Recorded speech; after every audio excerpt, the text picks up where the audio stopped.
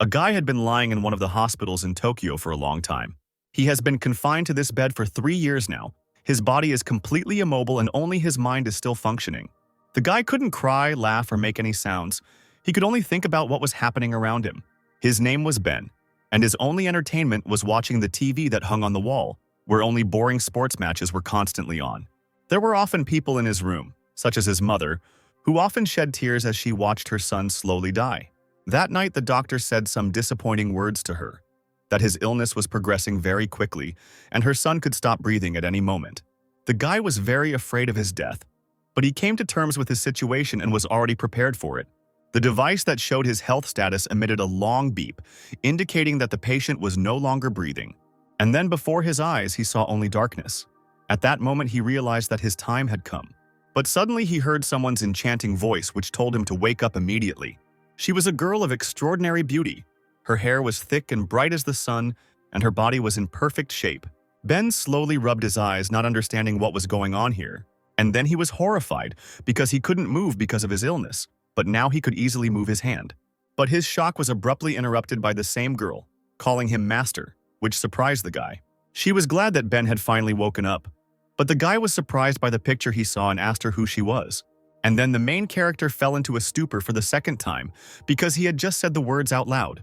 But he was interrupted again by the beauty, who said that her name was Jenny and that today she was his personal security. Ben didn't understand what was going on here.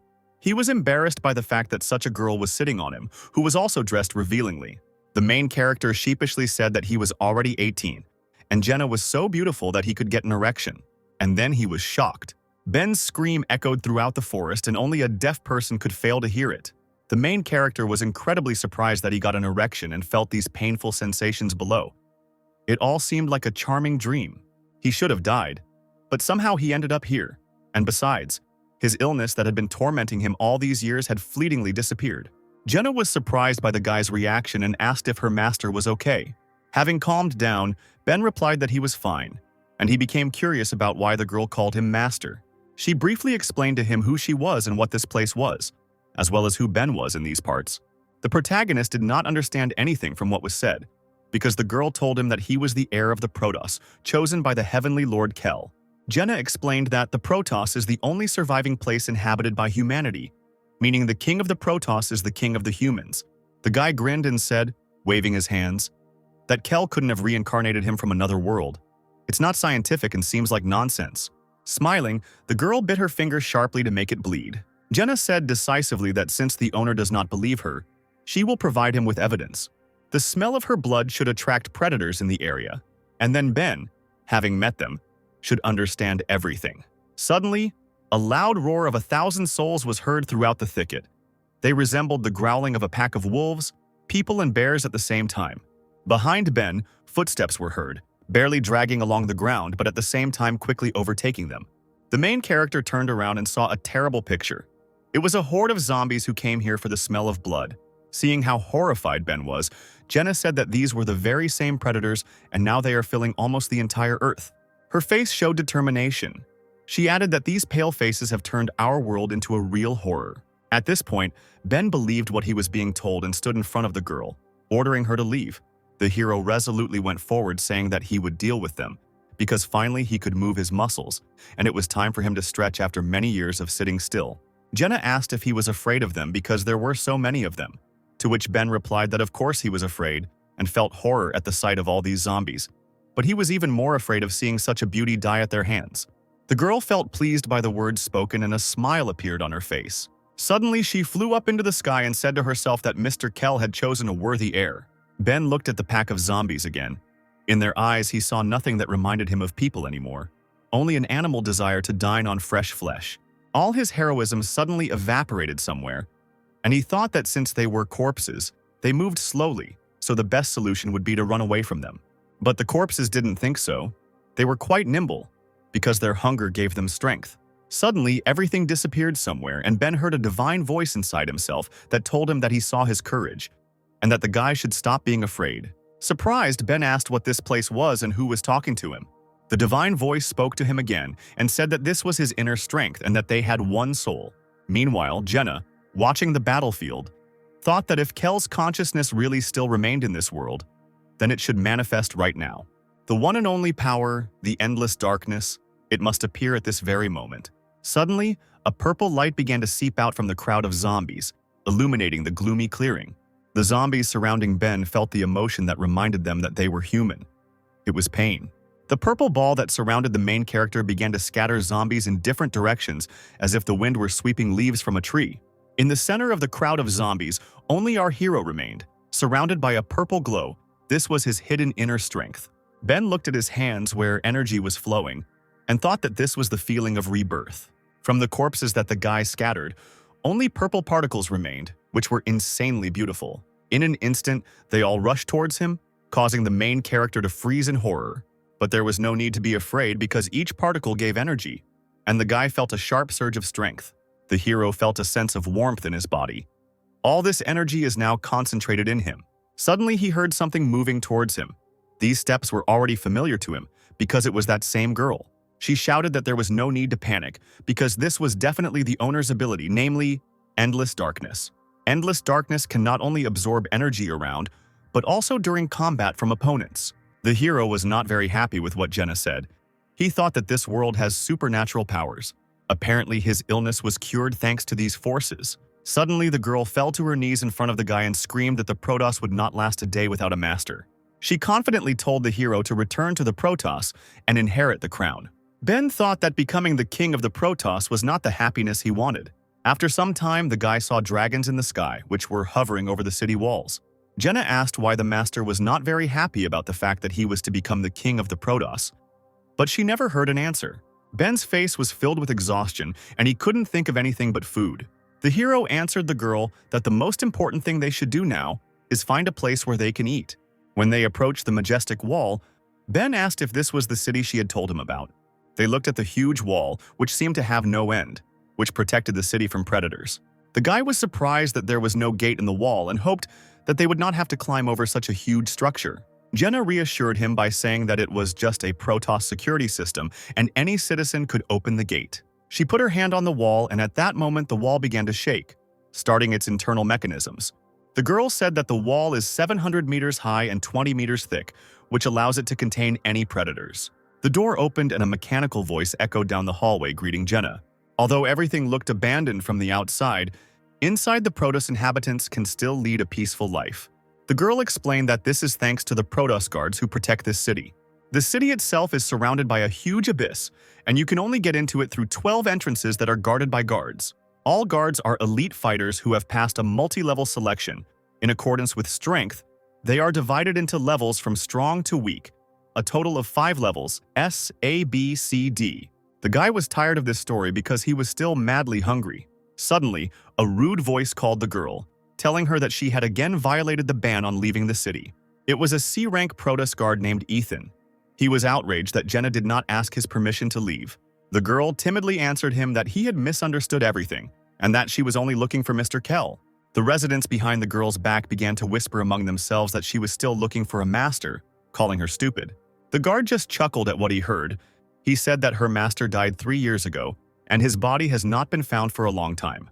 The whole crowd laughed after the leader, causing only embarrassment to the beautiful girl. She was angry at what she heard, because she was already tired of enduring this bullying. She remembered that very day, how in the pouring rain she ran to that very battlefield to help her master. But it was too late, because her Lord Kell died in battle. But then some guy called out to the guard. It was our hero, who advised Ethan to keep an eye on the gates. He boldly moved towards the crowd, wanting to protect the defenseless girl. Coming closer, Ben with a grin shamed the guard, saying that it was not nice for a crowd to offend such a nice girl. Ethan jumped up from his chair in rage at the impudence of some stranger, while our hero calmly began to stretch his muscles. The crowd began to whisper again, not understanding why some stranger dared to go against the main guard at this gate. The guard swung his fist sharply, saying that the Protoss was not happy with strangers. But, to his surprise, he missed, although the blow was quite strong and fast because our hero turned out to be faster than him. Ben merely grinned in the face of his offender, his legs sparking from the rapid braking. The hero realized that his body had become so light because of his effect of absorbing energy from enemies. Immediately, all the guards' minions rushed into battle to teach the impudent guy a lesson. But to their surprise, they all fell to the ground and were unable to move. It was Jenna, She decided to help Ben by using a UR rank ability. She loudly told the boys that no one would touch Ben while she was there. Ethan was amused by this because it was the ability Force Attraction, which creates an Earth attraction in a radius, and it was too weak for his strength. He suddenly lifted off the ground, saying that he felt nothing, and headed towards the hero. At that very second, he was already over Ben, and thought that this fight had already been won. But Ben was able to hold back Ethan's blow with his palm. The force of the blow caused the ground under their feet to crack, but the protagonist didn't even move. The guard didn't understand what happened because the impudent guy was supposed to lose after that blow, and then he began to understand what was going on, because his strength began to leave his body. Ben chuckled because he understood how his absorption abilities worked. The guard was horrified and began to beg him to stop, but Ben decided to teach the bully a lesson. Jenna was scared for her owner because she did not fully understand what had happened and began to call him. The entire crowd, including the attackers who were watching this fight, were shocked that some stranger was able to stop the guard of these gates. At that moment, a red aura shone around the two guys and suddenly there was a bang. Meanwhile, somewhere in Protoss, in one of the mansions, a tall man in a red velvet robe was enjoying wine on the balcony when a girl suddenly called out to him. It was a Protoss A-rank guard. She asked if he felt what she felt. Count Dracula, S-rank guardian, looked at her with tired eyes and said that he felt this power, the power of Kel. Ethan fell to the ground, exhausted, and whispered in fear that it was the endless darkness, the same legendary power. The guard was exhausted and looked like a living corpse. Surprised, he asked the stranger who he was. Ben looked at the defeated guard and said that he was his daddy. The hero called Jenna, who was happy about her master's victory, and asked if they could eat now because he was dying of hunger. They quickly walked through the surprised crowd, talking about how Ben's eating power was enormous, to which the girl replied that he could eat as much as he wanted. The shocked residents only whispered about who this guy was that could defeat the guards so easily and use such powerful abilities. But then our heroes were confronted by two girls who were dressed just as beautifully as Jenna. The girl was surprised to see them because she knew who these girls were and did not expect to see them here. The first girl was dressed in a kimono and held a long katana in her hand. She asked if Jenna had any problems. Her name was Leia. The second girl looked more like a scientist with short green hair. Her name was Sarah. Ben was surprised that Jenna had warrior friends. The girl suddenly pressed herself against the guy and said that there was no need to worry because her owner had already helped her, to which the guy became embarrassed and told the girl not to do that because he remembered what happened the last time she sat on him. Leah was surprised that Jenna called a stranger a master because the last time she called only her master that, to which the girl confidently said that there could be no mistake because this guy was chosen by Kel and he is the heir to the throne. The girls were shocked by what they heard because they, like Jenna, were also Kel's protectors, and this means that Ben is now their new master. The hero was stunned, because now in this world 2 more girls will follow him. After a long day, the newly formed team headed to Kel's residence. The girls finally fed Ben, and the plates of noodles were gone one after another. Leah and Sarah were amazed by the guy's appetite. They hadn't seen anyone so hungry in a long time. Jenna watched Ben's meal with admiration, still remembering how he stood up for her today. The hero put the last plate on the table and informed everyone that he was full. Ben's new protectors wondered how many years he hadn't eaten that he could eat so many plates of food. And Jenna asked if the guy liked her dishes. Suddenly, Leia stood up from the table. All this time she was thinking about the guy's abilities and wanted to talk to him about it. She didn't understand how the hero inherited the ability of endless darkness and who he was anyway. The girl told Ben that if he really was Kel's hope, there would be no mercy for him, and his life and training would be harsh. Sarah supported her friend and said that being the owner of these girls is not as easy as it seems at first glance. After all, the guy has to fulfill the last will of Mr. Kel, namely, to become the king of the Protoss and destroy all the corpses. Ben was outraged by yet another reminder that he had to become king because he didn't want to be. After dinner, the hero went to his room, thinking about what the girls had in mind today and what destiny awaited him. In his room, he started training because he had not felt what it was like to train for a long time due to his illness. After 100 push-ups, Ben thought about how everyone in this city was telling him that he should be the king of the Protoss. After all, why should it be about him? Suddenly, he heard a familiar male voice behind him, calmly telling him that it directly concerned him. The guy turned to the stranger because he was sure that he was alone in this room. The picture he saw amazed him. He did not expect to see this man here. The stranger had long white hair and was dressed in gold-toned clothing similar to what nobles wear. It was the Protoss King Kel, the same man everyone mentions when they see Ben. The king told the boy that he was not so stupid if he could recognize him. The hero was shocked by what he saw, because Kel had died long ago and shouldn't be here. The stately man, smiling, answered the guy that this was true and his physical body had long been dead. But at the same time, his soul is alive and right now it is in Ben's body. The hero realized that in this case, it was not a physical body that was sitting in front of him, but only the ghost of that very king. Kel said that this is true because now he is completely powerless and can only be in the form of a ghost, and also only the hero can see the king, because he is directly connected to him. Ben was outraged by what was said, because the man brazenly pulled him out of another world and also placed his soul into the guy's body without asking. The hero approached the king and was filled with anger. He assumed that the ghost wanted to use his body for his own purposes. Kel's calmness was astonishing. He didn't even move. He reassured the guy by answering that he wasn't interested. The king then suddenly disappeared and appeared behind Ben, saying that he had not called him into the Protoss for this. The guy saw that the man calmly settled down on his bed, and just as calmly he said that he had called him only to make one deal. The king explained that he gave the boy the strongest ability in this world, namely endless darkness. He also allowed the hero to possess the endless wealth that Kel had, allowed to have the highest status in this world, and also that Ben would become the king of the Protosses. And after he becomes one, he will need to find those who staged a palace coup 3 years ago and killed Kel. After listening to the king's touching story for a long time, the hero replied that he didn't care and he wouldn't do it. The man didn't expect such an answer, but he reminded the guy that he was in such a position that he couldn't refuse. Ben decided to have a snack and took a banana from the table, assuming that since the king had summoned him to this world, he definitely had a method to subjugate the guy's will to himself.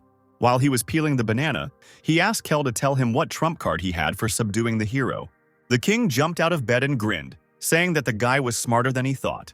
After all, the man put a seal in the hero's body, which can only be removed after fulfilling his condition. Ben was not pleased with what was said, and he asked again what kind of seal was installed in his body. Kel explained that this seal is quite tricky, and every time the hero has an attraction to a woman, he will feel unbearable pain. It is better to die than to live like this, and if the hero refuses, then his life will be like that of an unsuitable man. These words struck the guy to the depths of his soul. His body felt like it was pierced by 1,000 needles. He really didn't expect the Protoss king to blackmail a pawn like that.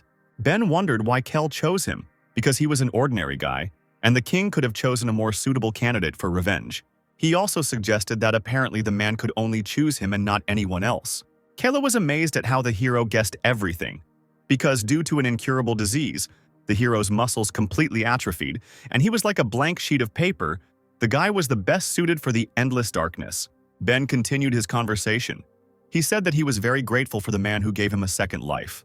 But he is a living person, not someone's toy for revenge. After listening to the guy, Kel, with a smirk on his face, said that at first he greatly underestimated the hero. Meanwhile, someone's silhouette was sitting on the roof of the house right above Ben's room. It was Leia, who was surprised that the main character was talking to himself in the room. After talking to the ghost, Ben went to bed. He assumed that it was not a fact that the seal really existed, because then he would wake up in pain every morning. Suddenly, the door to his room opened, and an unfamiliar girl dressed in fishnet tights appeared on the threshold. She was wearing a rather revealing outfit consisting of a bright jacket, unbuttoned wide open, and a cheeky collar around her neck. Also part of her outfit was a large minigun that she held up to Ben's face. Feeling something was wrong, the guy opened his eyes to see what was going on. The picture he saw shocked him. In front of him stood an enraged girl who was ready to kill our hero at that very moment. Ben knew what a bad situation he was in, so he decided to try to talk before it was too late. He asked what the girl wanted to do with him right now. An unknown beauty with pink hair asked him if he was the owner of the power of endless darkness. The hero didn't understand what to do. He asked the girl to calm down and put away this huge gun, but she was against it, ordering him to shut up. It was Kel's sister, Lucy, who was nicknamed the Little Demon, who said that she was not as naive as Jenny and that the protagonist used some kind of dirty trick to take over her brother's power. The guy was struck by the girl's words, and he assumed that since she was the king's sister, she must be his personal guard, like the other girls he had met before. Suddenly, shots rang out, and the hero tried to dodge them, although it was useless in such a situation. The pillow Ben was lying on now looked like a sieve. The guy started yelling at the girl because of the adrenaline in his body, because she could have just killed him. But the girl didn't slow down. She demanded to tell her how he got her brother's power, otherwise Ben would end up like this pillow. The guy briefly told the whole story of how he arrived in this world, and how he got that legendary power. Lucy burst into tears after hearing this because she thought her brother was dead, and now she finds out that his soul is still alive in this guy's body. Ben hissed like a snake and told the girl to be quiet, because if anyone found out that Kel's soul was in his body, the king's enemies would kill the guy. Overwhelmed with emotion, Lucy threw herself into the hero's arms, calling him her new brother. But her sudden outburst of love was stopped by the guy's hand, which confused the girl. But the girl didn't stop and tried to hug Ben, to which the guy told her that he wasn't her brother and she shouldn't cuddle up to him. If Lucy really wants to help the hero, then tomorrow she must take him to one place. Surprised by Ben's answer, Lucy asked what kind of place it was. The next day, the girl sat outside the establishment, which was emitting pink neon light, and told all visitors not to enter if they still wanted to live. It was clear from her face that she was very embarrassed to be here. She promised herself that if the hero dared to order such a thing again, she would turn him into a sieve. Inside the establishment, there were very beautiful girls who asked the guy if it was his first time there. One of the girls, slowly eating fruit, suggested that Ben relax and give free rein to his desires. The hero was surrounded by a crowd of beautiful girls who wanted the guy to pay attention to them. But he, judging by the expression on his face, was very reserved. He restrained himself, for he supposed that if he did not give in to the attraction to the girls, the seal of Kel would disappear. He prayed that he could pass this test, but the girls surrounding him did not slow down. The guy just kept repeating in his head that he had to be strong and not give in to his emotions. Meanwhile, the girl's passion only grew stronger. It seemed that even the most persistent guy would not be able to resist, and Ben gave in, shouting that he couldn't stand it. A heartbreaking cry came from the establishment, filled with pain and despair. The door swung open and Lucy saw Ben quickly coming out. She smirked and sarcastically told the hero that he was a dirty pervert for losing heart in front of the girls. There was only despair on the boy's face. He cursed Kel for putting such a painful seal on him. On the way home, Lucy asked if Ben would participate in the new selection of Protoss Guardians, to which the guy replied that he did not know what was needed for training and he did not want to watch the gates.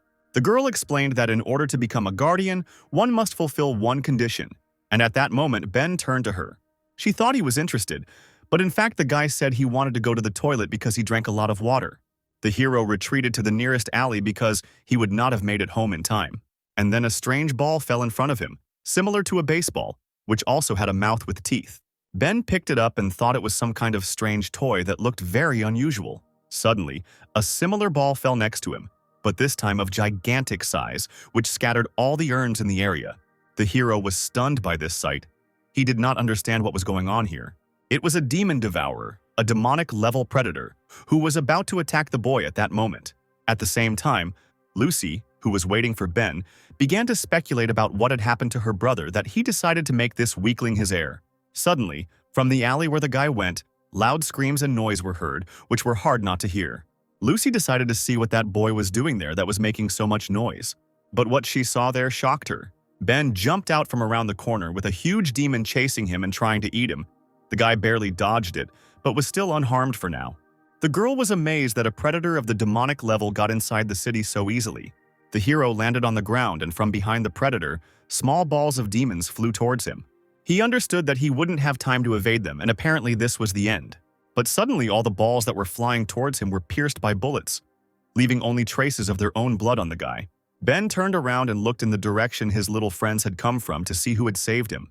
Lucy smirked, slinging her minigun over her shoulder and asking if the pervert had wet his pants. Realizing what was happening, the guy shouted that she was a pervert, as was her entire family.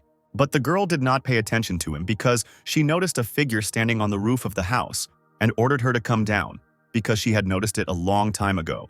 She understood who it was because only one person could control predators of the demonic level and also bring them to the city. No one is more capable of this than her brother Kel's wife, Eliza. Ben was surprised by what was said. He asked Lucy again if this girl was really the king's wife. The little demon explained that this girl had a Protoss marriage contract on her body, and at 20 she was supposed to become the king's wife.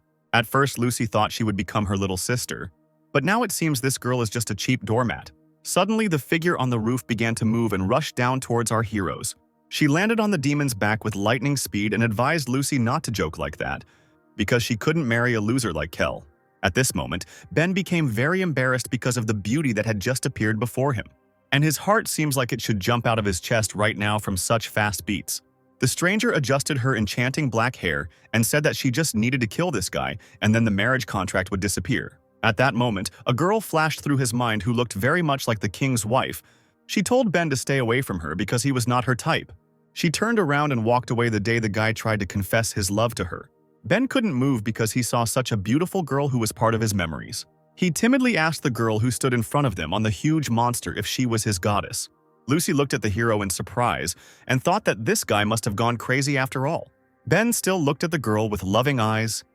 He extended his hand to her and asked her why she came into this world. Was it really for him? At that very moment, the hero received a strong blow to the face from Eliza, who was perplexed by the fact that he called her a goddess.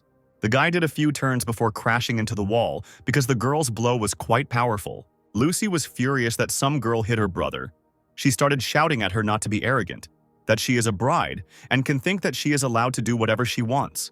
To which Eliza replied that she could not marry someone who sought entertainment in brothels. This did not calm Lucy down. She screamed that the boy's life was her brother's last will, and if Eliza wanted to kill him, she would have to deal with her. Suddenly, a huge mouth of a monster that everyone had forgotten about appeared in front of the little demon. The girl would not have had time to react to how quickly it approached her. She only managed to notice him right in front of her, and it seems she understood how this would end. The demon swallowed her instantly, biting her minigun in half. Eliza told her after that she would kill the guy before Lucy was digested in the demon's stomach. The girl was sure that after such a blow, the guy would have suffered greatly, and she hurried towards him to finish him off. Suddenly, from the smoke raised by Ben's landing, a hand reached out to the king's wife. She almost grabbed her by the hair, but the girl managed to sharply dodge by jumping back. Eliza couldn't believe that after such a blow, the guy still had the strength to respond to her. A voice came from the thick smoke. It was Ben, who was regretting that he couldn't catch her, although he was quite close to it. The girl quickly realized that he used endless darkness to repel the attack. But she was surprised that in just 2 days the guy was able to master such a technique to its full extent. The hero was surrounded by an aura of different colors, and it seemed that there was not a scratch on him. He told the offender that she could not be his goddess because she had not visited him for all 3 years and therefore could not come for him into this world. The blow caused Ben to come to his senses and realize that Eliza and the girl from the past were simply very similar, and that was all. The girl answered him that since he already has a loved one, then she will not marry him, so he must die today. The guy just grinned when he heard these words because he hasn't loved her for a long time.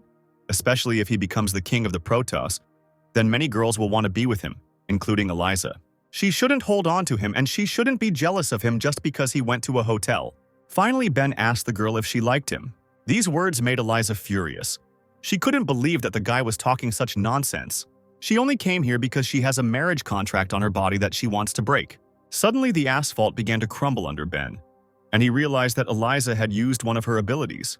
Hundreds of demons flew out from under the ground, instantly lifting him into the air and beating him from all sides. As they flew up, they turned around and came down to inflict maximum damage on the guy.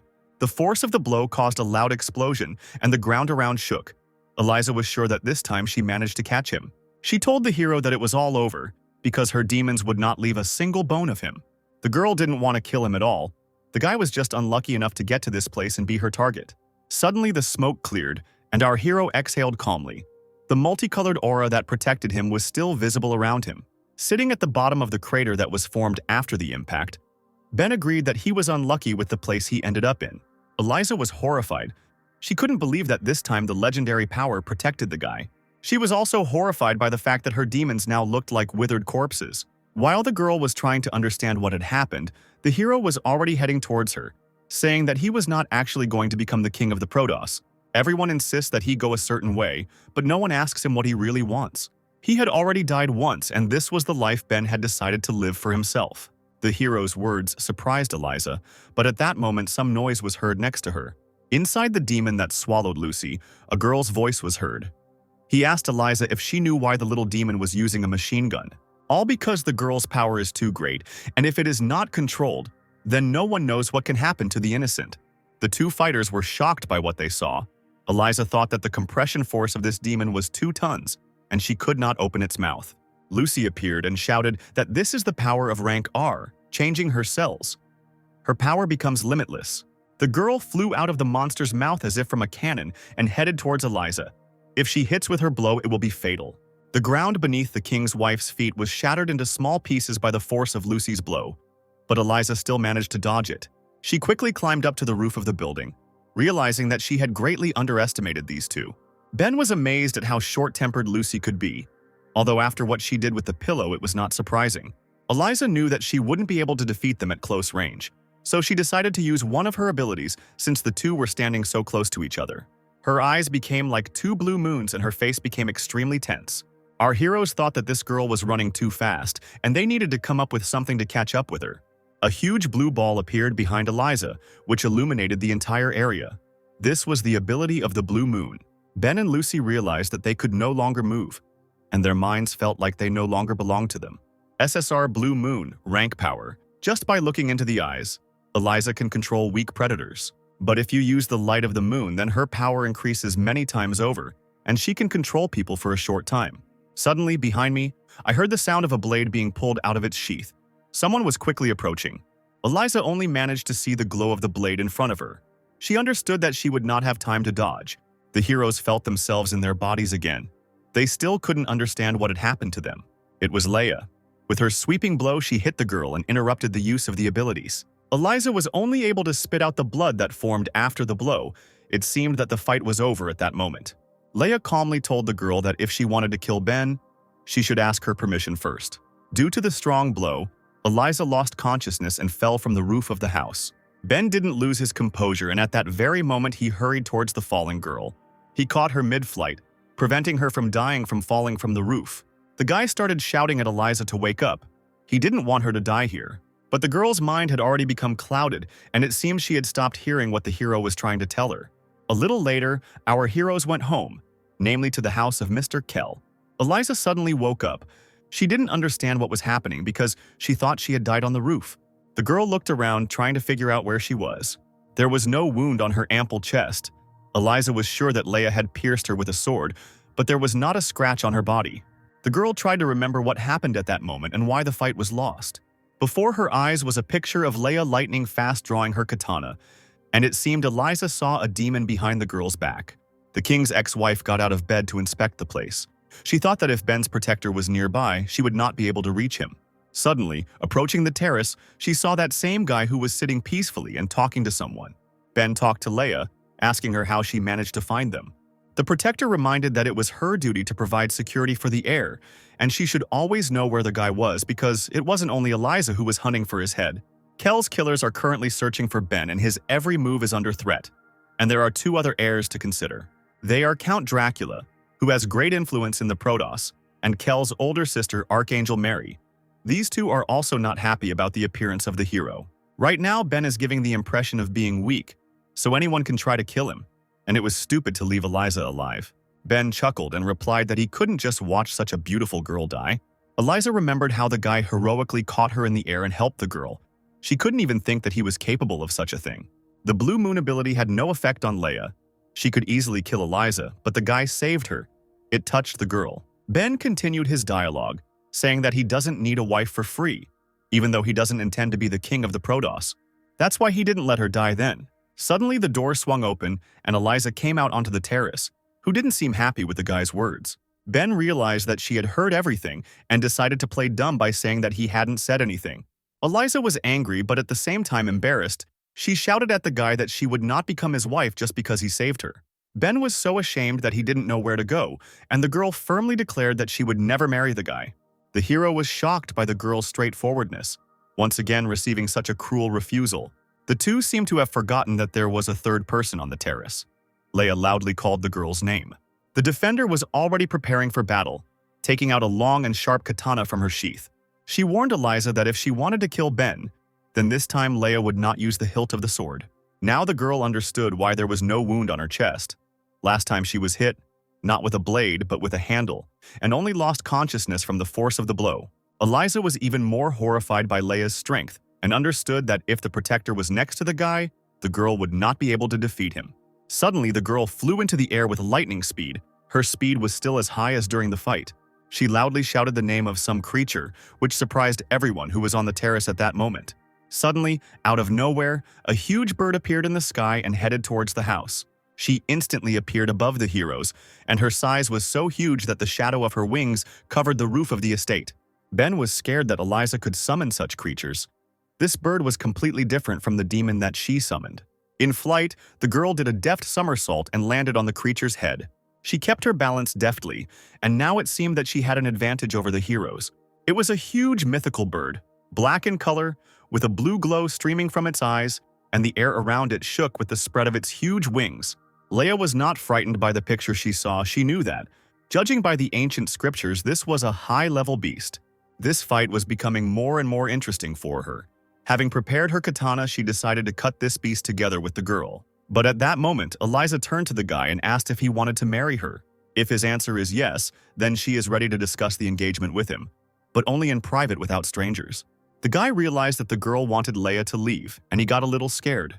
But he decided to give the girl a chance and talk to her. But the defender firmly replied that she would not leave.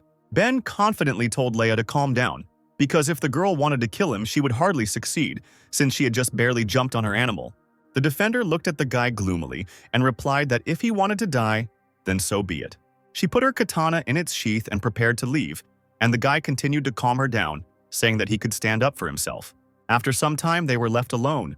It was a beautiful night, and somewhere nearby one could hear the chirping of cicadas.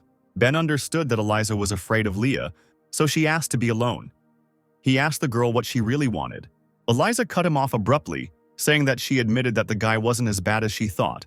But this does not change anything, because the hero relies only on the endless darkness, and for the higher people he is just a pawn.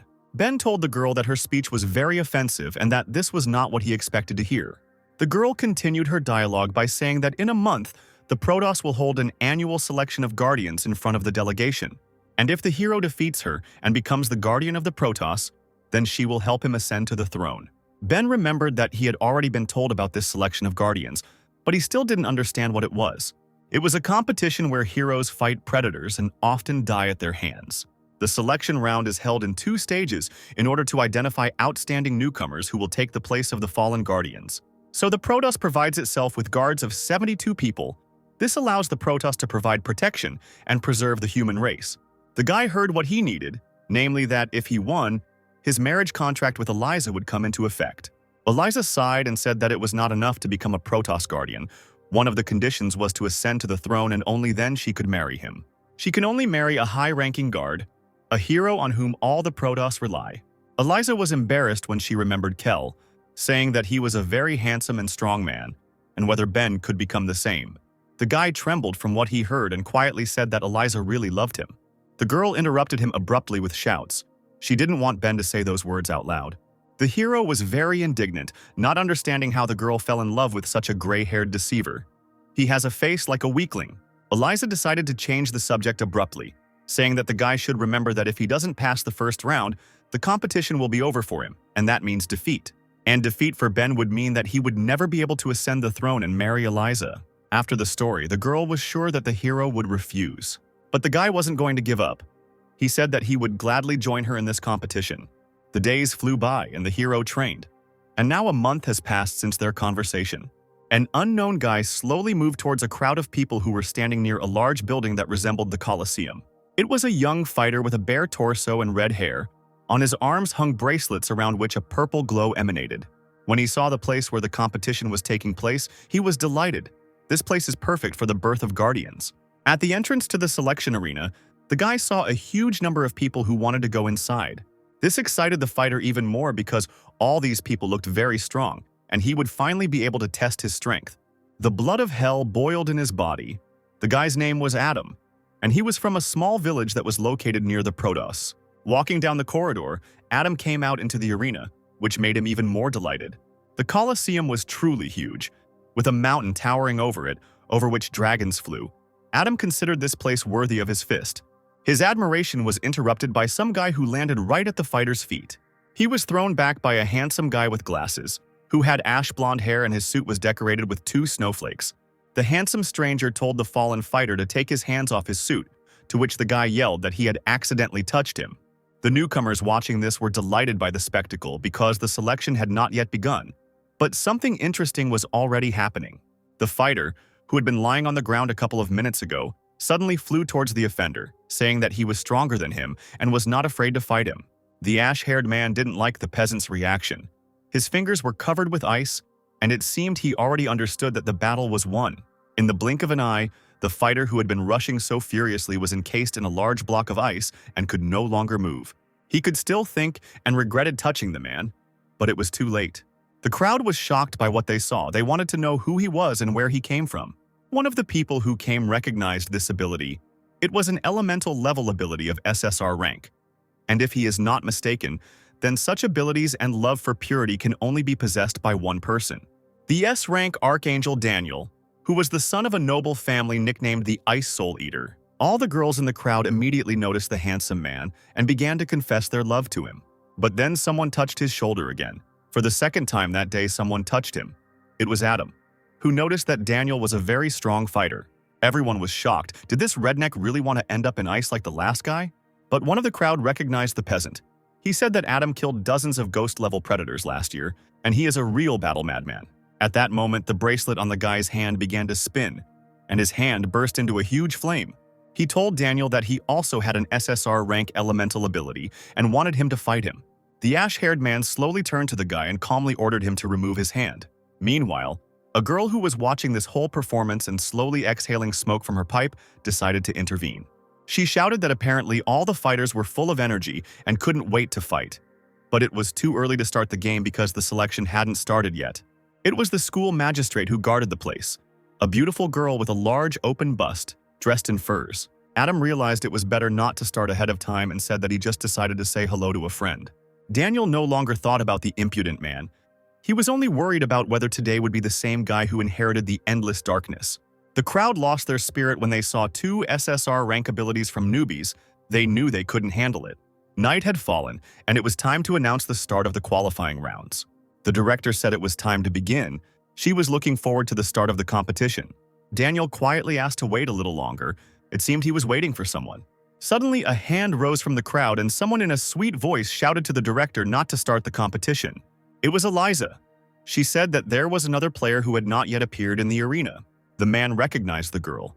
He assumed that she also came to see the guy with the legendary ability, and perhaps because of her marriage contract. The director understood who they were talking about, because in a month the rumor about the hero with the legendary ability had spread throughout the city. She agreed to wait for such a valuable player, but only for 5 minutes. 5 minutes passed and the crowd started making noise. They were talking about how the hero was scared of the competition and that he definitely wouldn't come. The director agreed that the time was up and it was time to start the competition. Daniel's face showed disappointment. He couldn't believe that a hero with such abilities would really not come. Eliza was also upset. She didn't want to believe that Ben had deceived her. Suddenly, steps were heard from far away from the crowd, slowly heading towards the center of the arena. The girl immediately became prettier when she saw a familiar figure. After all, he kept his promise. It was Ben, surrounded by his female guards, dressed like a true king in a black robe covered in fur. He stated with confidence that all these guys don't look very friendly. The whole crowd was furious that he had come to the arena. Some were mad that everyone had been waiting for the guy, some because they were afraid of his strength, and only Adam thought that it must be hot in such furs. Ben didn't expect such a reaction. He promised the crowd that he would deal with anyone who stood in his way. Eliza seemed to like how the hero had changed over the past month. He looked like such a confident man. The roar of the crowd was stopped by a loud kick. It was the director who ordered everyone to be quiet. Now that everyone was gathered, she decided to declare the guard selection conference open. She waved her pipe and quickly hit something in the air. Everything in that place sparkled and it seemed like space began to tear apart. At the sight of the impact, a huge portal was formed, which announced that the competition had begun. The crowd was shocked, because there had never been any space portals at the qualifiers before. They didn't understand what it was for. The director stated that the selection is divided into 2 rounds, in the first of which newcomers must go through a portal that will send them out of town. All they have to do is be in a designated area, and in these places the fighters must live for 5 days. Only those who survive are eligible to participate in the second round of selection.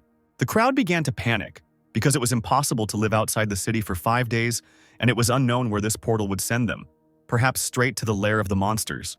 The director stated that it is the duty of the guards to protect the city, and if the newcomers are afraid, they can refrain from participating and try next year. Hands immediately reached out from the crowd. Many did not want to participate in this and decided to try next time. It took some time before there were any people left in the arena, and many left without trying it. Now that only the brave remained, the director asked who would decide to go first. Ben, without thinking twice, said that he would go first. Apparently, he had some kind of plan. Eliza and Daniel were surprised by what was said. The girl understood that the guy was up to something. Ben did have a plan. He decided that if he went first, he would have time to study the area. This would give him an advantage over the others, and he should not miss it. Suddenly, someone grabbed his black robe, wanting to attract his attention. It was Jenna. She was worried about the guy and told him that she had a bad feeling and he shouldn't go first. Ben hastened to calm the girl down and told her that he would meet them after the first stage. After these words, the hero quickly walked towards the mystical portal. Without hesitation, he entered the portal, which would take him to an unknown place. Coming out of the portal, there was only horror in his eyes from what he saw. In front of him was a huge, three-eyed monster, resembling an octopus. At that moment, Ben realized that he was not very lucky after all. It was a ghostly predator that was enraged by the fact that some human had invaded its lair. Its size was so huge that it seemed that with one tentacle it could break through a building. The monster aimed one of these tentacles at the hero to punish the impudent fellow with one blow. Ben didn't have time to dodge. The impact caused the ground beneath him to fly apart in different directions, and it seemed that no one could survive such damage. But the guy was protected by endless darkness. He easily raised the tentacle and said that he was incredibly lucky that he teleported straight to such an enemy. It's a pity he doesn't have time for this battle because he had an appointment. In rage, the predator directed 3 more of its tentacles towards the guy to finish what he started. But Ben deftly dodged the blow, even though the attack was quite fast. He landed on one of the tentacles to quickly reach the enemy's vulnerable spot. While Ben was running along the tentacle, the monster thought that the hero had pretty good abilities for an ordinary person. But the guy had already gotten close to the enemy's weak spot. He understood that he needed to finish off the predator quickly. Otherwise, his location could be discovered by other fighters. Meanwhile, everything was peaceful and calm in the arena, and no one knew what was happening on the other side of the portal. The little demon was worried that Ben might not cope because the rules had changed, and now no one could guarantee that nothing would happen to him. But Leia decided to cheer the girl up by saying that the guy is not as simple as he seems. From the first day he entered the Star Spirit Garden, he was extremely disciplined. He went to bed at 10 p.m. and woke up at 7 a.m., keeping a perfect schedule. Every day the hero did 100 push-ups, squats, and crunches, and there wasn't a single day when he missed a workout. And at the end of a long run of 10 kilometers, he never stopped despite the wind and rain. There is always energy in his body, and if he can't move, he will die because of it. That's why he's like Leia. He has a fighting instinct, and she understands that people like him won't die so easily. Ben's crushing blow made the predator's eyes pop out. There's no way to defend against such a blow. Purple sparks began to penetrate the monster's entire body, causing colossal damage. Suddenly, purple energy began to emerge from the monster, which the boy had seen before when he fought against the corpses. He immediately realized that this was the energy that remained from the squid, and now he would absorb it. Suddenly, a corpse's hand emerged from the tentacle, which seemed impossible since the predator was defeated. Following the hand, a zombie appeared, gradually crawling out. When it came out halfway from his mouth and eyes, green smoke began to come out, which gradually scattered. This fog began to spread throughout the area. The hero was sure that he had defeated the squid, but now he did not understand what was happening. And then he thought that perhaps the predator was making a signal and attracting other monsters to itself. Suddenly, everything around sparkled and the air became cold as if winter had come. The predator's body was instantly covered in ice from start to finish. Now in front of Ben, there was only an ice block that looked like a large mountain. From what he saw, the guy froze in place and did not understand what had just happened. An unfamiliar figure spoke behind him, and the hero turned to see who was there. The figure said that the predator asked for help from his kind. It was Daniel. He explained that originally it was a humanoid predator, but when people eat too much, they become like this. Ben was outraged that the stranger not only spied on him, but also stole his trophy. Adjusting his glasses, the nobleman replied that if he hadn't helped the guy, he would now be surrounded by predators and the hero should be grateful to him. The guy didn't listen to Daniel to the end and turned around and said that he didn't have time to fight him because he needed to find the person with whom he had an appointment. Suddenly, the air became cold again, and snowflakes appeared around the hero. The guy had already seen this attack a couple of minutes ago. Ben asked the stranger what he was going to do, covering himself in his aura of endless darkness.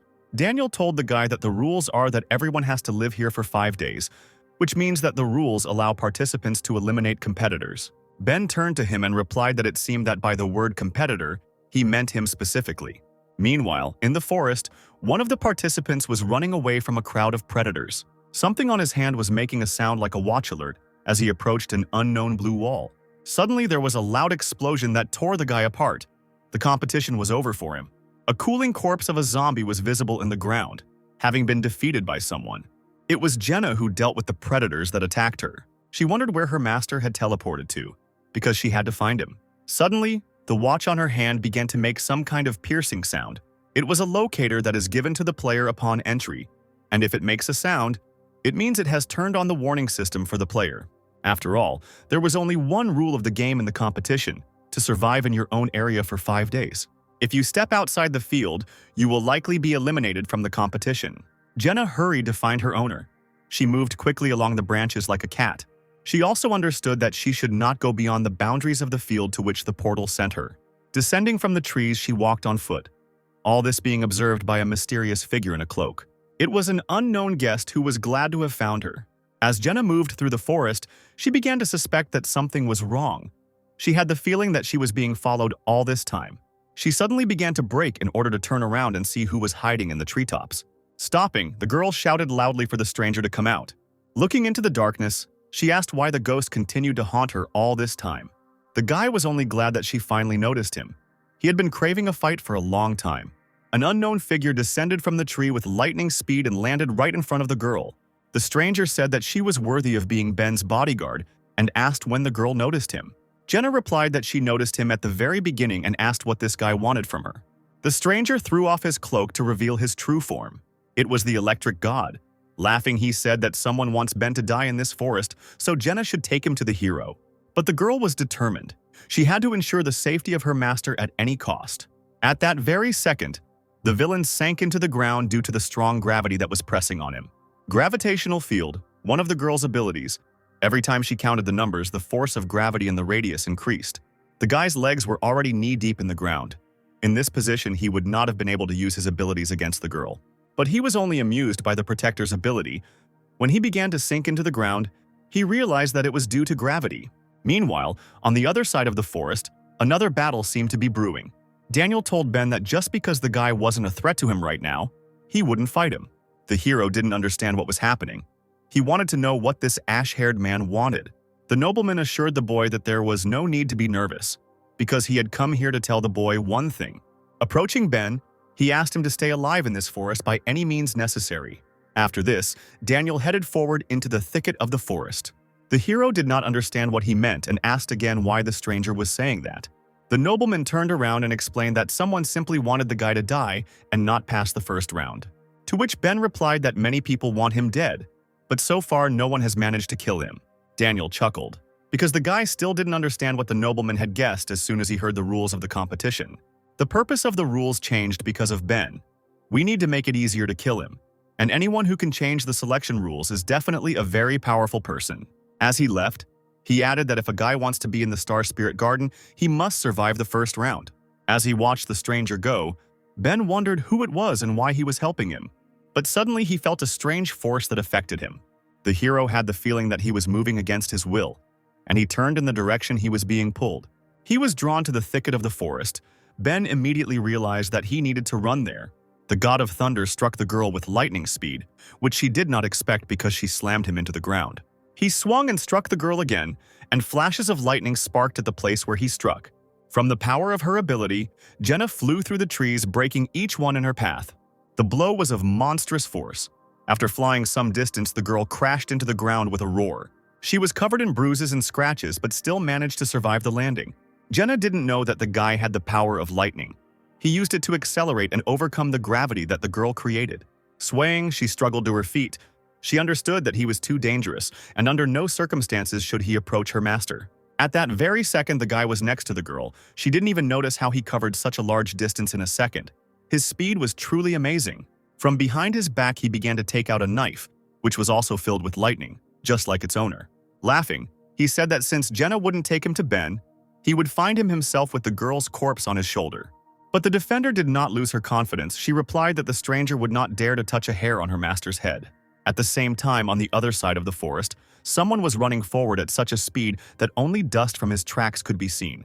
3 guys noticed the runner and realized that he was the guy everyone was talking about. They were teleported together, which means the 3 of them can cope with 1 warrior.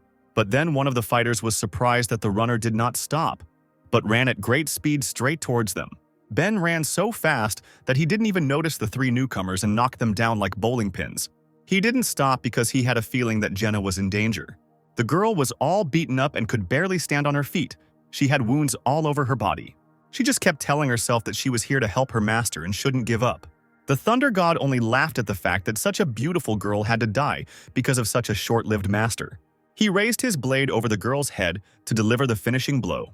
Suddenly, he felt something trembling behind him and moving towards him. A lightning-fast elbow strike hit the guy's neck. He couldn't even figure out what happened. The force of the blow sent the offender flying forward at great speed.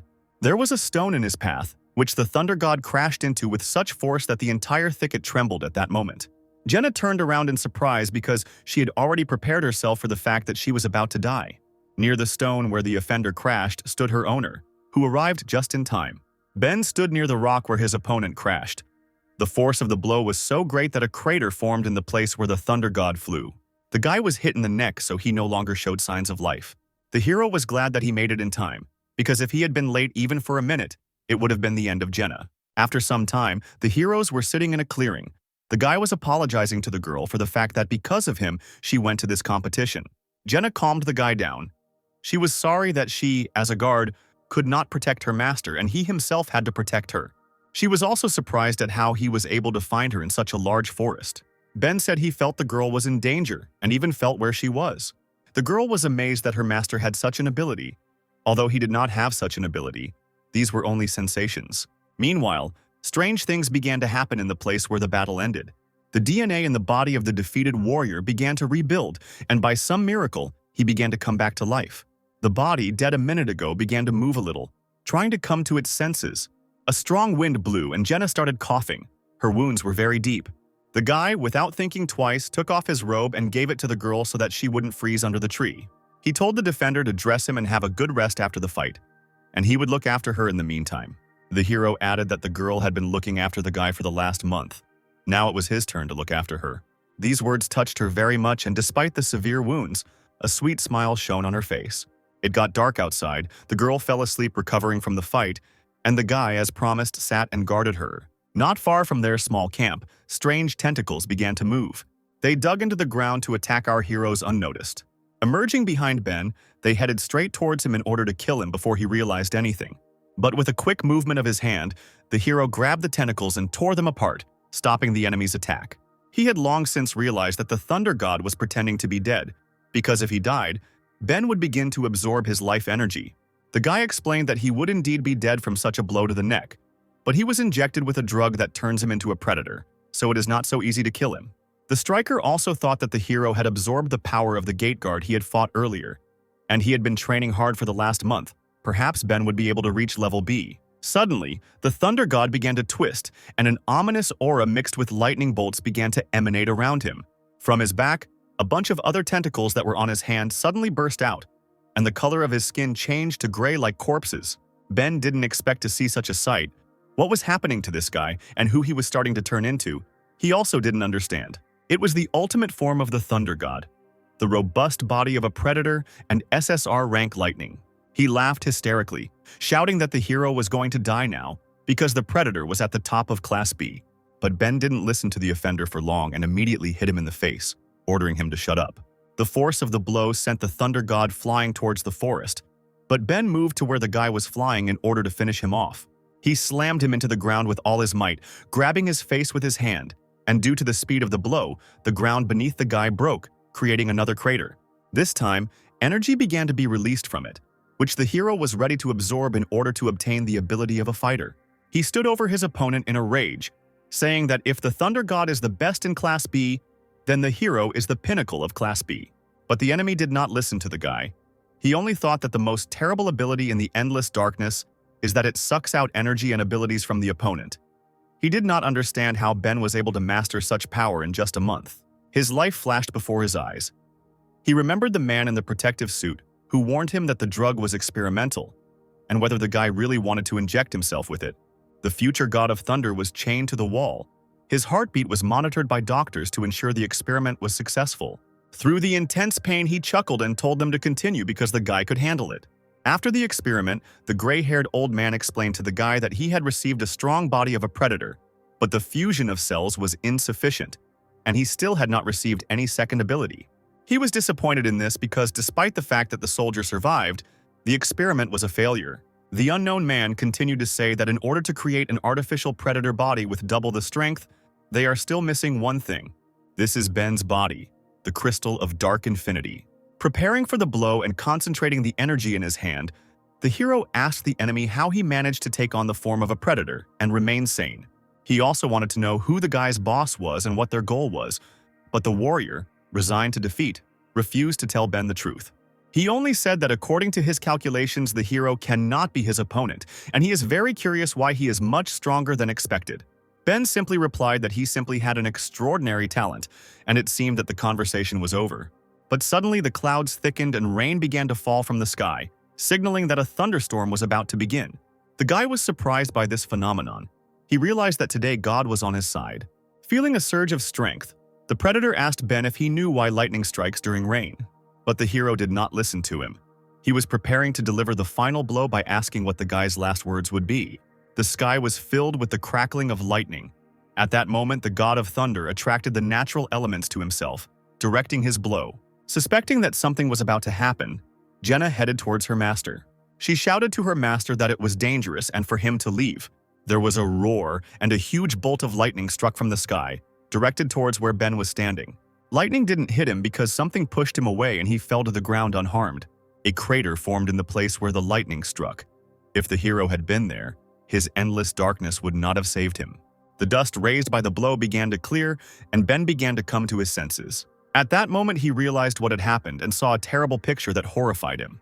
He saw Jenna in the place where lightning struck. The girl protected her master by throwing him back and taking the blow herself, unfortunately.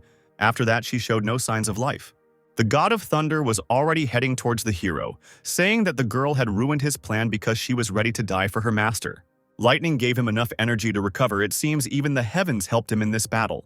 Ben became enraged. An aura of endless darkness began to surround him. He could not believe that Jenna gave her life for him. The hero jumped at lightning speed towards the offender, shouting that he would kill him. The thunder god wasn't afraid of the guy, but only directed his electric tentacles towards him to protect himself. The tentacles pierced Ben's body. Blood began to flow from all parts of the body, but the guy did not feel pain because he was intoxicated with rage. He was getting closer and closer to the enemy, and the tentacles were piercing more and more parts of his body. The predator thought the guy was crazy because he was still trying to hit him despite the tentacle attack. Ben reached his target and his punch, which he put all his strength into, flew straight into the face. With the force of the blow, the hero slammed the predator into the ground. At that moment, everything ended for him. Due to the enormous power, Ben made some more distance together with the enemy, leaving behind only piles of stones that were shattered into pieces. The rain continued to pour, but the elements would no longer help the god of thunder. Because such a blow could not be survived, the guy put all his strength and fury into it. The predator was hanging on the wall of the crater, and its head was firmly pressed into the ground so that it could not get out. Finally, Ben told him that it no longer mattered who he was and who was behind this guy. After all, he will find them one by one until he completely destroys them. Purple balls started appearing from the guy's body. That was all his energy. She went to Ben so that he could absorb the power and abilities of his opponent. But then lightning struck him, which went through his entire body. The guy trembled. He did not expect such an effect from the energy of the god of thunder. His whole body was permeated with wild pain. It felt like 1,000 needles were piercing his body from the inside. Ben couldn't stand such a force and lost consciousness, remaining lying with Jenna in the rain in a dangerous forest. The girl handed the guy a bottle of water, offering him a refreshment. This was one of the hero's memories. She asked him if he really wanted to take part in the competition, as it could be quite dangerous. Ben was surprised by this question because everyone keeps saying that he needs to become king. As a security guard, Jenna wanted him to participate, but as a friend, she didn't want the hero to get hurt. The guy was shocked by the girl's confession because he thought that everyone considered him an instrument for Kel's revenge. He did not know that Jenna cared about him with all her heart. The girl got up from the bench and declared that since she was not a Protoss guard, she could also apply to participate in the competition. And so Jenna will go with the owner, so she won't have to worry about him. Meanwhile, on the other side of the Protoss, two people were discussing something among themselves. The girl in the red velvet kimono said that their operation had failed and the signal had disappeared. She thought that with the power that the Thunder God had, it was impossible to lose. Was it possible that they had the wrong information about Ben's power? The gray-haired old man slowly said that maybe they were missing something. Most likely, someone else went with the guy and is helping him in this competition. The girl was surprised, because she thought that he only had 4 bodyguards with him. The old man, angry at the failure, said that they shouldn't think about it now because there were 4 days left before the selection began, so the girl should go get the corpse of a predator who lost in battle. Suddenly, the figure of the girl found 2 heroes who were lying at the bottom of the crater without strength. It was Eliza. She understood that while the hero was unconscious, this was an excellent chance to kill him and terminate the marriage contract. She slowly approached the boy's wounded body. He still did not move and could not defend himself. Eliza prepared to attack to finish off the guy. But at that moment, for some reason, she began to hesitate. It seemed to her that the guy was blaming her for what she was trying to do now. The girl struck and blood flowed in all directions. She pierced the abdominal cavity and grabbed the heart with her hand, which she then tore out. But not from Ben's chest, but from the chest of a zombie that snuck up on her from behind. The smell of the hero's blood brought a crowd of the dead, who were eager to feast on fresh flesh. She turned to the guy and said that she was only helping him because he himself was not in a condition to fight. Eliza began to fight with monsters. She killed zombies one by one. They were not her rivals, so it was easy. After Eliza dealt with all the enemies, she said that it doesn't matter how many there are because they are too weak. But suddenly the ground shook under the girl's feet. It felt like an earthquake had started. A huge monster, the size of a 5-story building, emerged from underground. On his head he had a helmet similar to a knight's, and steam was emitting from his mouth. Eliza was shocked by the size of the creature. She wondered who it was. It was a demon-level predator called the Arbiter, and he was furious that the girl dared to attack his minions. He quickly raised his hand above his head, sentencing the girl to death. The referee's hands fell on Eliza like a meteorite falling to the ground. Everything around shook from the colossal force of the blow. But the girl was quick. As always, she managed to dodge the attack. Jumping towards the tree, Eliza pushed off sharply from it to fly towards the referee.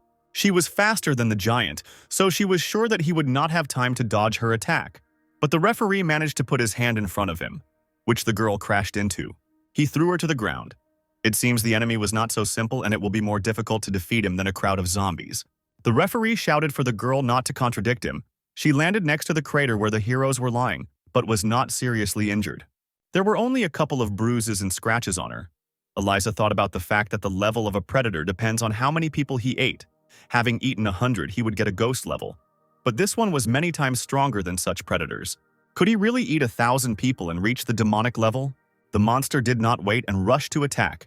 Attacking, he constantly repeated that he was sentencing her to death. And then the girl realized that the attack was not directed at her. The Arbiter attacks the unconscious Jenna and Ben. A hail of blows rained down from the sky, called Divine Punishment. The force was so great that the earth literally rose into the air and stones crumbled like cookies. The referee shouted that no one would escape his justice and prepared for a new attack. His rage knew no bounds. He struck one last time at the place where our heroes were. That's it. The battlefield looked like a field after a meteor shower, and the referee was sure that he had won. But as soon as the dust settled, he saw the hooves of the creature standing over Eliza, who seemed unharmed by the blows, just like the heroes who lay unconscious. The creature exhaled steam, and the referee was surprised that he was able to stop its attack. It was a macho rhinoceros, a ghost-level predator, who enjoyed receiving fierce and powerful blows. The more you beat him, the more he gets angry. After all, he was useful to Eliza. The girl thought that she couldn't leave the heroes here because Ben once saved her, which means now it's her turn to help him.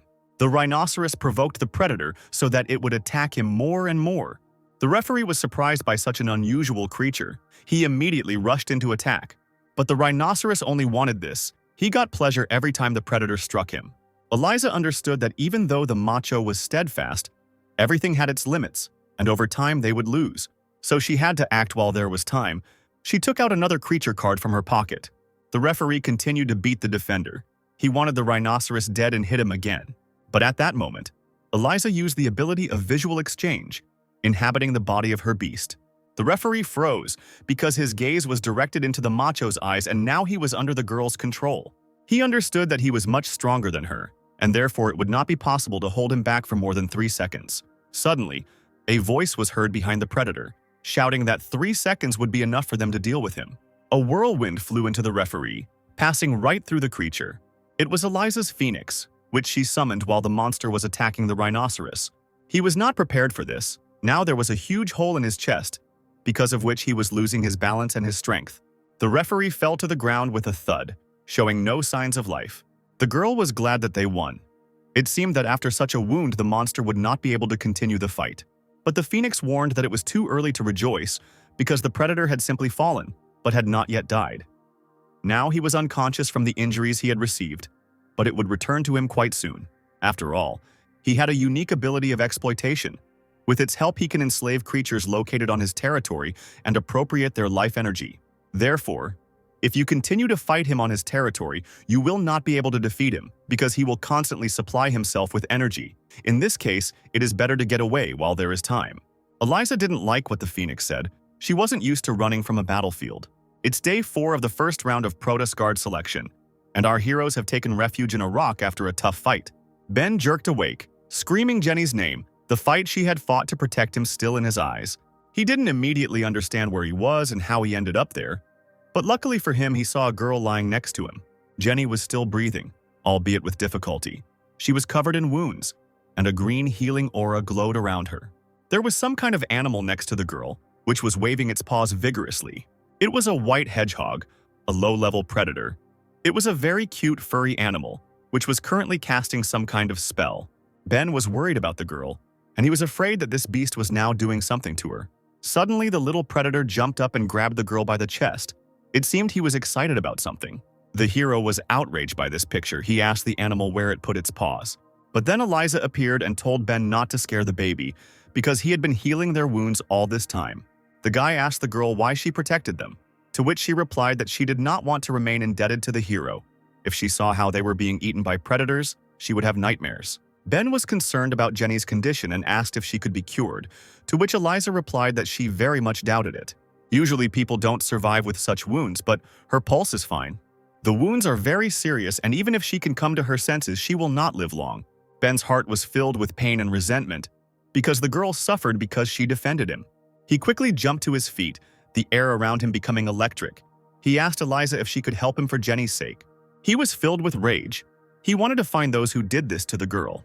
A month earlier, Kel told the boy that Ben had little time to learn, but the king would tell him everything he knew about his ability. The training will take place in this room instead of sleeping. The hero realized that this is necessary so that others will not notice his progress. Kel was surprised that the guy figured out why no one should see Ben's abilities. While eating the apple, the hero said that he became the subject of discussion when he entered the city and used the endless darkness. If he was seen using it again, he would be hunted. The guy still thought that Kel would tell him to have fun and enjoy himself to the fullest. Besides, because of the marriage contract, Eliza also wants him dead. He assumed that the king knew that this would happen. If he just goes to sign up for the selection, the guy's plan will be immediately figured out, and the hero might not live to see the start of the selection. He also added that Kel most likely expected that the guy would take part for the sake of a beautiful girl. After listening to everything Ben had to say, the king declared that for an 18-year-old boy, he was very smart. The first round of Protoss Guard selection has ended. The hero sat in a tree in ambush. He assumed that whoever was behind the attackers would want to remove the body and evidence in order to remain in the shadows. His plan was to catch the man who would come for the body and interrogate him. And he was right. Suddenly, a refined figure of a girl appeared at the crater. She was wearing a very beautiful red dress, and in her hand she was holding a weapon that looked like a sickle. It was Vanessa, the weapons master, who swung her sickle, directing its chain towards the corpse. The chain wrapped around the dead thunder god and pulled him out of the crater. The corpse fell next to the girl. She laughed at the deceased because he was turned into a predator, and he was still weak. Still, she admired Ben's strength and wanted to get to know him better. Suddenly, the air became electrified and a lightning bolt was moving towards the girl. Ben tried to concentrate and release energy from his finger for the first time, and it turned out it wasn't that difficult. The guy has completely mastered the power of his last defeated enemy. When the dust began to clear, he saw a strange shield from which the remains of lightning emanated. Behind him was a girl who said that she can change the appearance of her weapon at will. This is her SR rank ability. She appreciated Ben's resourcefulness in setting up an ambush for whoever came for the body. The guy was filled with rage. At that moment, an electric aura appeared around him, which tore his shirt to shreds. He demanded that the girl immediately tell him who was behind her. Ben's power was so great that the released lightning struck the sky, and all nearby creatures could hear this thunder. Vanessa realized that she had underestimated the guy. because he was able to master the ability of her former ally in just a few days and release such a powerful electrical charge. She decided to test the hero's abilities more thoroughly this time by rushing into the attack. Her weapon transformed into a dragon crescent. The girl screamed that if Ben wanted to find out who she was working for, he should make her. Swinging her spear, she delivered her first blow, which seemed like it would hit the unarmed guy. But Ben stopped the attack by creating a sword out of electricity. He shouted that since the girl uses a weapon, he will use it too. Vanessa was surprised that the guy was able to create a weapon out of lightning. Suddenly, the battlefield was surrounded by smoke. The girl turned her spear into a smoke bomb. The smoke cleared and the hero stood all alone holding 2 lightning swords in his hands. He looked around in search of the enemy, but could not find him anywhere. The guy wondered where the girl who had just attacked him had disappeared to. In the distance, a sniper rifle sight flashed towards him. It was a Sky Seeker, the rifle Vanessa had turned her weapon into. The girl was an assassin with incredible accuracy, and right now she was aiming at Ben's head. Vanessa acts without fear or hesitation, and her smile hides her intentions. And as soon as her opponents relax, she will immediately shoot them in the head. A loud shot rang out and a bullet flew towards the hero at great speed. Ben stood motionless and suddenly he kicked the ground, sending a small stone flying into the air. The bullet bounced off the stone, and the hero was again covered in an electric field because he realized where his enemy was hiding. The girl was shocked that he changed the trajectory of the bullet with a stone. It seemed impossible to her. The guy combined his 2 swords into one and said that he knows how to stand against a sniper and now it's his turn to attack. He swung his electric harpoon and threw it towards Vanessa with great force. The heavenly spear immediately caught up with the stunned girl. Its power was so great that it plowed the ground behind it. She was caught off guard. She realized that Ben was much stronger than last time, and all that could protect her was the sacred shield. There was an explosion, the noise of which spread throughout the area along with the sound of lightning. Vanessa was sitting on the ground.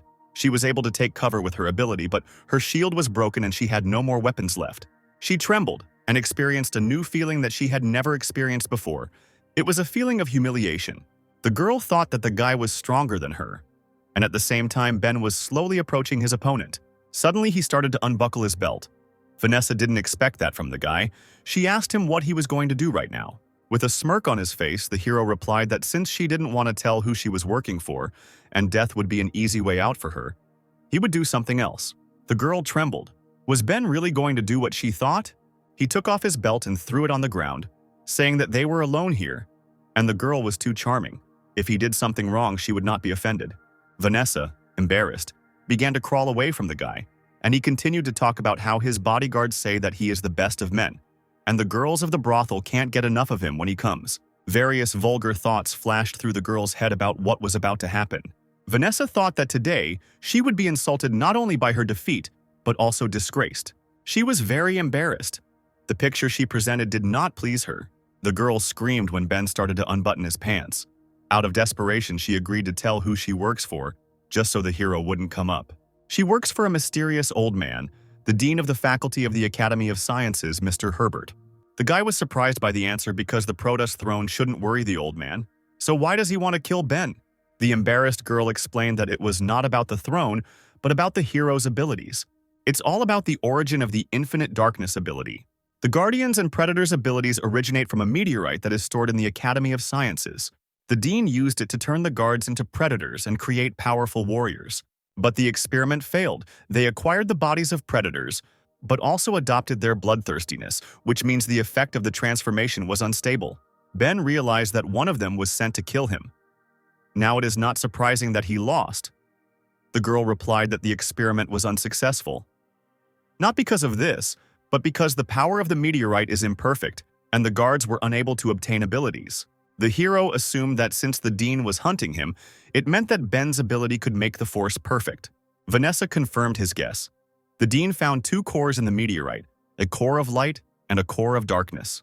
The ability of light is radiation, and the ability of darkness is absorption. And if they are combined, the meteorite will gain full power. The endless darkness that is in Ben is the core of darkness.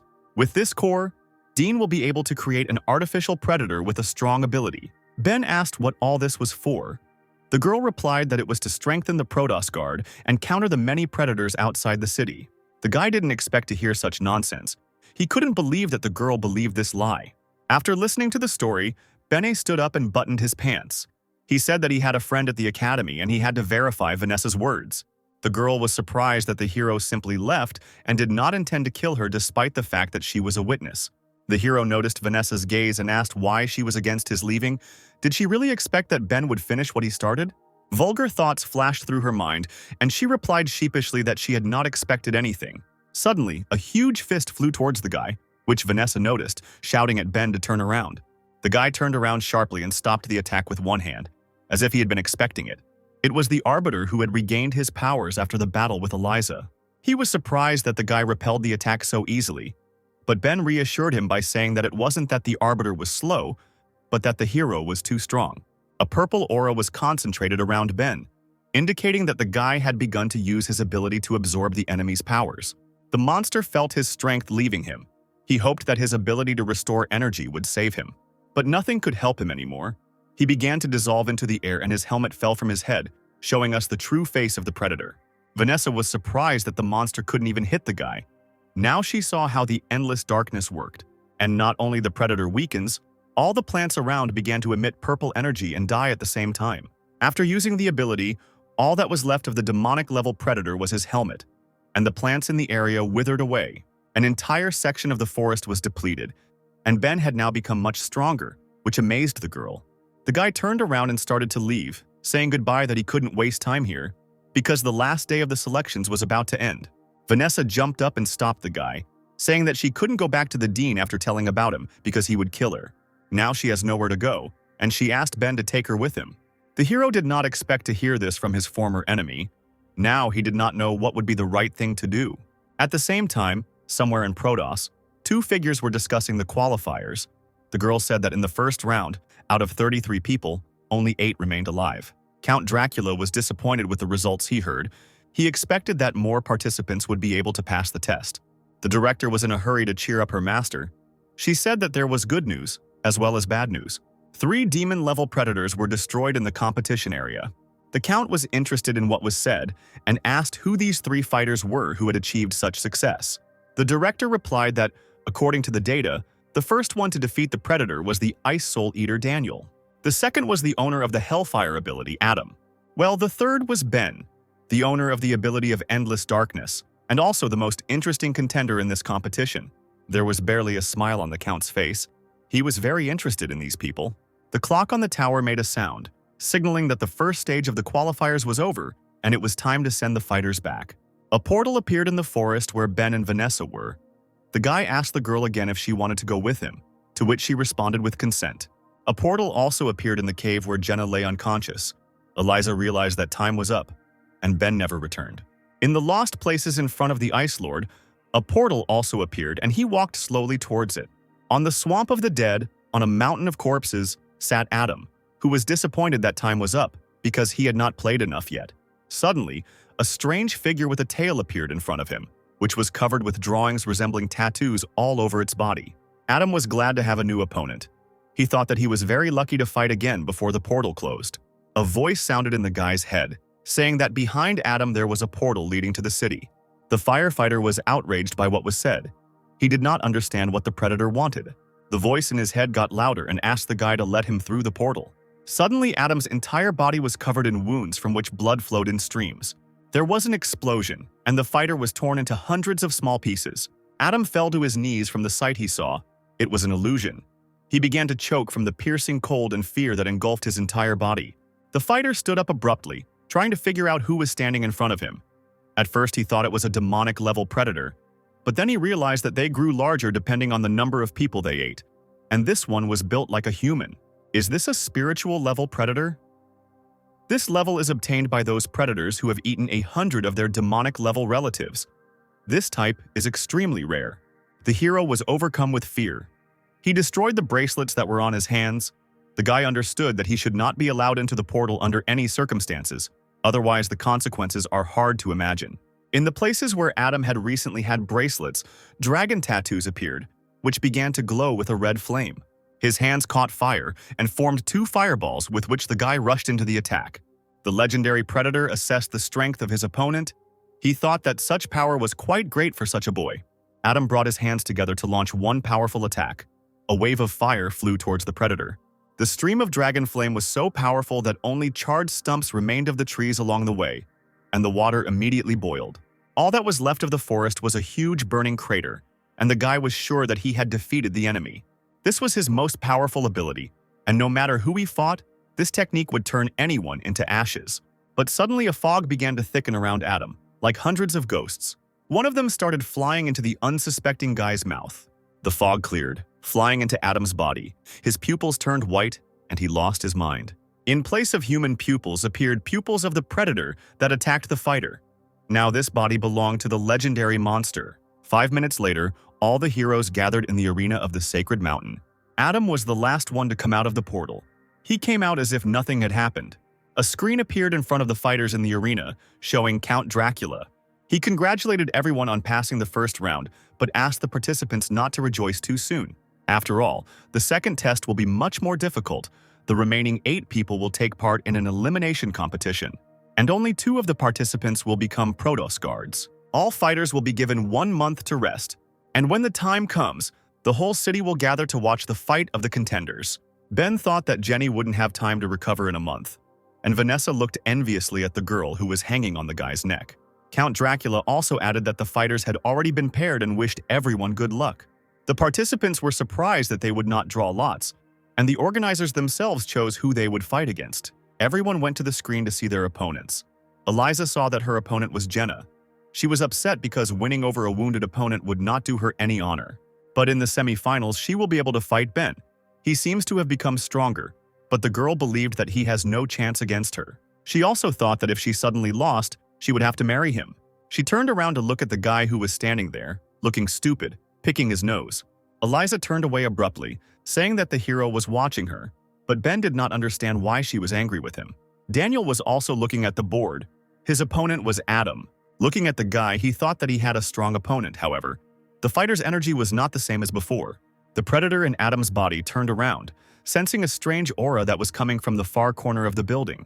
This scent was calling to him, and the source of this aura was far beyond the arena. Adam went outside. The monster inside him thought that he had been wandering for exactly 10 years.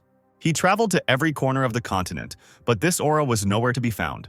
The only place where the predator has not been is Protoss, a surviving city that he could not get into because of a huge wall and defenders. The predator felt that he was truly here, the source of the origin of his brothers and all abilities. Gift of Light, a meteorite that fell to Earth long ago and is now in the Academy of Sciences. If the monster can obtain it, then he will finally surpass the spiritual level. He will achieve perfection, and then the whole world will obey him.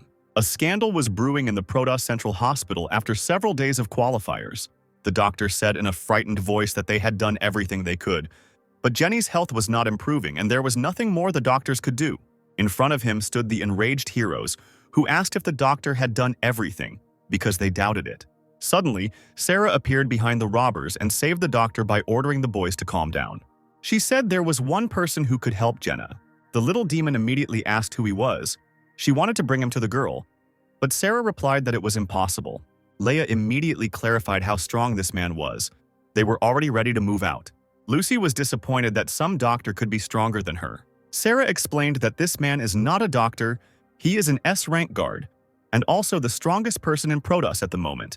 His mental power is perfect, and if he agrees to cure Jenny, she will surely be cured. It's just a pity that he retired many years ago and disappeared without a trace. They tried to find him, but to no avail. Vanessa interrupted the crowd's conversation by saying that this was a master of mind control. His age was 56 years old, and his height was 180 centimeters. His ability is a very ordinary N rank, but he brought it to perfection and became a master. After Kel's death, he could have ruled the Protoss, but he was never interested in power. He voluntarily gave up the right to rule the city, so the right to rule passed to Count Dracula, the next most powerful guardian. Now he lives on top of a snowy mountain far away from everyone. Sarah was surprised by this information. How could the girl know it? The little demon looked at Vanessa with distrust, because recently they were enemies. The girl replied that the dean has his own secret informants, so he knows everything about the guards. And now Vanessa is in Ben's squad, so there is no point in her lying. She also added that the guard has a strange character, and it is unclear whether he will agree to save Jenny. Suddenly Ben spoke up. He said that he would find him and take the girl to the mountains. The guy promised that for her sake he would seize any opportunity to keep her alive. After some time, the hero went to the top of the sacred mountain. He walked up the snowy slope for a long time, with Jenna on his back, wrapped in his mantle. After some time, the heroes finally found the guard's house. They were exhausted and frozen from the cold. Suddenly, Ben saw a familiar animal peacefully building a snowman near the house. The animal also noticed the guy and was not particularly happy about the meeting. At that very moment, he forgot about his hobby and rushed into the house to escape from the one who had once scared him in the cave. But suddenly, a snowball fell in front of him, which scared the baby. It was Ben. He immediately blocked the little healer's path, saying that it seemed like they had met before. The hero wondered why Eliza's pet was here, since this was the home of the mind control master. The baby trembled with fear. He could do nothing with such a formidable opponent. But then a man appeared from behind the house and said that the guy not only broke into his house without an invitation, but was also hurting his pet. The figure came out from around the corner completely, and Ben was surprised to see the snow underneath it instantly evaporate. It was a Protoss S rank guard, a master of mind control, Kevin. He was not happy to see our hero, and said that the guy had no place here. Ben at that moment was amazed by the strength of the Guardian. He felt this aura, under which the snow melted. It was as if the man was surrounded by a protective mantle, which if you touched, you would immediately dissolve. Suddenly, a girl appeared from around the corner and asked her father who he was talking to and who had come to visit them. It was Eliza, who was surprised that Ben came to her house. The hero was even more amazed by the fact that this was the girl's house, and this most powerful guard was her father. Sometime later, Ben and Jenny were in the man's house. The guy was persuading the guard to help the girl because only he was capable of this. Eliza was watching this whole performance. She could not believe that Ben had come all this way for Jenny. The guy firmly stated that he would pay any price to save his girlfriend. Tired of listening to the hero's story, Kevin calmly replied that he refused to help him. Eliza chuckled. She didn't expect to hear any other answer from her father. Ben didn't stop. He wanted to know the reason for the refusal. The guy suggested that it was possible that it was because the Guardian's power would suffer if he helped the girl. Kevin replied that it was actually very easy to save her. But those two were nothing to him, and there was no point in helping them. Now he will help them, then everyone will start asking him for help. But he doesn't want that. Suddenly, Eliza stood up for the heroes by asking her father if he would help Jenna if his daughter asked for it. Kevin was surprised, but the girl explained that Jenny was her rival, and she did not want others to think that her victory was undeserved. But the father was only surprised why Eliza was on their side. A couple of minutes later, Kevin and the heroes were standing in the room. Jenna was on the bed. The man said that during the treatment, his ability would cause cell regeneration. Because of this, the girl's temperature would rise, so she needed to be undressed. Ben immediately blushed, images of naked Jenny flashing through his mind. A couple of minutes later, the girl was completely naked. She was charming, but still unconscious. The master concentrated the energy in his finger and directed it towards the girl. He ordered her to obey and touched her head. At that moment, the girl began to come to her senses, and a green healing aura appeared around her. The guard had a strange feeling. At that moment, he felt that the girl was a gift. After a few minutes of treatment, Jenna began to come to her senses. Ben prayed that Kevin would be able to help the girl, and Eliza kept an eye on the guy so that he wouldn't peek. Jenna began to sweat and move her eyes and jaw. It looked like she was in pain, but it wasn't. The girl came to her senses and began to open her eyes. She felt that she was very hot, but at the same time very light. And then she saw herself completely naked, and she didn't know who did it. She screamed at the top of her lungs throughout the entire house. If it weren't for the storm, her scream would have been heard in the city. Jenna asked what they did to her and why she wasn't wearing any clothes. But Kevin decided to move away from the girl just in case. The master closed his eyes and said that Jenna was probably feeling better. An embarrassed Ben, who was trying his best not to look, thanked the guard for his help. The heroes went to their rooms. Eliza showed Ben where he would spend the night, and the guy would finally be able to rest. He turned to the girl and thanked her for helping him convince her father to cure Jenna. Eliza couldn't understand why the guy was so tense for the sake of some bodyguard. She asked him about it. Even she can't climb the mountain without the help of a phoenix. And Ben made the journey on foot, carrying the girl on his back. If a storm had started, he could have easily died. For her sake, the guy risked his future place on the throne. Eliza asked if it was worth it, to which the guy replied that it was worth it. He explained that Jenna is not just a bodyguard, she is his friend. The hero once had several friends, but they all abandoned him. And then he realized that those who care about him will always be on his side, even if the whole world rises against him. Jenna risked her life for Ben, and he did the same for her. Eliza turned around and hurried out of the room, saying that she would help them down the mountain when the girl got better. Ben thought that perhaps Eliza was jealous. Meanwhile, the recovered girl stood on the terrace and enjoyed the view of the snowdrifts. She didn't expect that her master would do so much for her. The realization of this brought her joy.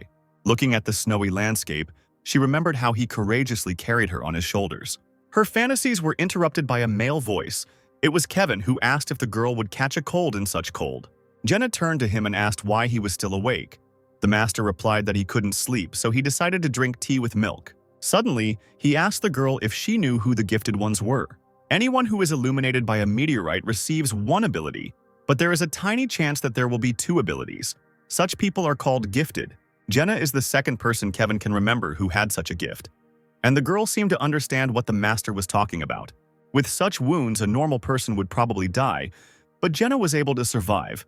The man suggested that one of the protector's abilities is immortality. The girl was embarrassed because she was caught off guard. She replied that she could not die while the person connected to her was alive. But at this time, she was in agony. The master became increasingly interested in Jenna's ability. He wanted to know who this person was. The blonde replied that the ability itself chooses who will become it. It is directly connected to him. The girl feels when this person is in danger and can even sense his location. And since Kevin saved her, she will answer who it is. But this secret must remain between them. But in return, Jenna will have a request. She asked the master to become Ben's mentor. Kevin wasn't very happy about what he heard. He replied that he was tired of teaching people and was too busy. Jenna looked away and quietly apologized. She didn't think before asking the master about such a thing. Kevin sternly said that he didn't want to teach him, but considering the lengths the boy had come to get here, he would do him one favor. The next day, a phoenix was soaring in the sky, flying somewhere quickly despite a strong storm.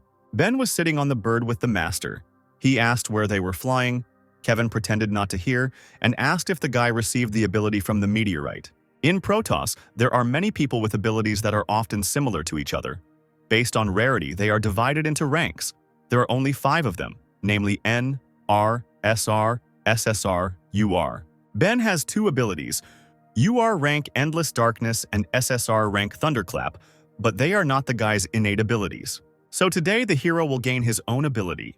Ben realized that they were heading to the Academy of Sciences right now, and that would be a good time to find out more about the dean.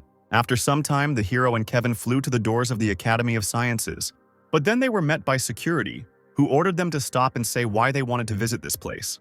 The master sighed and said that he had not been in society for a long time, since people no longer recognized him. One of the guards shouted that if the 2 men didn't need anything, they should get out of here. The academy was not a place for casual walks. Suddenly, he took off from the ground and rushed into the air.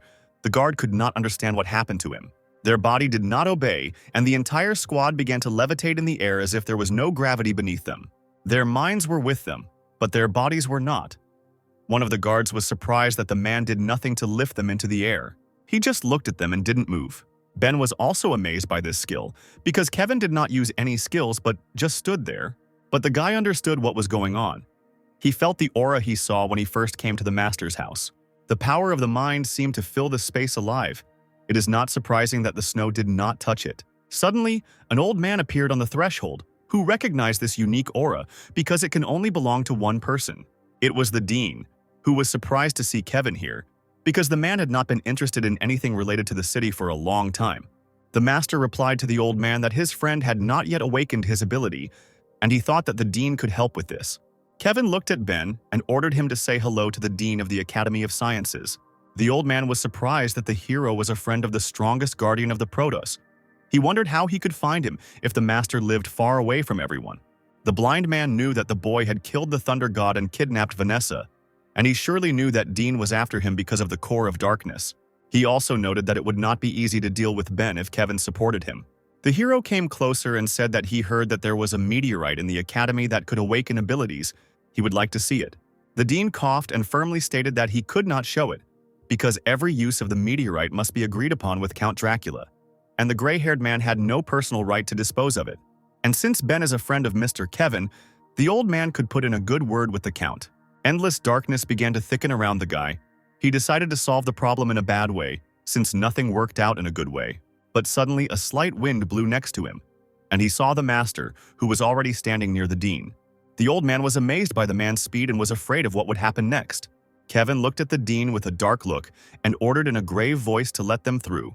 because the old man would not contradict him. The dean's mind told him that it was better not to resist this man. The blind old man smiled sweetly and asked the guest to follow him. The trio walked along the long corridors of the academy. Ben already began to doubt that they were going in the right direction, but the dean reassured him by saying that even though he was blind, he knew the academy like the back of his hand. The hero thought about the fact that the security system here was impressive, because they had already passed 4 posts, and before each one the presence of the dean was required. If not for him, they would hardly have passed.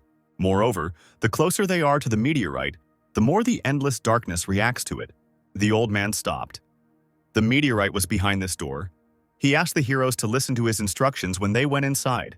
The metal door slowly opened and the heroes entered the room where the legendary artifact was located. In appearance, it resembled an ordinary stone to which various cables were connected. It was the first time Kevin had seen a meteorite with his own eyes, so he asked the dean if it was really the same artifact. Ben calmly said that it looked like an ordinary stone that didn't represent anything special. The master turned to the boy and began to scold him for not listening to him when Kevin was talking about the meteorite. While the couple was arguing, the dean thought that before, light and darkness were whole and attracted each other, and when Ben came into close contact with the core of light, it could react. If the boy loses himself, the meteorite will merge with him, and when over time his strength is restored, the old man will be able to fulfill his dream and create an army of predators with abilities. And all this thanks to Kevin, who himself brought the core of darkness into the hands of the dean. His thoughts were interrupted by a fist that hit the guy right in the face. The master beat the bewildered Ben for flying in the clouds and not listening to his elders. After the moralizing, Kevin asked the dean to activate the meteorite. After some time, the cables under the meteorite became electrified, and the stone itself, due to electricity, began to emit a bright yellow light. Kevin was curious about what ability Ben would get, and the dean hoped that this ability would be N rank. The bright divine light blinded the hero. He increasingly ceased to see the source of light itself. After the meteor was disconnected from power, Kevin asked Ben if he felt any changes in his body. The guy replied that, except for the fact that his eyes hurt from the bright light, everything was the same as before and he didn't feel any abilities. He turned to the old man, saying that apparently Dean did not want the hero to receive a new ability, and therefore led them to a fake meteorite. The blind man was stunned by the boy's impudence. He shouted that it was not his fault, and if Ben uses the meteorite once, it does not guarantee that he will receive new abilities. The guy still pretended to be a fool and said that he still didn't feel anything and apparently the stone was a fake. The old man was not as stupid as he seemed at first glance. It was not for nothing that he was the dean of the Academy of Sciences.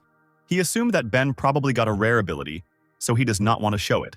The guy said that they were leaving. He suggested to the mentor to go to a nearby place where they make excellent tea with milk. These words pleasantly surprised the master. He replied that he only drinks tea with sugar. Ben also added that they would order coconut pudding. The old man was furious at the hero's impudence. He wanted to kill him right now despite the fact that the guy was accompanied by his best guard. When the heroes turned their backs on the old man, he took out a hidden blade from his cane. The dean thought that Kevin wouldn't have time to react if he struck right now. He pulled out a sword from his cane and swung it to kill the unsuspecting boy. But suddenly he froze in place and could no longer move. Kevin asked the old man if he had forgotten what it was like to cross the master's path. Realizing that he had lost, the dean trembled with fear. He knew that the guard was very strong, but he did not think that it was so strong. Having apologized, the old man put his sword back into its sheath and decided not to detain the guests any longer. Ben was horrified by how much rage he saw in Kevin's eyes. He understood that if Dean had not retreated, he would be dead now. Kevin looks harmless, but he has a huge amount of power hidden inside him. So this is what he is, the most powerful man of the Protoss. After the incident at the academy, our heroes were heading home on a huge phoenix. Kevin was drinking his favorite milk tea that Ben had promised him. The guy was surprised how the master drank a whole glass of tea in one gulp. After all, he really loves this drink. The guard turned to the hero and said that now they were alone and Ben could show the ability that the meteorite had given him. Kevin quickly figured out the guy. The hero did not want to show his new ability in front of the dean, so he fooled him. The ability had just awakened, and Ben didn't know if he would be able to show it, because he had never used it before and didn't know what it did. Kevin waved his fingers and told the guy to stand still and not move. He decided to penetrate his mind and see for himself what kind of ability the boy had received. The master concentrated to find the place where she was hidden. Inside the boy's mind, he saw hundreds of demonic eyes that were watching him. Kevin suggested that the place where Ben's ability is hidden is connected to an evil spirit. The ability to control evil spirits is extremely rare, but what rank it is depends only on the rank of the spirit. Suddenly, he noticed a sinister creature watching him. The master turned around and saw that the monster was huge. The man demanded that the spirit tell him his name and show himself to him. The monster was colossal in size. Its voice echoed throughout the entire space, and its name was Asura. Ben was tired of standing in one place and not moving. He was impatiently waiting for the master to finish his ritual. Opening his eyes, Kevin said that the boy was very lucky. Ben was happy with such words and suggested that the meteorite gave him the ability to give light. The master only chuckled, because this ability is a treasure of the Protoss. But the guy's ability is also extremely rare. It is not only strong, but also associated with evil spirits. So Kevin lingered in the guy's mind and taught the demon a lesson. This ability has SSR rank and it is called Spirit of Asura. Ben was disappointed by the simple name of his new skill, to which the master responded that it was a great name. He also added that this spirit is extremely strong, as are his thoughts. If you resort to his help, then he can rebel against Ben. Therefore, unless absolutely necessary, the master advised the guy not to use it. It's been a month since Ben awakened his new ability, and today all the Protoss people are climbing the sacred mountain to get to the arena. After all, this is the most important day of the year, but not only because of the final competitions. What is more important is that in addition to the contenders themselves and the spectacular fights, there will also be them here. The arena will feature S-rank Protoss guards. 2 guards had already arrived at the show. It was Count Dracula and the director of the competition. The audience was happy to see such people in real life, because before that they had only seen them on TV. The director asked why the Count had arrived so early. After all, he was the most important person in the Protoss, and it was typical for him to be a little late. The Lord drank wine of a bloody color, the same as his robe. He answered the girl that he does not like to wait. It reminds him of waiting for the moon to appear from the clouds. Suddenly, the Count heard something move above him. He immediately realized that someone was sitting on top, because it is difficult to remain still while sitting on a canopy. The fabric boiled like boiling blood, and the Count's crown appeared from it. As he climbed up, he noticed Kevin and said that he expected to see him there, despite the fact that such events were of no interest to the old master. The Count suggested that it was probably because his daughter was taking part in competitions. Kevin was still calm and answered the Lord that this was not entirely true. There's just a discount at the tea shop today, and they also have giant pearl milk tea. The man offered the Count a try, but he abstained, saying that sugar accelerates aging. Kevin was indignant and advised to live in the present because the Count and the Master were the same age, but the Lord looks younger because he takes care of his appearance. Suddenly, the men heard the sound of heels. It seemed like someone was approaching the arena. It was a woman dressed in a red dress with a large neckline, and pearls sparkled on her neck. Coming closer, she asked what her old friends were chatting about, and it seemed the headmistress was not happy with the lady's appearance. It was the leader of the Milky Way faction, Archangel Mary, and she was wondering if the warriors were discussing who, besides her son, would become the new champion of the Protoss. With an evil grin, Director May asked if the woman was confident in her son, since it was unknown how her presence would affect him. Mary said that she was his mother and her presence would not harm her son, to which May sarcastically replied that she had once abandoned him with his father and he would hardly be happy to see her. The Count and Kevin, watching the spectacle, simultaneously wondered why these women always quarreled. Mary got really angry and ordered the headmistress to keep her mouth shut. After all, May is nobody to her and she doesn't dare judge her. The girls exchanged dark glances, in which hatred was visible towards each other, after which May replied that she simply decided to remind her of what she had done. They raised a shout throughout the Colosseum. One said that the director had so much work that he could not get promoted to S rank. The second asked what was wrong with that, and was Mary really proud of her rank? The men just peacefully listened to these shouts and remained silent. One of the viewers asked her friend why the two were arguing, to which she replied that she only knew the rumors that were going around about Mary. They say she abandoned her child and seriously ill husband to become the leader of some faction. Many in the city call her a sellout. Besides, she doesn't seem to have any abilities, and she got her S rank with Kel's help. The girl felt sorry for Daniel because he is so handsome, but has such a cruel mother. Suddenly, a guy's voice was heard from behind them, who had only heard the word beautiful in their conversation. It was Michael, an S rank guard, the personification of the 7 sins. He asked the girls if they had talked about him. Suddenly, the girl felt a heartbeat in her head, which came from the handsome man. At that very moment, she felt her heart beat faster and she felt hotter. She was overcome with passion, and unnecessary thoughts began to arise in her head, which made the girl feel awkward. The girl's friend didn't understand what was happening, and it seems that the spectators sitting nearby also noticed that something strange was happening. And the guy just smiled, thinking that the girl was still very lustful. Suddenly, a female voice behind him told him to stop teasing the girl. He turned around, seeing his old friend, and asked if she wanted to experience real pleasure. The heart that made the ex-girlfriend beat in agony crashed into the face of an unknown person and broke without having any effect. It was Kathleen, a S-rank guardian paladin, a sweet girl with purple hair, holding a sword in her hands and dressed in knight armor. She told the guy that his charms won't work on her. He tries again but still doesn't understand it. Disappointed, the guy turned around and snapped his fingers, canceling the effect of his love spell to free the girl. He also reasoned why his spell did not work on the paladin. The charming girl asked the guy menacingly what he was whispering. He awkwardly turned around and said that he was simply admiring the girl's beauty. Kathleen was a little embarrassed and told Michael to shut up. The guy also noticed the girl's slight embarrassment and smiled sweetly at her in response. An hour later, May asked for a moment of attention to deliver a ceremonial speech. She announced the start of the qualifying competition. The crowd immediately screamed with delight and the entire Coliseum buzzed. The headmistress asked the contestants to enter the arena, and 8 contenders appeared on the battlefield. The crowd was jubilant because an unforgettable spectacle awaited them. All the participants slowly entered the arena. Many were waiting for this fight, while others wanted to finish the competition as soon as possible. Ben was supported from the stands by the girls who were on his team. The guy wanted to wave to them, but then the little demon shouted that if he lost, he might not return home. This phrase confused the hero. This was not the kind of support he expected. Ben asked Jenna where Sarah was now because she wasn't in the stands with everyone else. The girl replied that she couldn't come because she was on duty at the academy. The guy thought that most likely the dean deliberately kept her at work because he knew that the girl was his friend. It wasn't just Ben that was cheered on. Daniel's mother saw her son and thought about how much she missed him. Their eyes met, the cold gaze of the son and the admiring gaze of the mother. The woman was glad that her son looked at her. They had not seen each other for a very long time and perhaps he had already forgiven her.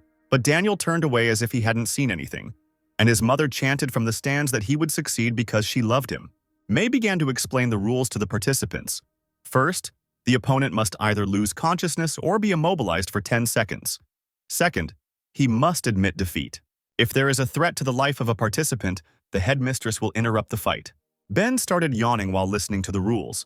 He asked if it was time to start the fight. He was tired of showing his abilities. Jenna was worried because the guy looked tired. Maybe he didn't get enough sleep. Kevin was also worried, but for a different reason. He assumed that the hero was tired because he did not listen to the master's advice. The headmistress announced the first battle between the owner of the technique Infinite Darkness and the Protoss warrior James. The contenders entered the arena and prepared for battle. The gong sounded, announcing the start of the duel. A little boy in the stands asked his mother if the man in the cloak was strong, to which the woman replied that he was a frequent guest at the selections and that he was the strongest among ordinary people. The warrior in armor, warming up, said that he had been participating for exactly 5 years, and each time he had encountered a very strong newcomer as an opponent. He thought that this time he would be defeated by the new prodigy Daniel. But strangely enough, the gods sent him Ben as a rival. The hero fell asleep on the go, and the warrior speaking to him declared that his ability would overcome the endless darkness. At that moment, Ben's eyes glowed purple, and he replied that he would not use Infinite Darkness this time. James was outraged by the guy's impudence and replied that he was not afraid of absorption. And besides, Ben had acquired the hero's ability quite recently. That's why he decided to start the attack first, shouting to the hero that he couldn't handle him because the warrior was already seasoned in battle. And suddenly James disappeared. He moved so fast that he was invisible. Some viewers were amazed. While others had already seen this ability, it was called the Flying Dragon. The guy was running around Ben at such a speed that it was impossible to follow him with the naked eye. There are 2 ways to absorb energy with Infinite Darkness, either when the enemy is dead or unconscious, or when he needs to be caught. But James was so fast that it seemed impossible to catch him, so he was confident that victory would be his. Ben didn't even watch his opponent. He just stood and yawned in the middle of the arena. James stopped behind the guy and realized that this was the best moment to attack. Suddenly, the hero turned around and 1,000 eyes appeared around him, looking straight into the warrior's soul. The guy jumped back without striking. From the outside, it seemed like he simply retreated. His whole body was covered in sweat. It was an animal fear of the abyss that he saw with his own eyes. The audience was shocked. They did not understand why a warrior, seasoned in battle, retreated and gave in to a newcomer. There was only fear in James's eyes. He saw something that filled him with horror. For just a moment, he was surrounded by 1,000 eyes that pierced him through and through. The guy thought he was imagining it. The hero looked weak, and therefore the warrior did not understand where he got such fear of his strength. Ben grinned and asked why he had given up. The crowd raised a howl. They began to shout for the warrior not to be afraid, and most of them came here to see how he would become a guard. James knew that if he gave up, his image as a brave man would be destroyed and all his fans would turn their backs on him. So he decided to take a risk and use his trump card. He wanted to leave it for Daniel, but first he needed to win this fight. Ben was tired of waiting. He understood that he was much stronger than his opponent. All this time, the guy provoked the enemy to attack. James got angry and only replied that the hero would defeat him before he could blink. He moved from his place with such speed that only jumps were visible in the arena. This ability was called supersonic bounces. The downside of this skill was that the rocks would start to crumble if you overdid it, but otherwise the technique was excellent. He aimed his blow towards the hero and was sure that now he would not be able to dodge. Ben turned around and stopped the enemy's attack with one blow, telling him that he was tired of waiting for the warrior to jump. Broken to dust, James could only think that this was the 6th time he had lost to a newcomer. The stunned spectators watched the spectacle and did not understand what had happened. Ben defeated the warrior with one blow and didn't even use the endless darkness. This fight seemed to be won without a chance. Flashing his smile, the hero said that it was all because he had reached B rank in the past month. The director declared Ben the winner, and he yawned as he headed towards the exit of the arena. Kevin watched the guy and understood that although the hero did not show it, he was very depressed. This was an indicator that Asura would soon rebel. Still, the guy couldn't resist the temptation to show off his new ability. A few minutes later, the arena was empty. The little demon was reading the schedule of upcoming fights. The next fight was between Jenna and the owner's fiancée, Eliza. Two of the contenders were watching the beautiful girls from the stands and chatting among themselves. The warrior with the sword asked his opponent who he thought had the best chance of winning, to which the guy with the mohawk replied that it was hard to say, but both girls had equal chances. Eliza told her opponent not to give her any breaks just because her father helped Jenna. The girl agreed and replied that now she would fight with full force. After all, she was the guard of the future king, but often did not give it her all.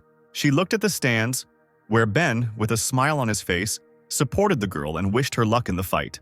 Jenna reminded herself that the hero had always bravely rushed into battle when they were in danger, helped her when she was in trouble, protected her when she couldn't stand up for herself, and was the one who carried her to the top of the mountain when she needed help. That's why Jenna wants to prove to her master that she is worthy of being his bodyguard. Eliza smiled and asked the girl to show all her strength in order to find out who was stronger. The fight began, and the king's guard, without waiting for her opponent, raised her hand up. Suddenly, a huge piece of earth began to rise from the ground, which frightened Eliza. The spectators also did not expect to see such a spectacle. They looked in surprise at the stone slowly rising from the ground. The king's bride was stunned that Jenna could do such a thing. The girl lifted almost all the land from the arena square into the sky. Ben was worried about his guard because lifting such a huge piece of earth was beyond her capabilities and most likely she would not be able to handle it. Kevin calmly sipped his tea and thought about Jenna's powers. He understood that this was her maximum, and apparently she decided to end the fight with one blow so that Ben could see her victory. But he was confident that Eliza would be able to withstand such a blow. The bride also understood that the girl had put all her strength into this move, and even though the area of land was huge, she would have time to dodge. Jenna levitated in the air, controlling the earth, and at that moment she increased gravity 100 times. Eliza felt as if the whole building was pressing down on her. It didn't allow her to move anymore. She fell to the ground and realized that the girl had figured out her plan and had increased gravity so that she couldn't move and admitted defeat until the boulder fell. Suddenly, the block began to move. It was a meteorite strike. Under the force of gravity, the stone began to move towards the ground. At great speed, he flew straight at the head of Eliza, who was chained to the arena and could not move. The meteor fell to the ground with such a roar that it seemed the entire Colosseum would shatter into tiny pieces. The boulder broke into small pieces, and they flew at the spectators who were trying to protect themselves from this colossal blow. No one believed that the girl had survived after that. Ben looked at the sky and worried about Jenna, and Kevin at that moment worried about his daughter. The dust from the impact began to disperse, and all the spectators could not believe their eyes when they saw the silhouette of the king's bride. Eliza stood up and began to caress herself. She was charming and moaning. She repeated that strong and fierce blows were her favorite and how pleasant it was for her now. Kevin realized that the girl had teamed up with the macho rhinoceros. and that during the union she had adopted both his strength characteristics and his manner of communication. Eliza continued to get worked up and begged Jenna to hit her again. All the guys in the stands liked this spectacle from the warrior. She not only stayed alive, but also provoked her opponent. Eliza regained her consciousness and noticed that she was unharmed. The girl did not expect to see such a stunning blow. She also didn't expect gravity to return to normal right before the impact, otherwise the rhino wouldn't have saved her. The girl thought that Jenna saw that the bride wasn't going to give up and allowed her to dodge. However, the king's guard froze in the air, unconscious. After such a blow, she had no more strength left, and so she can no longer hold herself in the air. The exhausted girl began to fall headfirst onto the arena. At that moment, she could not help herself. The audience was stunned. Her friends understood that if they didn't help her now, she could crash. Suddenly, Ben jumped from the stands to try to catch Jenna. Confident in his abilities, he promised that he would not let anyone harm the girl. He barely managed to catch her, telling her not to risk her life for some competition. Together, they landed near the crater left by the meteorite, and the crowd breathed a sigh of relief. The director stated that since Jenna could no longer fight, the outcome of the round was obvious. The girl's friends were upset that she trained for so long and was very close to winning, but still lost. May began to announce the winner, but at that moment Eliza interrupted her. To everyone's surprise, she raised her hand and said that she gave up and Jenna won this round. She added that if the defender had not weakened gravity, the bride would not have coped and lost. Kevin smiled. He was proud of his daughter and what she did. Ben looked at Eliza and thought that she preferred losing to an easy win. Apparently, she was very proud. But suddenly, at that moment, the hero felt that someone was pulling him by the collar. It was Jenna, who was completely exhausted, wondering if she had won. The hero smiled sweetly at the girl and replied that she had won, and he was very proud of her. Overjoyed, Jenna grabbed the guy and hugged him tightly. She thanked him for his support, and Ben was very embarrassed by what was happening. Eliza, watching the cute couple, trembled with envy. It seemed that this hurt her feelings. She got angry and screamed at the two of them to come over and control themselves. Jenna's friends smiled and realized that the girl was jealous of him. And Vanessa envied such a warm hug because it must be very nice. The director declared Jenna the winner and called a 1-hour break to allow for post-fight restoration work to be done on the arena. After some time, Ben was sitting with the girls and discussing their fight. They bought some cold soda to catch their breath. The guy told the warriors that they shouldn't fight over some competition.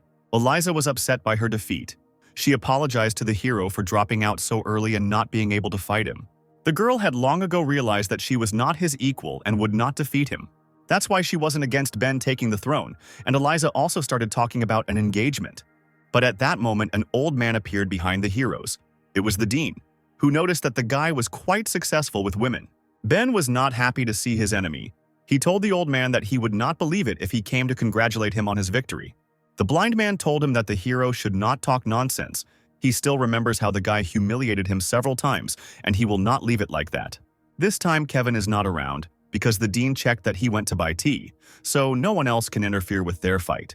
The old man took his sword out of his cane and pointed it towards Ben. He was sure that no one would protect the guy this time.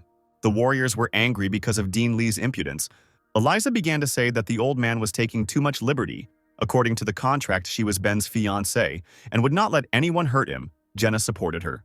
Our hero noticed that Dean had chosen an unfortunate place for the battle, because if he were killed in front of the audience, Lee would disgrace the Protoss guards. He asked if the blind man was sure of his decision, because Count Dracula would hold him accountable. To which the old man replied that the Count was not the king of Protoss. He was only a deputy, and it was not for him to judge him. Suddenly, Lee's energy changed, and at that moment the boy realized that the old man had decided to go on the attack. Pointing his sword at the enemy, the dean shouted that the boy was too young to teach him. Lee tried to attack, but at that moment the heroes heard the sound of crossed swords. Something prevented him from doing so. The nasty old man was surprised that someone had put up a block. At first he thought it was the paladin Kathleen, but then he remembered that he was not inferior to her in fencing, and she had no reason to stop him either. Of all the Protoss swordsmen, besides Kathleen, Dean couldn't remember anyone who could stop his attack. It was Leia. She made it just in time, drawing her katana halfway out of its sheath and blocking the old man's attack. Lee knew this girl because he studied information about her, but he didn't think that she was so strong. Following Leia, the footsteps of other defenders were heard. The little demon was glad to have a guest because they had been looking for him for a long time. The pink-haired girl told the old man that they would not let anyone hurt Ben. At that moment, someone called the dean. He recognized the voice of his subordinate. Vanessa turned to him and said that this time she would not be on his side because he had destroyed many innocent lives for his selfish plans. The three protectors stood like a wall in front of the guy and promised that the old man would not kill him until they died. Eliza and Jenna also did not want to stand aside and also promised to protect Ben.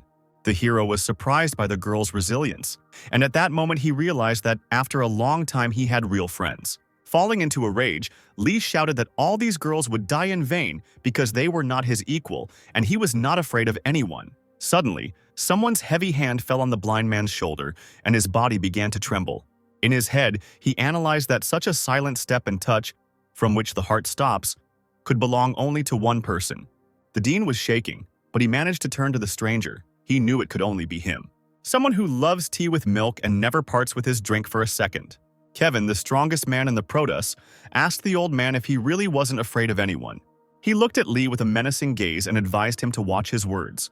Meanwhile, in a small forest outside the arena, a little boy was calling for his brother. It was Liam, Adam's brother. He was wondering where the boy had been for the whole month that the kid couldn't find him. Adam was resting by the tree, and the little boy continued to pester him with questions. The predator inside the boy was trying to figure out how he should behave with this child in order not to give himself away. Suddenly, Liam's expression changed. Something about Adam really surprised him. He asked where the seal of Hellfire was, because it only disappears when the guy is in mortal danger. Because Adam's ability was too strong, his mentor was worried about the boy's lack of control, which is why he found the best blacksmith who could seal the warrior's skills. The predator was distracted from his rest because he was already tired of listening to the child.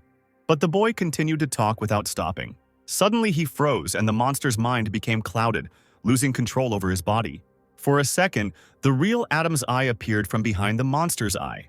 The guy screamed at the top of his lungs for Liam to run, because the predator in his body was dangerous. Adam immediately took hold of his eye and seemed to come to his senses. The predator locked the guy in his own body again. Now control belonged to him. The child was scared. He realized that this was not his brother, whom he knew. Liam asked who was now in Adam's body. There was a scream, and the clearing was filled with blood. These were the last words he spoke in his life. Meanwhile, repair work at the arena was completed, which meant that the competition could continue. Kevin suggested to Dean that they watch the fights together and not disturb the youth, to which he replied that he was blind and would not see them. The master looked at the old man sullenly again and ordered him to watch the fights. Lee immediately agreed. The director announced that the fight would take place between the head of the Iroquois, Mason, and the owner of Hellfire, Adam. Mason said he wasn't afraid of the guy. He'd heard that many wanted to see Adam fight, but the Iroquois chief also considered himself a strong contender. After all, everyone would like to get his ability. It is one of the most amazing R-rank abilities. He promised that Adam would be shocked when he saw it.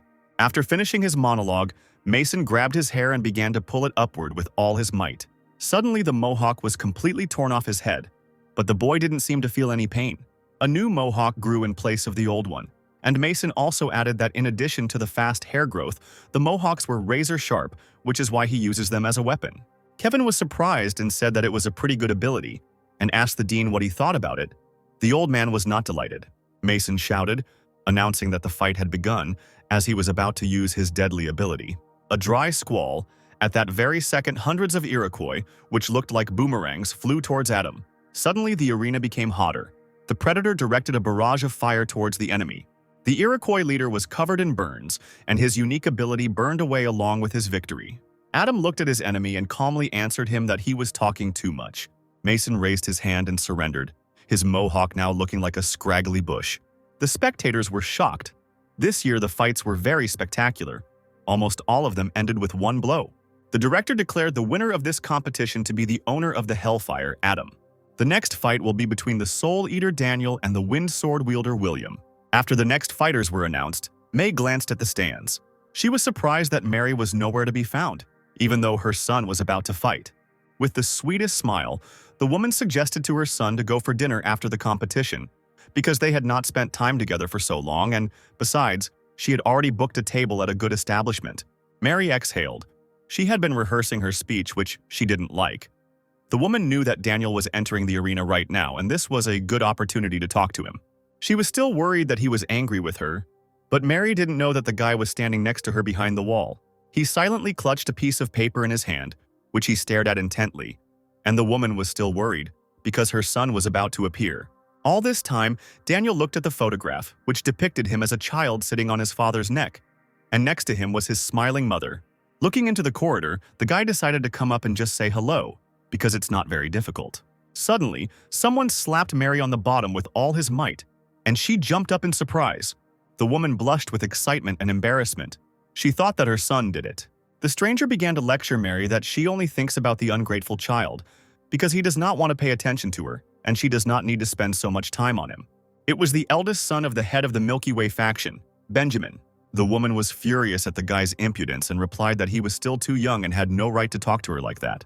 Mary turned to the impudent man and whispered like a snake that even though Benjamin's father was her boss, that didn't make her the guy's toy. The chief's son wasn't even scared, but simply slowly took a drag on his cigar.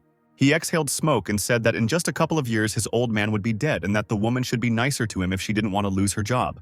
Mary knew this was true. She turned around and told him he was a vile bastard.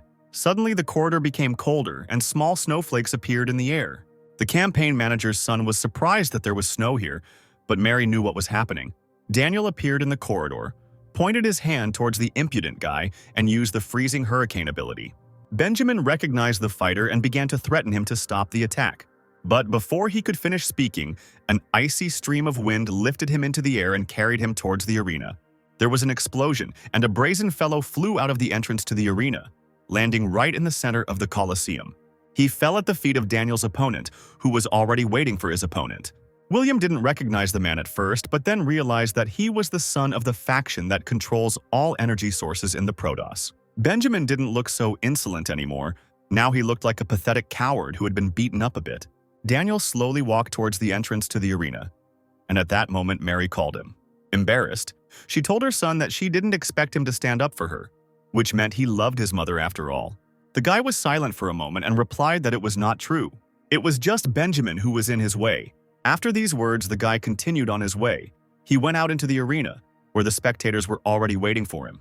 The crowd was shouting his name. The handsome man was the son of an S-rank guard and the nephew of the former king. Everyone was already waiting for his fight. The girls in the stands wanted to see him more than anyone else because they thought the guy was very handsome and many were in love with him. William thought that Daniel was popular with the ladies. He was strong and handsome, but he still irritated the swordsman, who had already figured out how to defeat his opponent.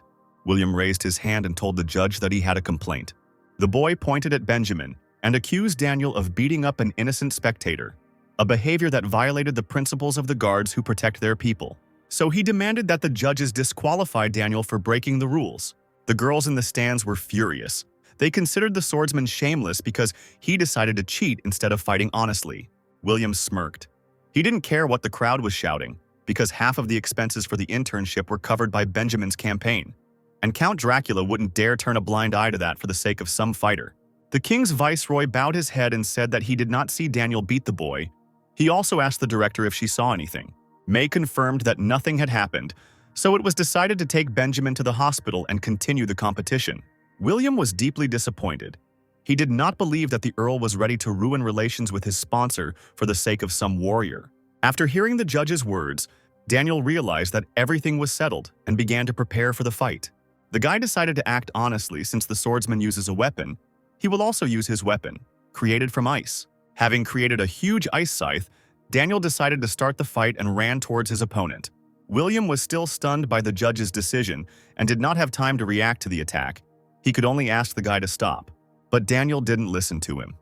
He dealt his blow to the swordsman, which he called an ice execution. The guy looked pompous and ended the fight with one attack, saying that the fight was over. William had icy spikes sticking out of his chest and was shivering from the cold he felt. The girls in the stands chanted the handsome man's name, and his mother became embarrassed when she noticed that her son had finally grown up. The director announced the semi-finals in which Ben and Jenna were to compete. The guy looked at the girl and asked if she was ready for battle. The protector smiled sweetly and told the owner not to worry about her. Suddenly, she raised her hand and the girl told the judge that she refused to fight. Jenna explained to the guy that they were not rivals, and besides, she had spent all her strength in the first fight and would not be able to fight. Ben decided that the girl was blatantly lying, and most likely she had planned to retreat a month ago when the opponents were announced. Jenna became embarrassed and replied that apparently nothing could be hidden from her master. She fixed her hair and added that only 2 people can become guards, so the girl wanted to ensure an easy exit to the final for the hero, so that he could definitely become a guard. The principal announced Ben as a finalist, which meant he would be promoted to guard. James was touched by such an act. The guy envied the hero for being so lucky because such a beautiful girl gave up the victory to him. May announced the next battle. It will be between the Soul Eater Daniel and the owner of Hellfire Adam. The one who wins will become the guardian of the Protoss. The firefighter stood in the arena and warmed up, then he raised his hands in the air. This surprised Daniel. He expected the guy to start attacking right away and not prepare for a fight. Suddenly, a huge column of fire flew out of Adam's hands into the sky, which was so powerful that the ground under the guy's feet began to crack. A pillar of flame rose high above the arena and began to take the shape of a dragon. Our heroes were amazed by such a sight, and by the fact that the guy's ability took shape. Count Dracula didn't show it, but he was also interested in Adam's skills. He noticed that for a beginner, he released too much energy. Only Daniel's face didn't show surprise. He was focused and confident that the firefighter had started with his trump card right away. The hellfire took the form of a dragon, which was directed at the Ice Eater. Adam's body contained enormous power, and the Predator became interested in why the guy had sealed it. The battle began, and the huge fire dragon opened its mouth, and a red-hot ball of fire began to form in it. The spectators were intrigued. They did not expect to see such power, and were afraid that the fire would spread to them. May was also amazed by the guy's strength. She asked her master if she should stop the fight, because the spectators could get hurt, to which the Count refused. A pillar of flame burst from the fire dragon's mouth, which was supposed to burn Daniel. The guy was not afraid of Adam's power, because he knew that he himself was quite strong. The Ice Devourer raised his hand, and at that very moment a high ice barrier rose in front of him. The two opposing elements collided. The dragon's flame crashed into the ice wall. From such a power of hellish flame, the barrier began to melt until it completely disappeared. The Predator in Adam's body chuckled. He knew that such a wall would not stop his attack. There was a monstrous explosion. The Colosseum shook, and flames covered the entire field. Frightened spectators tried to protect themselves from the flames that flew in their direction. After the attack, the smoke cleared. Daniel coughed, but was still alive, which surprised the Predator. All the clothes on the guy's body burned. The nobleman said that such a blow would not cope with his barrier, but besides this, Adam did not take into account two more things. Firstly, because of the barrier, the firefighter could not see everything that was happening on the field. Adam was surprised. It seemed he began to guess that in front of him was not the real Daniel. And secondly, thanks to the barrier, the nobleman was able to reach the enemy. Daniel made a sweeping blow with his scythe, but the Predator dodged, saying that he had underestimated his opponent. His fist was hot and he was ready to attack. This time the handsome guy would not get away. Adam shouted that this would be the end of it and launched a fiery strike at Daniel. The guy managed to dodge and land on the arena without much harm. Daniel spat out blood. A burn was visible on his face. After all, the firefighter was able to slightly injure his opponent. Seeing this picture, Mary realized that things were bad, because her son was very proud and the fact that he was hit was unthinkable for him. Now Daniel was furious. His gaze clouded, and he prepared for another attack. Steam was coming out of the guy's mouth. He only quietly whispered that Adam wouldn't just leave here like that. The nobleman swung his weapon and delivered a chilling blow from a distance. A huge blade-like block was moving across the entire earth in the direction of Adam. But for the Predator, it was a trifle. He caught the blade with his hands right when it was supposed to hit him. From the fire that was concentrated in the guy's hands, the blade cracked and burst. Daniel was in shock. He couldn't believe that someone could stop his scythe with their bare hands. The nobleman knew that only an S-rank guard could do something like this. But the Predator was worried about something completely different. He understood that right now he was using his own powers to stop the attack. He needed to be careful because there were guards everywhere and they could notice something was wrong. Kevin watched the fight with interest. He wanted to know more about Adam. The monster prepared to attack. Thinking that he had not sneaked into the Protoss in order to win the competition, he had specifically chosen Adam's body because he considered him to be the strongest participant. Daniel, blinded by rage, began to spin his scythe in preparation for his ice attack. But the Predator was also seriously angry because it was not his plan to lose to some newbie. The attacks of the opposing elements once again clashed with each other, deciding which of them was stronger. Lucy was more afraid for Ben at that moment. She saw how strong both of his opponents were, and was no longer sure whether the guy would win. Kathleen was also impressed by both semi-finalists and believed that they both deserved to win. After the attack, both fighters were already exhausted. The Predator did not expect such an outcome, but thought that it would be even better this way. After all, he won't be able to squeeze anything more out of Adam's body. And if he gives in, then no one will suspect anything and the monster will be able to calmly go about his business. After all, his relatives could not attack the Protoss before because of his guards, which include the strongest S-rank guards, of which there are only 10. 6 of them are here now, besides Kel who died. 3 more are missing, and if they are not present at such an important event, then something happened. The gift of light is now barely guarded. The predator can only surrender and quietly disappear to get it. Such a chance cannot be missed. Adam turned to the judges and started to raise his hand.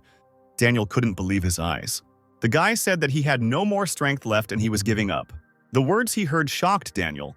He did not believe that after all the powerful attacks, Adam just gave up. The nobleman started yelling at the guy. He asked to show his trump card and did not believe that he could do nothing more. In response to this, the predator only grinned and said that since Daniel survived the last attack, Adam had no chance of winning. Something was wrong here, and the Ice Eater realized it, because a fighter obsessed with battles cannot just give up. The monster inside Adam thought about how people don't understand that there's no point in trying when it's obvious there's no chance. He turned around and walked towards the exit of the arena, telling Daniel that he got off easy, so he was lucky and should be happy about it.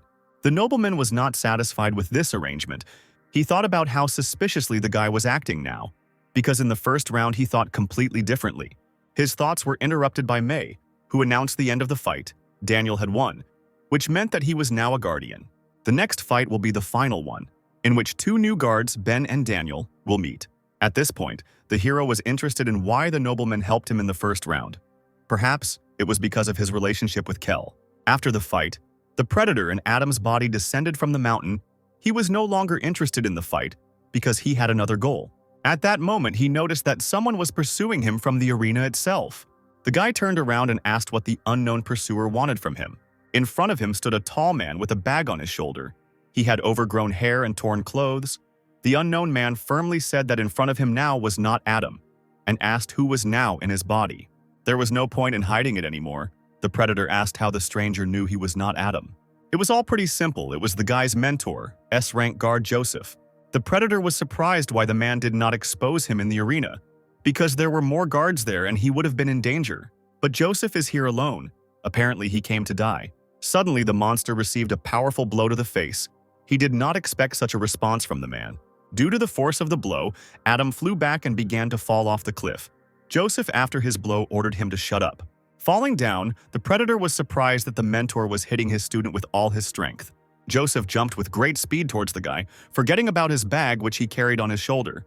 He ran and kicked his opponent in the stomach, saying that he and Adam had been through a lot. The force of the blow was so strong that the monster flew down the cliff like a bullet. He crashed powerfully into the ground, crushing all the stones that were underneath him. The mentor landed nearby, seemingly unfazed by the heights. Joseph was so fast that he landed faster than his bag, which was falling from the cliff, and he grabbed it in mid-flight, as if that was how it was all planned. The man ordered the predator to leave his student's body. He took the guy by the leg and added that if the monster continued to hide in Adam's body, it would kill him. The predator was shocked by the words spoken. He replied that Joseph had gone crazy. The man barely smiled, saying that it was not the first time he had heard these words. Apparently, Adam often said this during training. The monster began to concentrate its power in its fist, around which a green aura appeared. He directed the attack at the mentor, ordering him to let him go. Suddenly, the man disappeared and Adam fell to the ground. The danger to the predator had passed. The guy, completely beaten, began to get up. He didn't understand who attacked him, but it didn't matter anymore. After all, he will remain forever in his prison, where the souls of the people he once ate will gradually suck all the strength out of him. Rising to his feet, the monster thought it was time to hurry for the gift of light before the final competition came to an end. Meanwhile, the main fight was beginning in the arena. Daniel told Ben that he was already a guard, which meant he was one step closer to the throne. But it was too early to rejoice, because Kel was a teacher and a close person for the Ice Eater. That's why he wants to help him. But first the hero must show what he is capable of himself. Ben understood why Daniel helped him in the first round. The nobleman simply wanted to make sure that the guy was suitable for Kel's place. So he decided to show all his power. A dark aura began to concentrate around Ben. Black lightning began to appear in the air and struck the sky with a roar. Daniel was shocked by what he saw. He didn't understand how the guy managed to make the lightning black. Ben released all his rage in the form of lightning. His power could be felt even in the air. The spectators were surprised by what they saw. They felt some kind of terrifying atmosphere that was building up in the arena. James felt that energy again, just like it had been in their fight, as if someone was watching him. Dean Lee realized that this energy was similar to Asura. So that's what kind of ability Ben had received.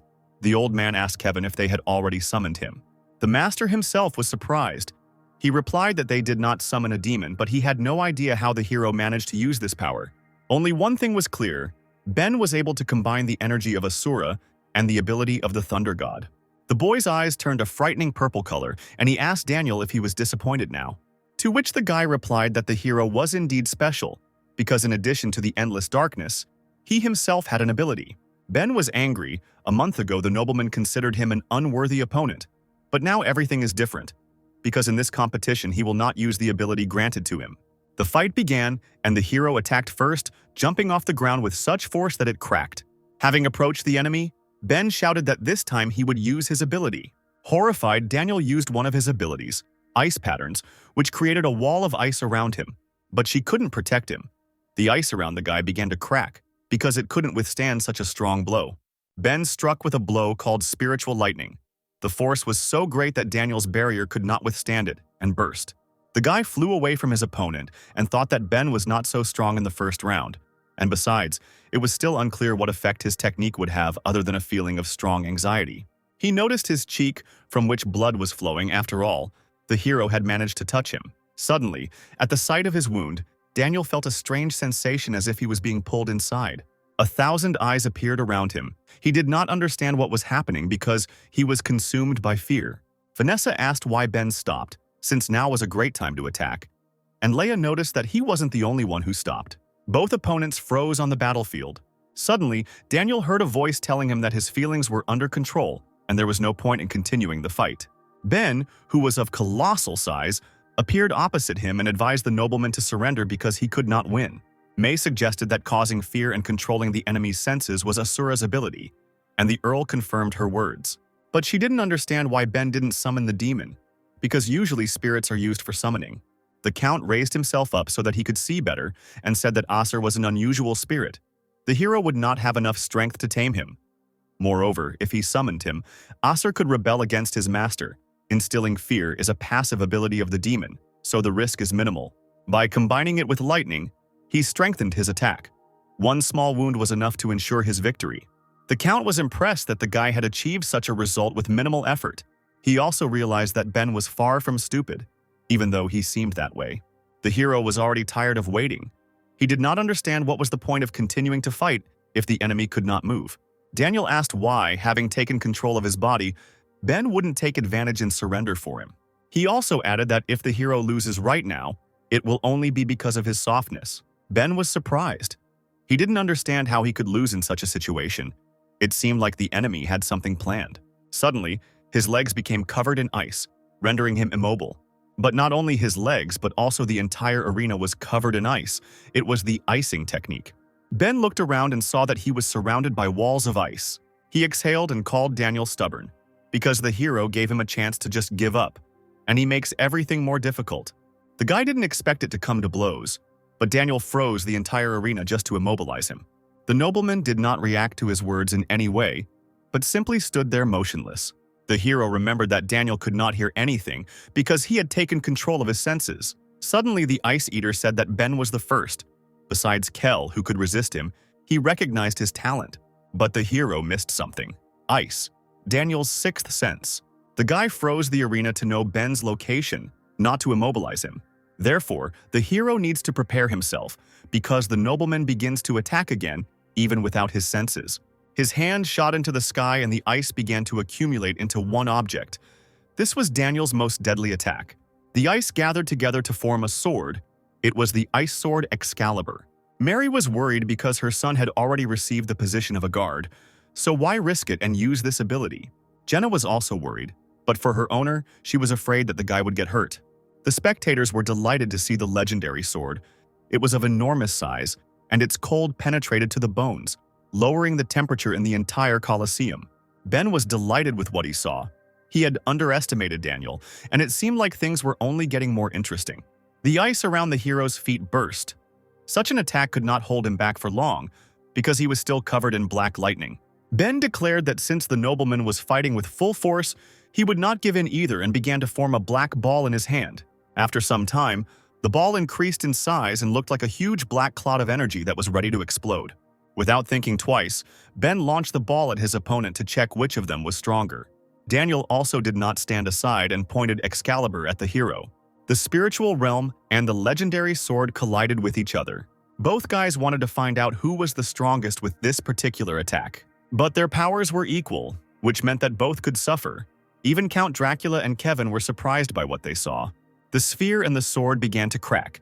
Neither of them wanted to give in, and it was not clear which of the guys was stronger.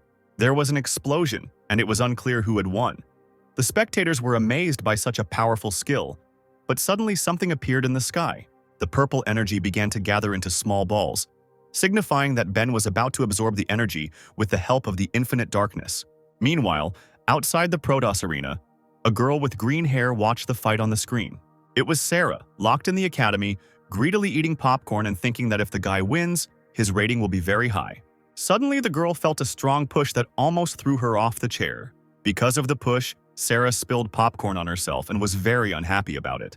But what happened, the girl thought it was like an earthquake. Suddenly, behind the glass, she saw the killed guards and a guy with red hair who looked like one of the participants in the competition. Adam walked forward, not noticing the enemies. He felt that his goal was very close. Suddenly, he stopped. The guy realized that the fragment was behind this door. Coming closer to the door, he swung his fist to knock it down. His strength was so great that the metal door shrank like a sheet of paper with one blow. The barrier was destroyed, and the predator was in the room with the meteorite. Adam was happy that he had finally reached his most cherished dream. His goal is the gift of light. With its help, the predator will finally be able to surpass the spiritual level and become the crown of evolution. Suddenly, the steps of some unfamiliar person were heard behind the guy. It was one of the B-rank Protoss guards who attacked Adam, saying that he was not allowed into this room. The predator saw the blade of the sword that appeared in front of his face, and he was surprised by such impudence of the man. Adam instantly grabbed the man by the face and slammed him into the wall, furious that this weakling was distracting him at such an exciting moment. The force of the blow was such that the mark from the guy's hand remained forever on the face of the dead defender. Sarah watched all this through the cameras. She was horrified by the fact that the fighter killed the B-rank defender with one blow. She understood that the unknown person had come for the meteorite, and even the commander-in-chief couldn't stop him, which meant the girl shouldn't try either. Sarah had only taken the job to get Ben to the dean, and she had absolutely no desire to risk her life for the old man's business. She was scared, so she decided to hide and pretend she didn't see anything. Meanwhile, in the arena, the warriors began to recover from the explosion of the sphere and the sword. Daniel felt his feelings return, but he didn't understand whether it was because the fight time was up or because Ben had let go of control. But then he saw a familiar aura in the sky, which he had seen before. He became angry and accused Ben of using the infinite darkness, even though he promised to fight without it. The hero was ashamed. He explained that this ability was passive, and he himself could barely restrain it. So as compensation, he returned Daniel's feelings to make things fair. Mary decided to leave the arena. She was angered by Ben's invincible power. The woman understood that after the destruction of the sword, her son no longer had a chance to win. She knew that the endless darkness does not obey the will of the owner and absorbs energy on its own. So the hero not only won the fight, but also became stronger, and Daniel weakened. At this point, she considered the fight over and left, because she did not want to see her son lose. Suddenly, the heroes heard some strange sound, which was like a rumble. It could be heard throughout the city. Count Dracula and Director May were shocked. They seemed to understand what had happened. The dean asked Kevin in a trembling voice where the sound came from. Kevin replied that it sounded like the sound was coming from the old man's academy. A huge pillar of light was coming out of the roof of the academy, and it seemed like right now everything was going according to the Predator's plan. He understood that the S-rank guards would arrive soon, but unfortunately, it would be too late. After all, what he was looking for was in his hands. The gift of light, the greatest treasure of the Protoss, which the monster had been looking for 10 years. Without thinking twice, he began to absorb the seemingly small fragment which contained enormous energy. Suddenly, someone's hands formed a strange sign, pointing straight at the shard. It was Sarah who used the grip on the gift of light and sealed it. At that very second, the small fragment dissolved into the air as if it had never been there. Adam did not understand where his gift went. At the very last moment, it disappeared. He became very angry and looked at the silhouette that stood at the entrance to the room. The guy was outraged that at such a moment the girl simply teleported the gift of light. And besides, he did not understand how she was able to survive because he killed everyone in his path. She replied that she did not want to interfere in something that was none of her business, but as a Protoss, she could not stand idly by while the greatest treasure was being stolen and murdered. So Sarah decided to fight and not let the predator get him. The girl's words made him more and more angry. He asked again where she teleported the fragment. But Sarah brazenly replied to Adam that it was none of his business. Suddenly, tentacles flew out of the guy's hands. This was no longer Adam's ability, but the predator's own, which was called hellish chains. The girl was surprised by the attack because the guy did not use such a technique at the competition. The tentacles grabbed the girl by all parts of her body. She realized that something was wrong with Adam's energy. It was not like human energy. A second later, she was completely at the mercy of the monster, which completely enveloped her body with its vile tentacles. The predator said that he gives the girl exactly 5 seconds, and if she does not tell where the core is, she will die of suffocation. Sarah replied that his threats would not change anything because she understood what she was getting into. And besides, if the monster killed her, he would never know where the shard was. The girl placed a seal on the gift of light before teleporting it, the barrier blocking its connection with the outside world. And if a predator kills her, he can forget about searching for treasure. Adam himself noticed that he no longer felt the presence of the core, so he decided to torture the girl since he couldn't kill her. The grip of the tentacles tightened, twisting the girl's arms, legs, and neck. She screamed in pain but had no intention of giving up. Adam asked the girl again where she was hiding the shard, continuing to torture her. The girl just laughed in the monster's face, replying that he was somewhere he could never find. Leia was already running towards the academy because she knew that her friend was there now. She sped up her pace because she was worried about the girl, but at the same time she understood that everything would be fine since Sarah was on duty. Dean Lee also joined the chase, but he was worried not about the girl but about his priceless treasure. Suddenly, Leia heard a strange squeak behind her. She turned her head to see what was there. Behind her flew hundreds of bats, Count Dracula's faithful companions. Leia saw that the king's viceroy himself and 2 S-rank guards also arrived to help. Apparently something serious happened. After these words, all the heroes rushed to the academy. A few minutes later, Leia landed at the entrance to the Science Academy, surrounded by the torn bodies of guards. She looked around the place, preparing for battle, but Sarah's body was not there. Suddenly, she heard Dean's cry. It seemed he had found the battle site. He was shaking and constantly repeating the same words about the gift of light, that it was his. Leia thought that the old man had gone crazy. But looking away from the old man, the girl saw someone else in the room besides the meteorite. It was Adam lying unconscious and covered in his own blood. The old man continued to rave, and Leia quickly went down to the guy to interrogate him. She thought that the fighter would have problems because he quietly left after the fight to get here. But then the girl noticed a strange wound on the guy's body. It looked like he had done it himself. But Leia didn't understand why. She lifted Adam up and sat him down and asked him to do her one favor. If the guy is still alive, then let him let Leia know about it. After these words, she slapped Adam across the face with all her might. The fighter coughed, which meant he was still breathing, and the defender asked him where Sarah was now. An enraged old man appeared behind the girl, took out his sword and simply asked where his core was. He didn't know what he was doing in his madness, but Leia managed to block his blow with her katana. The girl said that everything has its time and let the old man wait until she finished interrogating the guy, and then they would talk. Lee was angry that this was the second time Leia had blocked his blow, and he also didn't understand how it was possible to put the discussion of the secretary's life and his gift of light on the same level. More figures appeared at the entrance to the room. It was the Count, who said that there was no need to fight because the surveillance cameras were broken. Adam is the only eyewitness, and if he dies, they will not be able to find out anything about what happened here.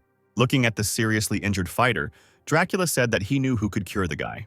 After some time, the heroes arrived at the top of a snowy mountain. Adam began to open his eyes with difficulty, and through the cloudy haze he saw Kevin. His face seemed familiar to the boy, but due to the injury he had difficulty thinking and understanding what was happening. Suddenly, the fighter jumped up and asked why he was there. The master replied that Adam was a worthy student of his teacher. With such wounds, an ordinary person would probably have died. But the guy survived. Apparently, life-threatening fights were nothing new to him. With difficulty moving, the warrior turned to get out of bed. He knew that he did not have time to lie around because the predator had sealed his teacher. But suddenly, his body was overcome by a wild pain, reminiscent of lightning, which passed from head to toe. Adam fell out of bed and blamed himself for the fact that it was his fault that he couldn't defeat this creature. Kevin noticed that the guy was an exact copy of his teacher. Suddenly, someone extended a hand to Adam and asked him not to worry about his mentor because Joseph was strong and would not die just like that. The guy was surprised because in front of him he saw one of the strongest people of Protoss. It was Count Dracula who asked to tell the boy everything he knew, and he would take care of everything himself. Meanwhile, somewhere in the forest outside the city, a meeting was taking place. Sarah stood in the clearing and told someone that it was time to leave, because if they hesitated, the guards would catch them. She heard a sweet, sexy voice in response, which said that apparently the plan had failed since the guy was annoyed. The girl turned around and was surprised that he had changed his body. It was a spiritual-level predator, the sorceress Jessica. She was interested in why the guy had moved into the girl because he could have chosen her body. Spiritual-level predator, Dark King. Steve replied that this body was the only one who knew the location of the gift of light, so it could not be left there. Steve turned around and ordered the sorceress to leave because they had very little time left. Suddenly, there was a rustling sound in the bushes. Someone called the monsters and asked him to wait. A hairy hand of a creature appeared from behind the tree, hurrying to meet them. It was a way-level ghost predator. The monster was worried that its allies had decided to abandon it, and it would then get lost and not find them. Meanwhile, in Kevin's hut, the heroes discussed the incident at the Academy of Sciences. Adam told Count Dracula everything about the ghost-level predator that can inhabit other bodies. The governor had not met such a thing for a long time, but unfortunately, he could not leave the city because the power was now in his hands.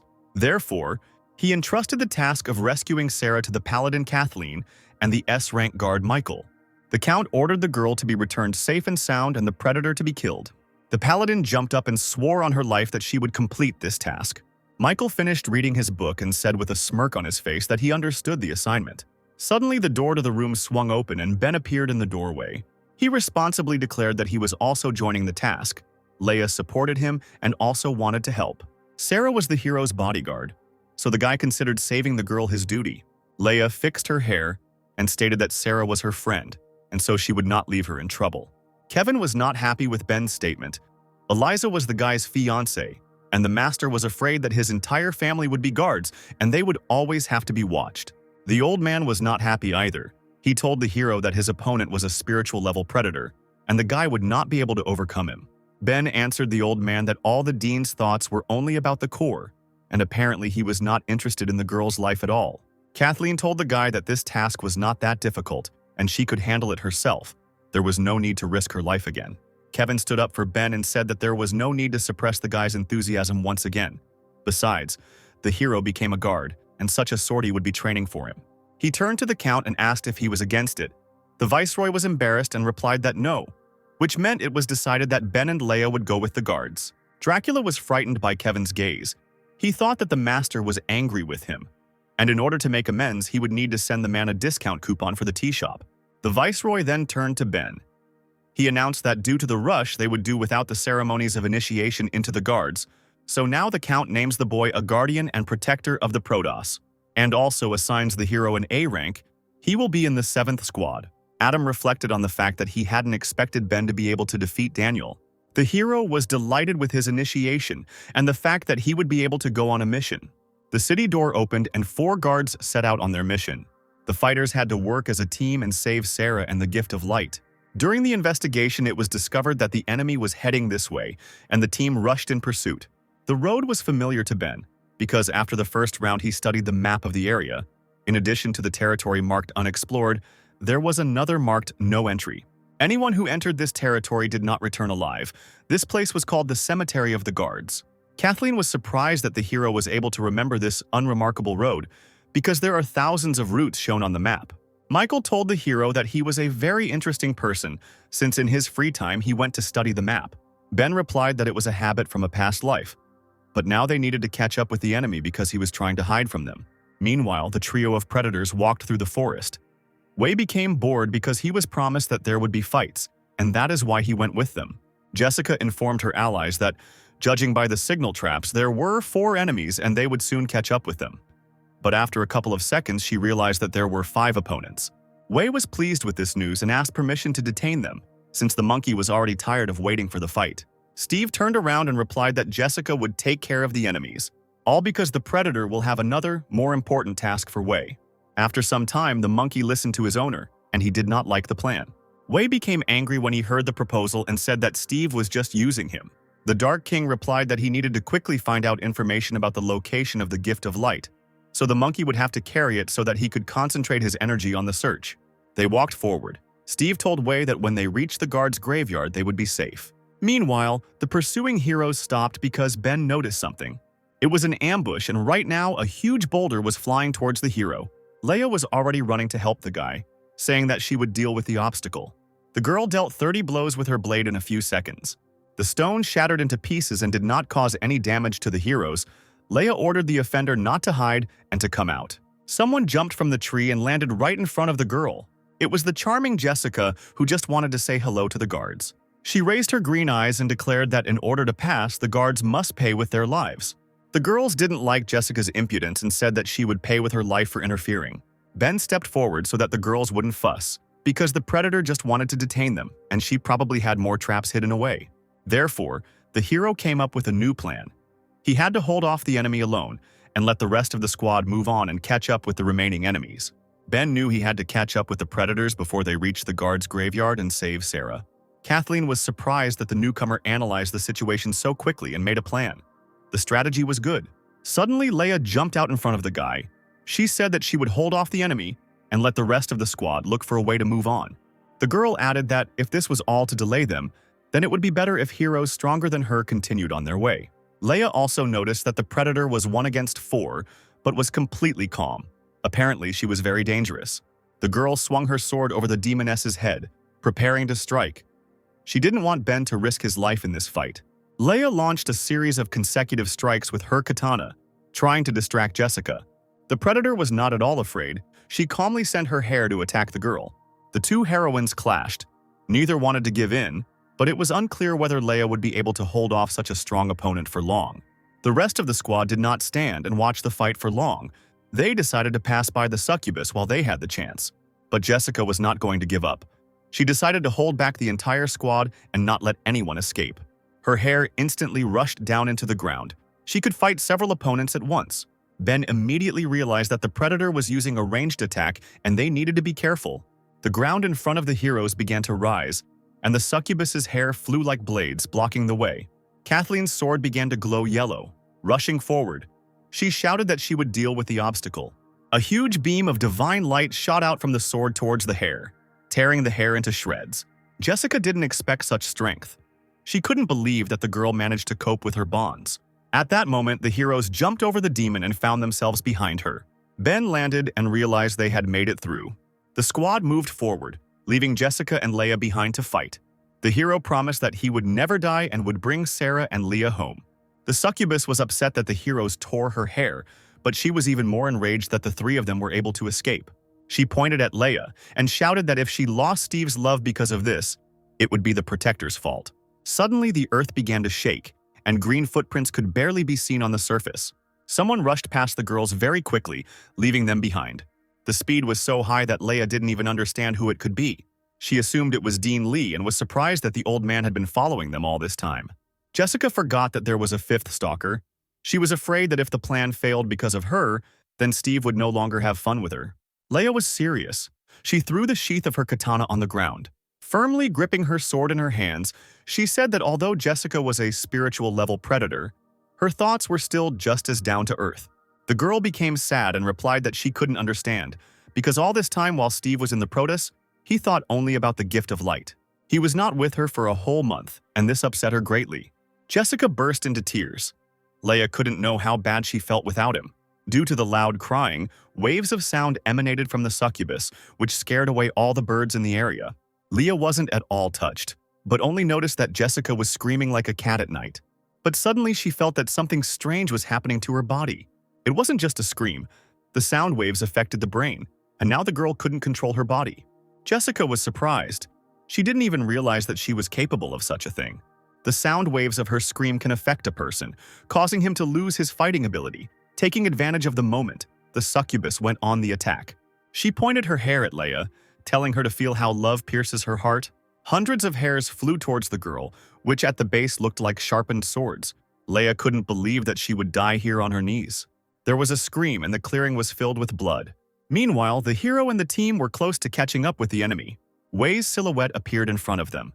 Knowing that Jessica couldn't be relied upon, she had missed 3 people. He sat on a tree stump, holding a huge club in his hands.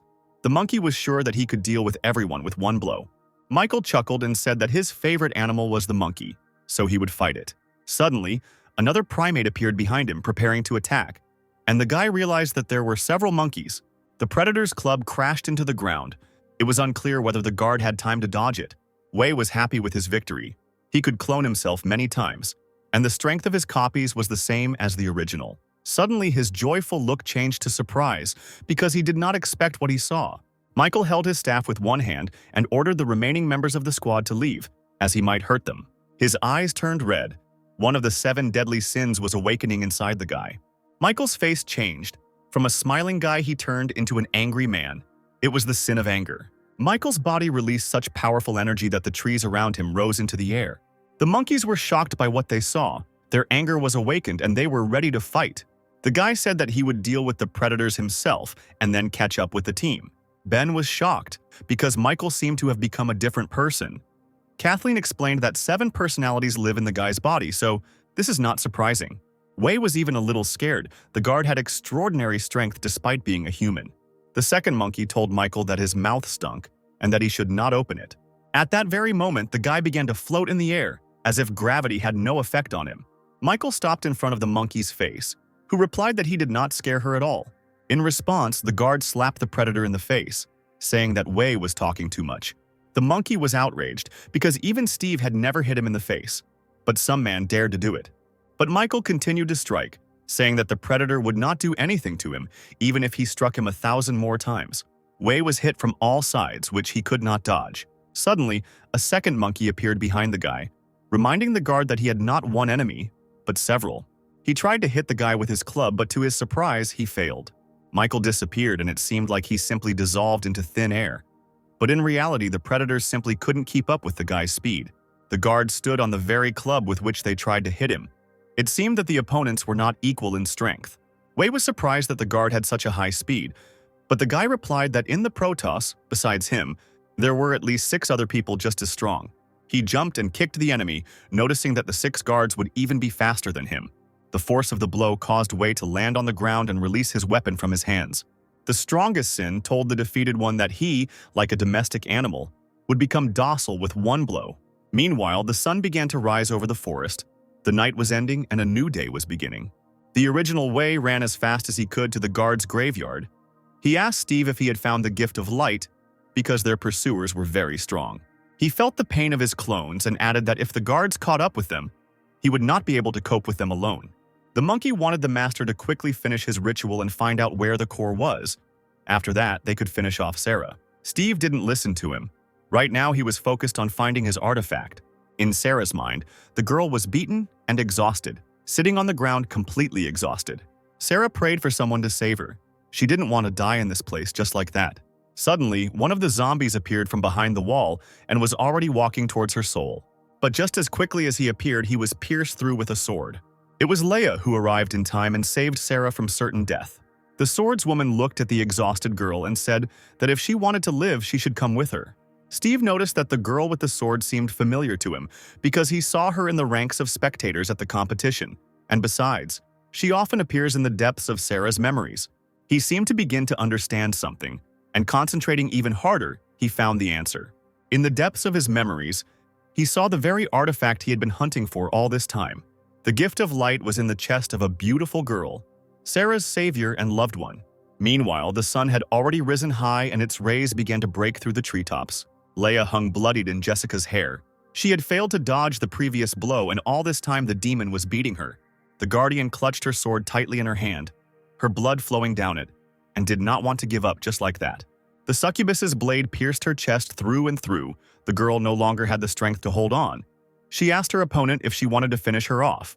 Jessica was amazed at how persistent the girl was, because even despite such critical injuries, she still continued to hold her sword in her hand. She answered the girl that it was not that her scream was irresistible, it was just that she was difficult to deal with because she was very strong. But she got tired of playing with her victim, so it was time to deal the final blow. Jessica directed her hair to deliver the final blow, saying she wanted to hear Leia scream in pain. At that moment, the guard resigned herself to her fate and mentally apologized to Sarah. She closed her eyes, preparing to accept her death. This time, she failed to save her friend. Suddenly, a bright yellow light illuminated the entire clearing. There was a powerful explosion that scattered all of Jessica's hair like little torn threads. The epicenter of the impact began to narrow, forming a small yellow ball. In the center of this ball stood Leia. She was completely protected by this unknown force. Jessica was surprised by the power of the skill. She was sure that the enemy was powerless. The succubus did not understand where the girl got such a strong ability from. The predator looked at Leia, who was surrounded by divine light. It instantly healed all her wounds, from which blood was coming out. All the power was concentrated in the guard's chest. It came from a small yellow fragment. Hidden within Leia was the gift of light, which now granted her new abilities and strength to defeat her rival. Jessica couldn't believe her eyes. She froze in surprise at the sight she saw. The succubus realized that all this time the gift of light was in Leia. The predator trembled as if she was afraid of what fate awaited her. Leia noticed this and asked the succubus not to be afraid, because her blade was fast. Apparently the heavens favored her today. But it seems Jessica was not afraid. She was filled with joy, and she was trembling from delight, not fear. After all, the path to the happiness of her whole life is now right in front of her. If she could obtain the gift of light, she would receive Steve's love. Or so it was in the girl's imagination. At that moment, Leia's blade glowed with divine colors. Her power increased significantly, and now she had much greater chances of winning. She told the demon that she would not allow this to happen, preparing to attack. With a quick strike of her sword, she attacked Jessica, who, in her excitement, forgot about the fight. An explosion thundered. The force of the sword strike was so great that all the trees behind the succubus were destroyed at the moment of impact. The fight was ended with one blow, and the defeated Jessica fell to the hard ground. She couldn't believe that she had lost, because the gift of light was so close. What a pity. Now the girl would not deserve Steve's favor. Leia looked at this picture of unrequited love, and at the last moment she even sympathized with her rival. As she died, Jessica said that she still passionately desired Steve and wanted to return to him. A few years earlier, in someone's abandoned house, Jessica was holding her t-shirt, which barely covered her chest. She was in tears. At that time, she was 18 years old. The unknown man put on his pants and told the girl not to cry and to keep everything that happened a secret.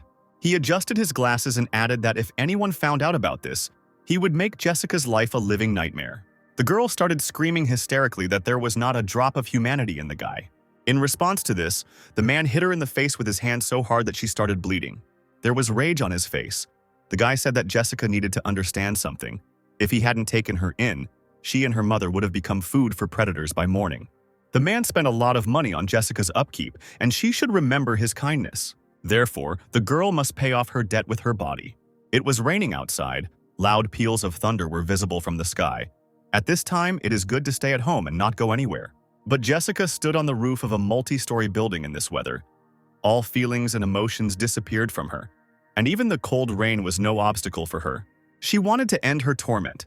In her head, the voice of the tormented girl told her to take a step into the abyss. Just one step and it will all be over. She won't have to endure the bullying anymore. The beauty rose on her toes and had no doubts about her choice. She spread her arms out to the sides and began to say goodbye to this unhappy world. Jessica thought that if there was an afterlife, she hoped that at least she would be treated well there. Suddenly, just before the jump, someone spoke behind the girl. The unknown person said that death is not a way out. It was Steve who declared that only power could change anything.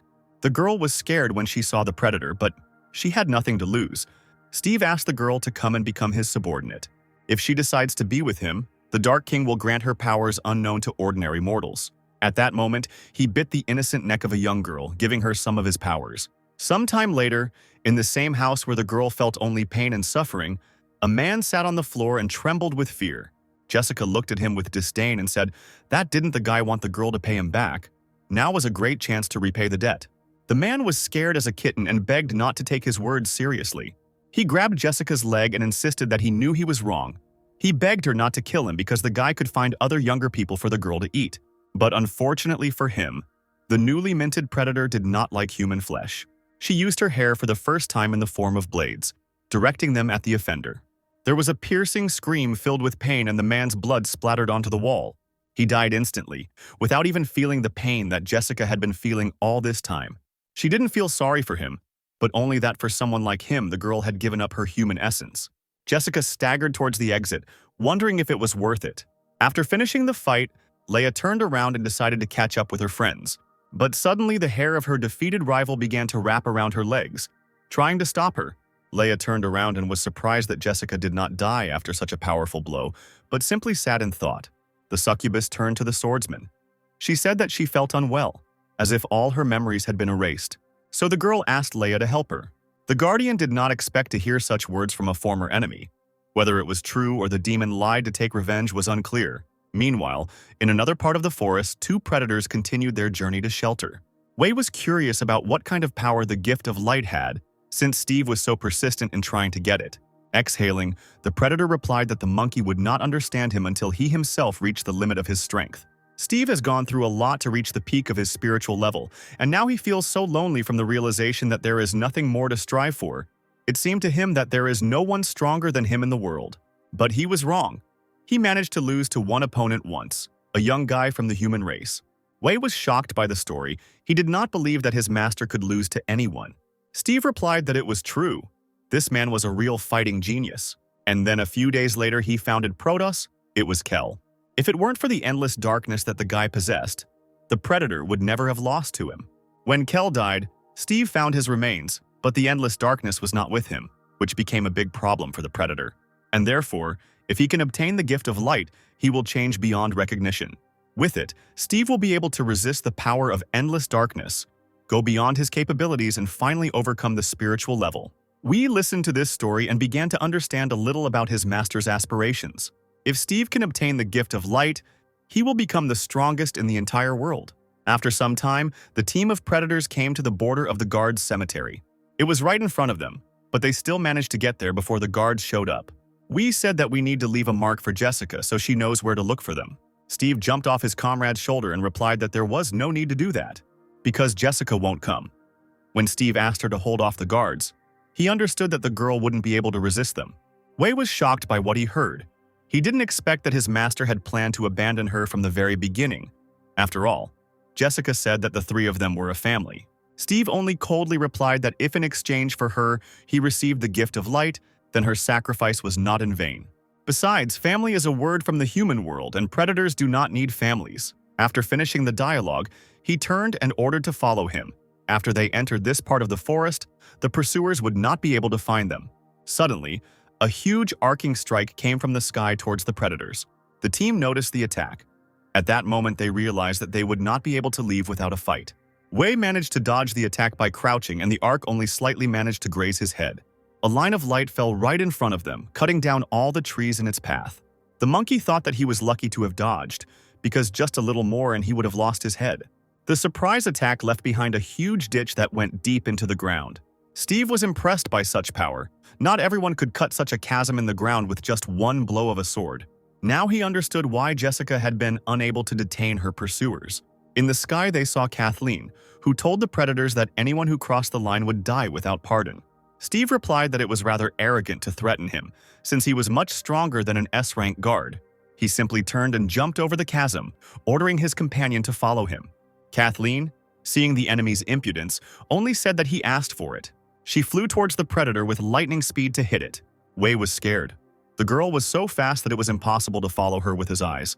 Kathleen attacked Steve with her sword, but he successfully blocked the attack by creating an impenetrable shield around himself. He turned to the girl and said that she had not lied, despite the fact that the predator was in their friend's body. But as he had already said, she could not defeat him. Steve had already fought one of the guards, and after that he created a shield based on the strength of his blow, so the girl would hardly be able to break through it. Kathleen replied that she has no equal in terms of dealing maximum damage in Protoss. The shield began to crack, and the sword began to penetrate deeper and deeper behind the barrier. Steve realized that the shield would not be able to withstand her attack, because the cracks kept growing and the sword went deeper. The predator had not counted on such power at all. He realized that it was time to dodge. He turned around and tried to jump away from the sword after his shield shattered. Steve was a little short of dodging the attack, and Kathleen was able to hit Sarah's cheek, leaving a cut on it. All the power of her strength went into the ground. The predator successfully dodged and lost only points in flight. He understood that he was lucky. The girl was good with a sword, but there was one nuance. Kathleen didn't take advantage of the moment and changed her trajectory. Apparently, they also needed information about the location of the Gift of Light. The paladin stood opposite and pulled her sword out of the ground. She said that she didn't manage to hit the target the first time because she hadn't practiced with the sword for a long time. Steve understood that this was a lie. She pulled the sword out of the ground and a small crack appeared where it had stuck. Everything around began to shake as if an earthquake had started. This surprised the Dark King. The paladin's attack was so powerful that the small crack from the blow expanded into a huge chasm. Kathleen noted that Steve couldn't fight at full strength while in this body, so he needed to return to his own because her next blow would hit the target. The girl provoked her rival to leave the body. She said that she wanted to see the real power of a spiritual-level predator. She began to mock her opponent, saying that apparently his only ability was to possess others. Steve chuckled at the girl's words and did not succumb to the provocation. He replied that while he was in this body, Kathleen would not kill him because this person was important to people. The predator added that the paladin was using childish tricks to try to deceive him. Wee stood up for his master and shouted that the girl would not be spared because she had ruined the monkey's hairstyle with her blow. Steve was ashamed of his ally because he was stupid and did not understand that he was much weaker than the paladin. Wee swung his fist, preparing to launch his attack. He shouted that there were two of them and only one of her. There was no way she could win. Kathleen turned to the predator and replied that she did not come here alone. Suddenly, a strong kick hit the monkey on the head, causing him to forget all the words he wanted to say. It was Ben who jumped away from the weak enemy and was focused on attacking the main enemy. The guy shouted for Kathleen to remember that they had to follow the plan. The girl replied that she remembered and prepared for the next attack. Steve heard his words and realized that the guards were up to something. Above him was Ben, who began to summon hundreds of purple balls filled with energy. The guy shouted that all this energy was collected by the endless darkness. Using instant destruction, he directed all the explosive energy at Steve. The ghostly spheres hit their target, and it seemed that no one could survive such multiple explosions. But the spiritual-level predator was not so simple. He covered himself with the same shield, saying that Ben lacked experience, spent so much energy, and only raised dust. And then Steve remembered that the guy had shouted something about a plan, and maybe he was just distracting attention. The predator completely forgot about the hero's partner while watching the spheres. Kathleen was already running to meet her target. Steve understood that the girl was a greater danger to him. She delivered her devastating blow with her sword, but the Dark King managed to dodge it, standing on his hands and jumping away. Dodging the blow, Steve smirked at the fact that he had figured out the guard's plan. A weak attack distracts, and a strong guard deals damage to the distracted enemy. Kathleen replied that in fact the predator was mistaken and that was not the plan. Upon landing, Steve saw a dark figure behind him, from which he could no longer escape. It was Ben who smiled and said that their plan had worked. The hero grabbed the predator in the human body and began to use a chokehold. Steve didn't understand what was happening because right now he felt his strength leaving him. Purple spheres began to appear around Sarah, indicating that Ben was absorbing energy from the enemy weakened by strangulation. The predator remembered this aura that he once fought, and he realized that Ben was the owner of endless darkness. The hero replied that the predator had guessed correctly, and when the guy absorbed all of Steve's power, he would leave Sarah's body. The air around the opponents began to swirl into a whirlwind, and the aura became more and more frightening. There was so much energy coming from Sarah that she began to turn into a large purple sphere. Wei watched what was happening and also realized that the endless darkness that Steve was so afraid of was inside this guy. Kathleen was worried about the hero. She didn't know if Ben could handle such power. The sphere began to narrow, and a silhouette became visible in the cloud of dust. Ben emerged from the smoke unharmed, holding an exhausted Sarah in his arms. The paladin rejoiced at the victory. The girl was saved, and there was not a scratch on her. The hero had cleverly thought of everything, and his plan had succeeded. Ben placed Sarah near a tree stump and created a shield around her that he stole from Steve so that nothing would threaten her. He knew the girl couldn't hear, but he told her to rest properly while the battle was going on. The guy added that he would wait until Sarah came to her senses, and then they would all figure everything out together. Suddenly, laughter was heard from the cloud of smoke. The enemy was still undefeated, but now at least it was possible to fight him with full force. Steve laughed that he was very lucky because he not only found out the location of the Gift of Light, but now he could take away the endless darkness. The predator appeared in his true form. He said that the heavens favor him today. That is why he is having fun. The Dark King raised his hands to the sky as if calling out to God and shouted that he was the chosen one. Ben replied that he was celebrating too early because at least half of the predator's strength had been absorbed. Therefore, it is not a fact that the second half will be enough for Steve to take away the endless darkness. The predator replied that he does not lose to the same ability twice, and it does not matter how much power the hero managed to absorb. He turned to his ally and asked Wei to tell him what his master's true appearance was. The monkey smiled and replied that Steve was the lord of the underworld, and therefore he could control the souls of the Shadow Realm. In fact, they did not come here to hide from persecution. The Guardian's graveyard is Steve's underworld prison, where many souls are enslaved and are the source of his replenishing power. This is why the predator becomes invincible in this place. Kathleen noted that they had underestimated their enemy, but Ben was not intimidated by these words. He said that since this had happened, they had only one thing left to do: deal with the predator and complete their mission.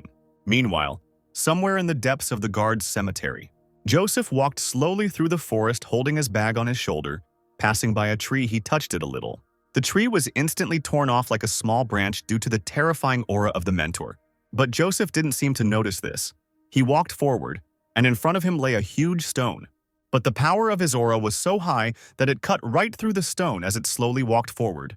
The man had made a huge hole in the rock and was approaching its exit. When he came out, the obstacle shattered into pieces. But Joseph didn't react to this either. Apparently, this was a usual thing for him. He was only worried about the place where he ended up. The man walked forward all night, but never came out anywhere. Suddenly, he saw hundreds of souls flying in some direction. Joseph was surprised by this because he had already dealt with them before. He thought and said that apparently the educational process had not been in vain for them, and now they had decided to help him get out. Thousands of spirits responded to Steve's call and headed towards him to feed him with energy. Ben was shocked by the number of spirits he saw. Apparently, the predator killed a huge number of people. Kathleen knew that they couldn't be allowed to be consumed by the Dark King, or they wouldn't be able to win. But it was too late.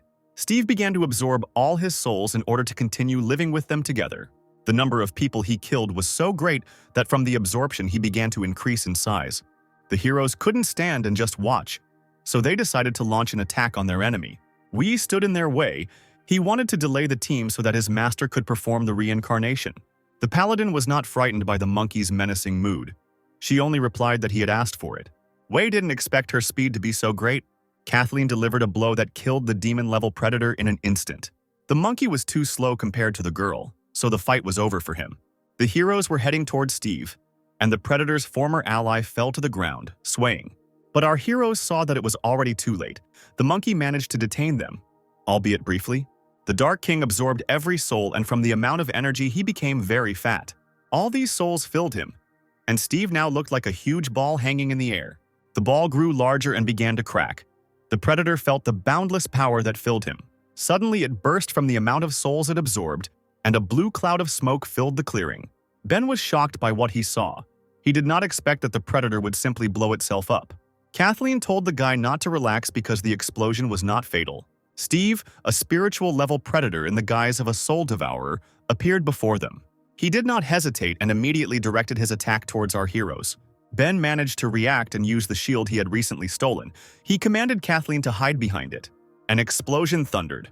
The force of the released energy was devastating and formed a blue sphere in the place where the team stood. The explosion left a huge crater, in the center of which was a shield sphere, one of Ben's abilities. The guy realized that if it weren't for the shield, there wouldn't be a trace left of them.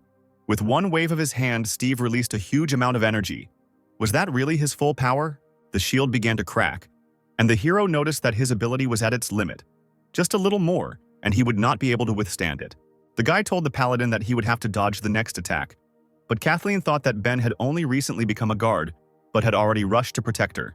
You wouldn't say he was reliable, but at crucial moments he could be relied upon. Steve was floating in the air, disappointed that his attack didn't hit the heroes. The Dark King felt that this was not the limit of his capabilities, but only his 70%. But he did not understand why this happened. Suddenly, the predator remembered Joseph, whom he had sealed in his prison. He assumed that most likely it was his doing. There was a noise behind Steve, the sound of trees breaking like thin twigs as someone approached. Joseph emerged from the dense forest and declared that he was tired of walking in the dark and that he had finally gotten out. Steve was surprised that the guard was able to survive. He asked the man if he was the same boor who attacked him recently. Joseph's face, as always, was emotionless. He simply asked the predator who he was. Steve chuckled and said that the guard must have forgotten him too quickly, to which Joseph replied that he didn't understand what he was talking about since they had never met. The Dark King realized that the man was rather stupid and asked him directly what he had done with his spirit slaves. The guard replied that if he was asking about those spirits in the forest, then he had taught them a lesson and prayed for their repose. Steve was angry. He didn't expect that by locking the guard in prison, he would lose so many souls that he had been collecting for years. In a fit of rage, he jumped into the air to attack the one who had ruined all his plans. The speed of the Dark King was great, and Joseph did not have time to dodge his attack. Steve struck his opponent in the face with his hand, causing him to fly to the side. The man fell to the ground, but he still held his mysterious bag in his hands. Apparently, there was something valuable in there for him. Steve said that even though he currently has 70% of his strength, it will be more than enough for the guards. Joseph rose to his feet as if nothing had happened. It was not the first time he had been hit by an enemy. The man told the predator that he had a rather weak blow, and if he had not rushed, he would have shown him what strength was.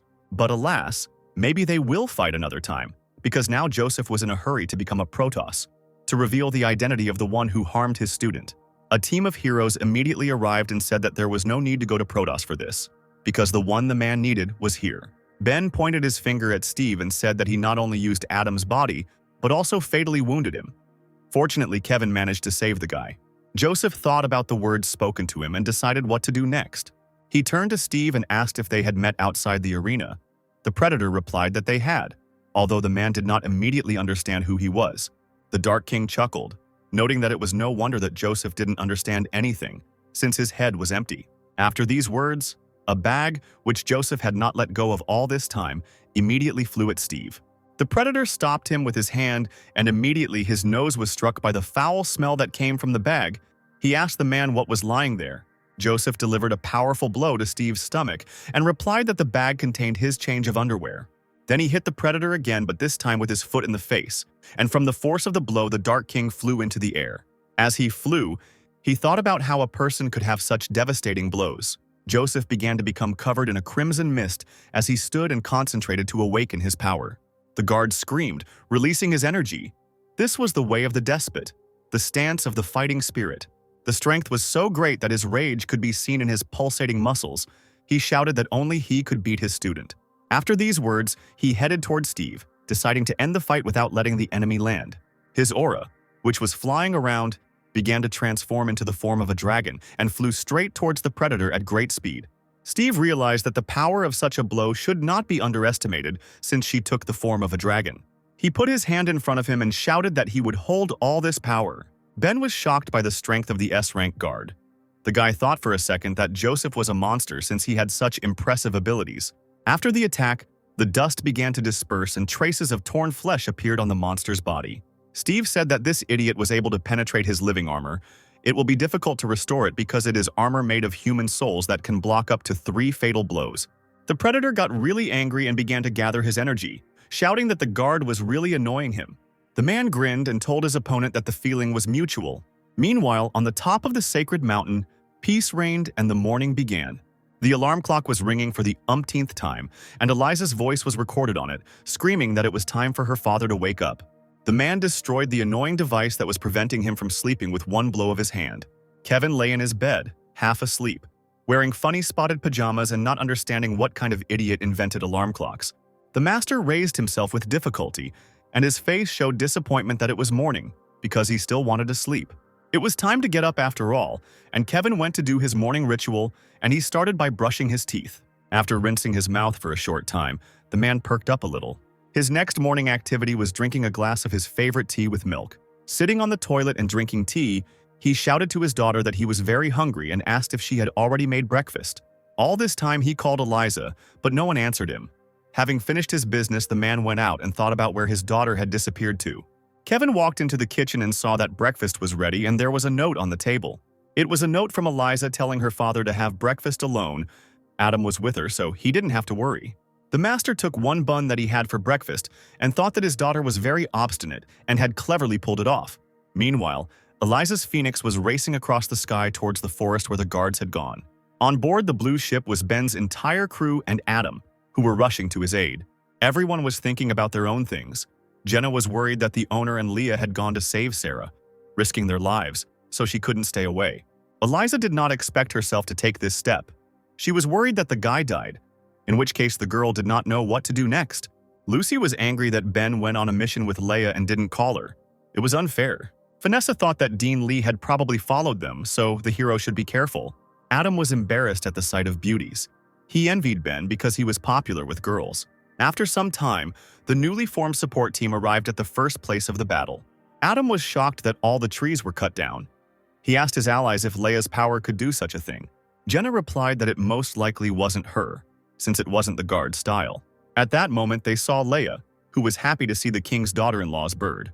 Jenna landed in front of her friend and asked her to tell her where the owner was and why they weren't together. Leia replied that it was because she was detained here. Jessica, who had been following Ben's guard the whole time, appeared behind the girls. Leia asked why the girl was pursuing her since she had spared her, showing leniency. Jessica replied that she was no longer interested in fighting and that it was because of her that she became like this.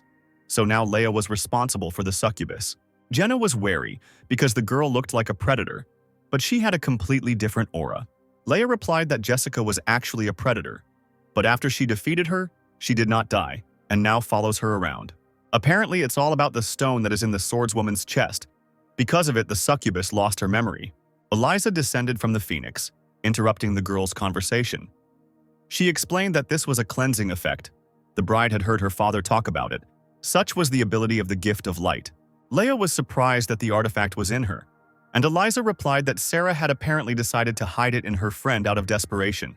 Cleansing removes negative effects, but can also erase memory, so now Jessica has gotten rid of the bloodthirstiness inherent in predators. It turns out that now the girl is not a purebred predator since she was previously a human. Now that she has gotten rid of her main disadvantage, it would be wrong to call her a predator. Eliza turned to the unfortunate girl and suddenly invited her to go with them. Meanwhile, a snowstorm began at the top of the sacred mountain. Kevin managed to overcome his morning sleep deprivation and slowly walked out of his house. He thought that he would have liked to retire a long time ago, but there was no peace in sight in his life. Meanwhile, the battle continued at the edge of the guard's cemetery. Joseph continued to attack his enemy, the high speed of the strike causing only crimson sparks to be visible in the sky. Sparks appeared at the moment when the man delivered his blow and the monster blocked it. Kathleen also did not stand aside and tried to hit the predator with her divine attack, but all was in vain. Ben stood in the clearing and watched. The guy thought that something didn't add up here because at the beginning the predator could barely resist Joseph.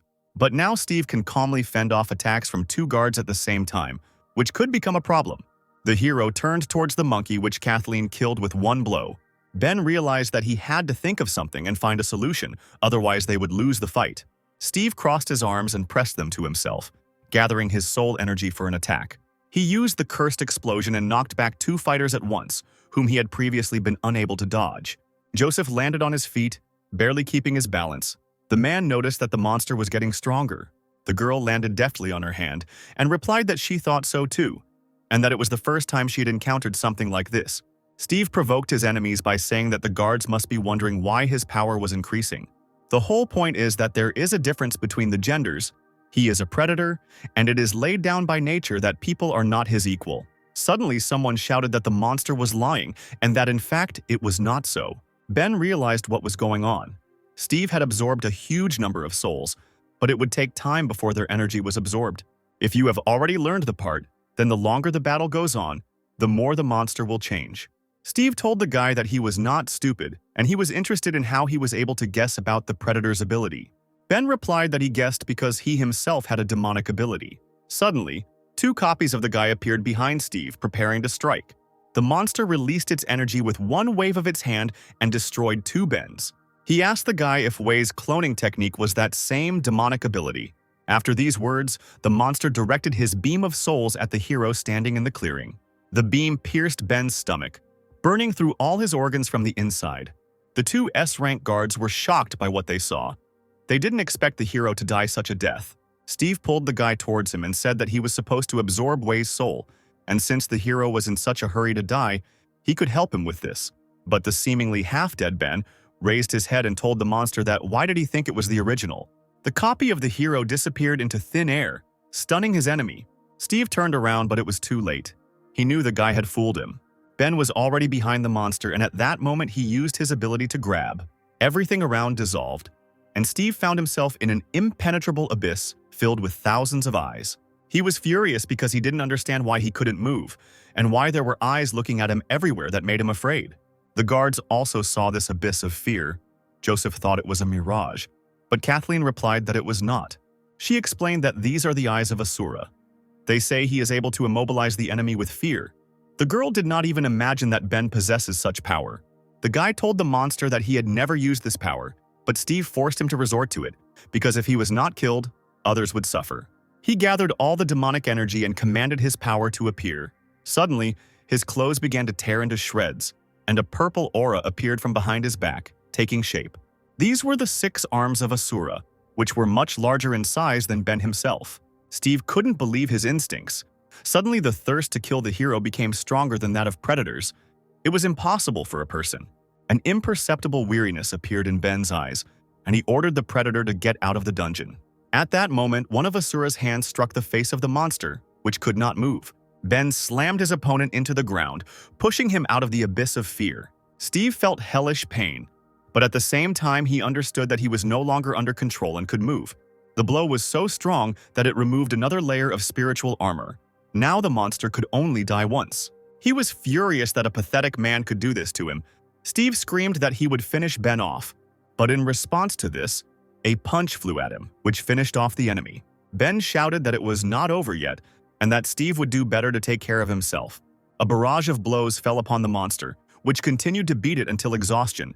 The predator tried to block the attack, but Asura's strength was much greater than his. Under the barrage of blows, souls began to fly out of Steve's body, fleeing. Kathleen was surprised that the souls of the dead fighters were leaving the monster. They were much more afraid of Asura than the Dark King.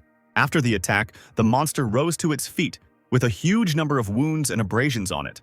But they all immediately disappeared, because the hero also destroyed the last layer of the spiritual shield.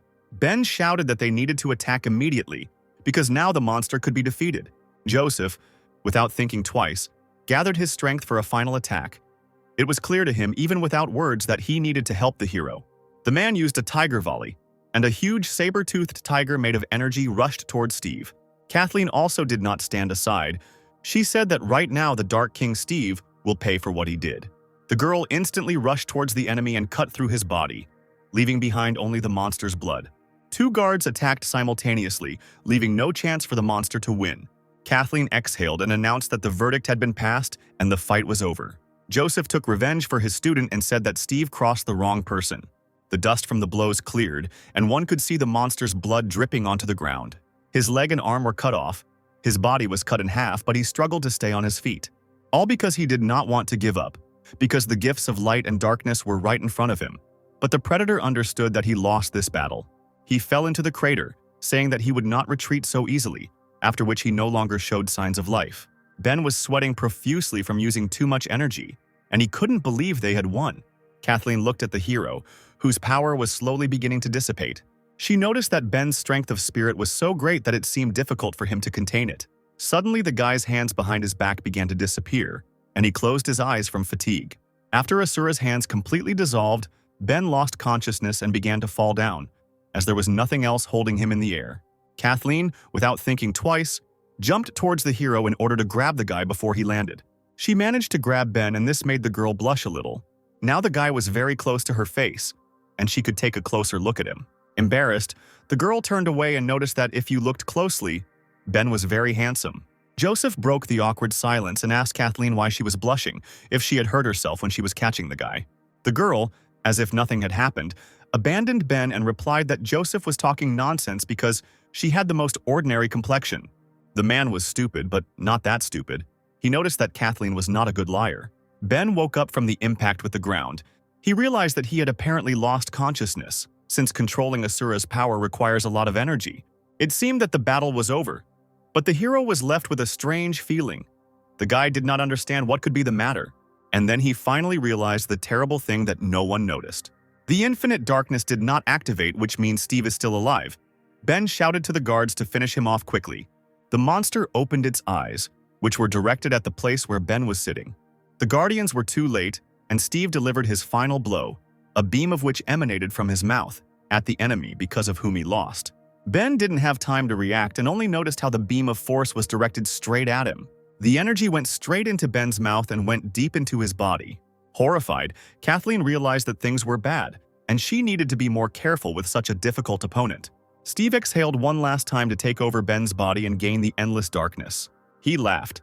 His delight knew no bounds because in the guy's body there was both endless darkness and Asura, as well as other abilities that the hero absorbed. Ben's eyes changed to Steve's yellow pupils, and the most terrible thing happened. The predator took possession of the hero's body. Kathleen raised her sword and began to gather divine power. She advised Steve to get out of the guy's body, otherwise he would taste the power of her blow again. Steve just grinned. It was the best body he had ever had, and now he wasn't afraid of Kathleen's sword. The girl was disappointed in that she also understood that she could not cope with the power of endless darkness and Asura. But suddenly Joseph came into the fight. He told Kathleen to control herself. The man had more experience in such matters, and he would sort everything out. The paladin looked at Mentor Adam with disbelief and asked what he planned to do. Joseph rushed into the attack and was already preparing his fist, answering that he planned to simply smash his enemy. But his fist was easily stopped by one of Asura's hands, despite all the Guardian's power.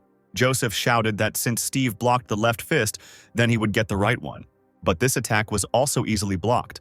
The monster responded that now the guard's fists were of no use, because Joseph can't defeat Asura by relying on physical strength alone. But suddenly the man attacked Ben with his head, using his despot way. Smoke came out of the guy's forehead where the blow had been dealt. Asura's hands began to disappear, and he himself fell to the ground. Joseph said that he most likely won't be able to defeat Steve with his fists now. But the monster did not take into account that the mentor's head was much stronger than his hands. Ben lay unconscious, and now the heroes had no idea what to do next. Kathleen was shocked by Joseph's methods. She did not expect that the mentor would simply hit the guy. The girl asked the man that since he knew a lot about these things, he should know how to get the predator out of Ben's body. Joseph replied that he hadn't thought about how to do it yet. The mentor suggested that he could hit the hero again, and maybe then Steve would leave his body himself, but Kathleen was against it. Suddenly, a man appeared in the clearing and slowly approached the guards. The guy advised Joseph not to do that because there was no point in it. Michael returned to his comrades and explained that Steve was in a hopeless situation, so it was unlikely that he would give up his tiny hope because of some blows. Joseph asked the guy what he was suggesting, to which Michael replied that there was only one way out of this situation. To destroy Steve once and for all, they must rely on the power of Ben himself. The hero and the predator were inside Ben's mind. Steve was surprised that he, the great Dark King, was defeated by a bunch of guards. However, if the monster can defeat the guy in this place, it will get his body forever. Ben chuckled. He wasn't afraid of his opponent at all and replied that all Steve knew how to do was talk. The guy struck the predator in the face. There were no abilities here, just a normal solution to a dispute with fists. While attacking his enemy, the hero shouted that he would recapture his body and drive Steve out. Having received the blow, the monster fell on his hands but was immediately able to push off to counterattack. He swung his leg, attacking the guy, and shouted that the hero's milk was still wet on his lips. Ben should have been a couple thousand years older before he showed off in front of a predator. The guard stood in the clearing and looked at the motionless body of the guy. Kathleen said that Ben had already shown his trump cards and proved that he was quite extraordinary. Without him, the team would not have completed this task so easily. But the girl was worried that now the hero would have to deal with a spiritual-level predator, and the guards could not help him in any way. Michael smiled in his usual manner and replied that they had to find out who was spiritually stronger, and the team could only wait for him to wake up. Joseph asked the question that was in the air. What if Steve wins? What should they do then? Michael replied that then it would be clear that Ben's soul was completely enslaved, and they will have to fulfill their duty as guards, namely, kill the monster. There was a struggle going on inside Ben. Steve said that the guy was still inexperienced because this was the spiritual world. Therefore, no abilities are important here, but only the strength of your own spirit. The monster pointed at the boy and asked what he could do on his own without Asura's abilities and endless darkness. Ben thought about the monster's words and thanked him for reminding him of this. The guy remembered how his body was paralyzed and all he could do was think and reflect, and most importantly, fight for his life. Steve was surprised at how the hero's energy began to change dramatically and increase in size. The guy's large spiritual eyes appeared from the impenetrable depths. Ben told the monster that since spiritual strength is important here, he sympathizes with Steve because the monster got into trouble. The predator was amazed. He had never seen anyone's spiritual power so great. The monster assumed that it was a trick, but it couldn't be true since it was impossible to use abilities in the spiritual world. For the first time he gave in to fear. Steve didn't understand why the guy was so strong. Ben replied that the monster simply didn't know what the hero had to go through. Previously, he could not even dream of moving his arms and this body was obtained with difficulty. That's why Ben will never let a stranger take it away from him. Steve shouted that he wasn't afraid of the guy because the monster had done this a million times and would do it again. The Dark King had never lost in the spiritual world before, so he believed that he would win this time too. Spiritual Ben's huge hand fell on Steve, the monster trying to hold back its onslaught. The predator held on with all his might and said that his good name would not be ruined by any man. But Ben was serious. He told the Dark King not to get cocky. Suddenly, Steve felt a strong pressure on his body that he found difficult to bear. His spirit began to crumble, and the monster realized that he could not cope with such power. Ben in the real world rose into the air, and a purple aura began to appear around him. Joseph was surprised that the guy was floating in the air, but Michael seemed to know what was going on. The guard explained that the hero's levitation is a confrontation between the guy and the predator, and now the battle is in full swing, which means that the team will soon find out who will wake up. Suddenly, another man appeared in the clearing, moving towards Ben at high speed. It was Dean Lee who pointed his sword at the guy and replied that he didn't care who woke up, because Steve had killed his subordinates and Ben was always in the way. The old man thought that now he had an excellent chance to finish them both off with one blow. The guards were surprised by Lee's appearance in this place. They did not understand what he was going to do. The Dean struck and blood was shed. At that moment, on the other side of the forest, Jenna felt her pulse quicken. The girl became worried and assumed that something was probably happening to her owner. Scarlet blood from the old man's blow flowed onto the dead ground. But it was not Ben's blood, but Kathleen's, who caught the Dean's sword with her own hand. The girl saved the guy and said that after they left Protoss, she had a feeling that someone was following them. The paladin did not expect that the old man would decide to appear right now. Her face was stern, and she asked Lee why he needed to kill the guy. The old man thought that Kathleen had risked herself to save the hero. Apparently, not only Kevin was capable of fighting back against the Dean, Lee had the feeling that Ben was somehow bewitched since everyone was helping him. He shouted that the guards call themselves S-rank, but they still believe that the boy is capable of defeating Steve. Instead of letting the predator get endless darkness, it would be better to finish him off while there is still a chance. The old man continued to insist that the team kill the guy and complete their task, and Kathleen's hand squeezed the sword tighter and tighter from these words. The Dean's blade couldn't withstand the pressure and broke under the paladin's strong grip. Her hand was bleeding profusely, but she was furious at the old man's words, and she replied that Lee was wrong and that Ben would not lose. After the guy wakes up, the Dean shouldn't touch him with a finger, otherwise he'll have problems. Meanwhile, the battle in the spirit world was coming to an end, and the clothes on Ben's body began to dissolve into thin air. The guy thanked the girl for her words, and Kathleen, hearing this, was surprised and blushed. The girl realized that it was Ben's voice and began to turn to look at him. He was still able to defeat Steve, but then she saw a charming picture in front of her. In front of her stood Ben, who was completely naked torso. He looked like a strong man from fairy tales. The guy turned around and asked what condition the girl's hand was in. At that moment in her eyes, he was the most handsome young man. Kathleen became very embarrassed and replied that it hurt a little.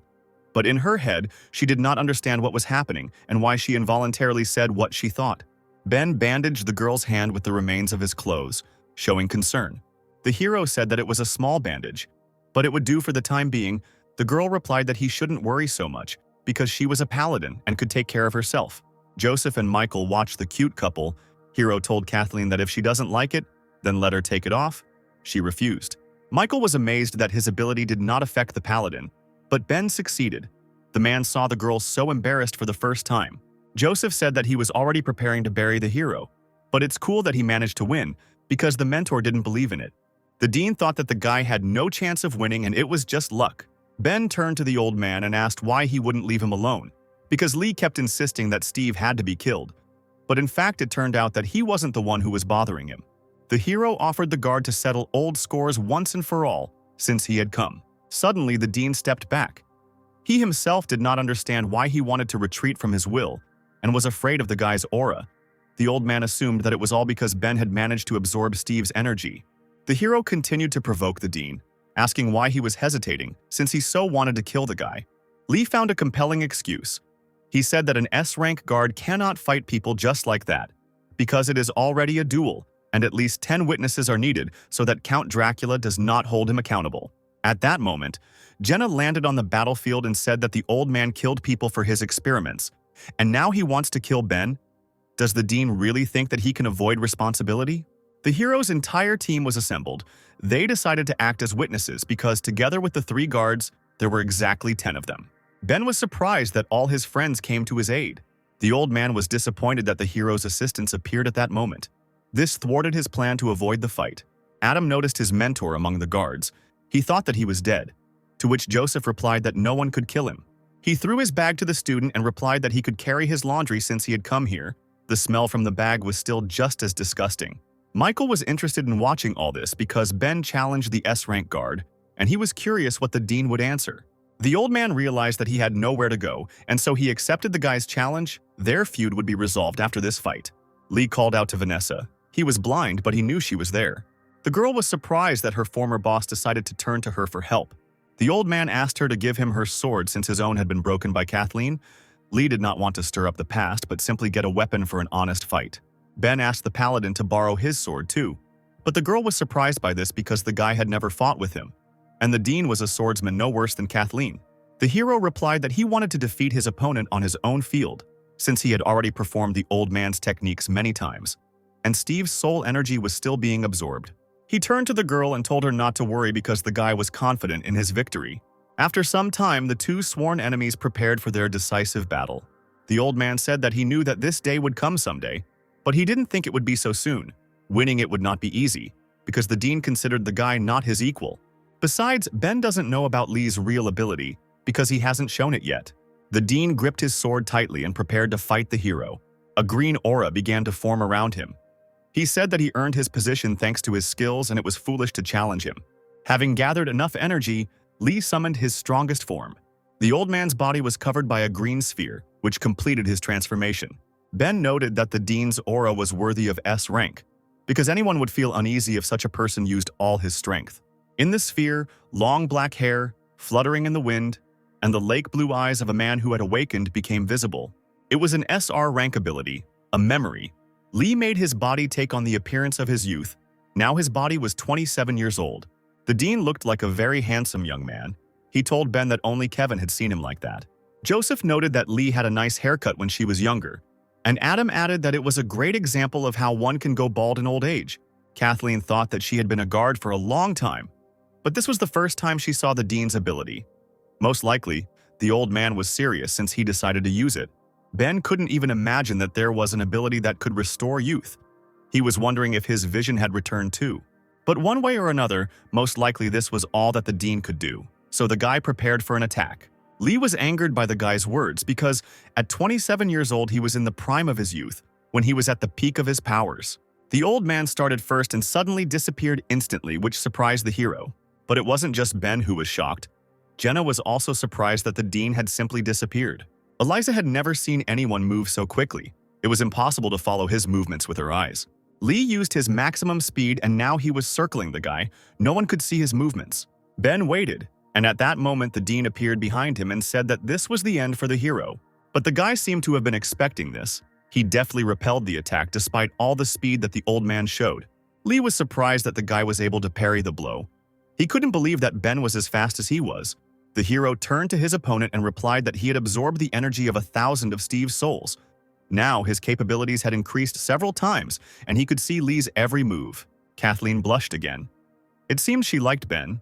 She thought that the guy had calculated his strength from the very beginning, and there was no reason to worry. The hero could still be relied on. In the split seconds that it took for the fighters, Ben began to collect purple spheres for the attack. The old man apparently hoped that the boy would only use the sword, but no one forbade him from using all his abilities. The spheres of energy hit Lee, but he managed to dodge them because his speed was at its maximum. He jumped away from the guy and realized that he had set up energy traps to catch his opponent. The old man understood that if his vision was not fully restored, he would lose this fight. Dean struck the ground, causing cracks to appear and small stones to rise into the air. Lee swung his sword and said that Ben was too cruel for a young man. After that, he struck the stones that had risen into the air with his sword. Seeing the attack, Ben began to gather the air around himself, concentrating energy in his mouth. He then let out a loud sound wave that flew towards the rocks, saying that kindness was out of place in fights. The hero's sound wave completely shattered Lee's stones, turning them into dust. Jenna was amazed by the guy's abilities. She even felt a little embarrassed, seeing the hero's strength. Leia also watched the fight and realized that Ben had become stronger while carrying out this task. The hero clutched the sword tightly in his hand and told the old man to face the truth. The truth was that even as a young man, Lee was no match for Ben. These words outraged the man. He replied that he was a guardian of the S-rank Protoss, and a small fry of the A rank would not defeat him. The old man swung his blade and shouted that one hand would be enough to deal with Ben. The guy also ran to meet his opponent. It was time to check who was stronger. The two fighters collided, and from the outside it seemed that the hero had struck his opponent with one blow.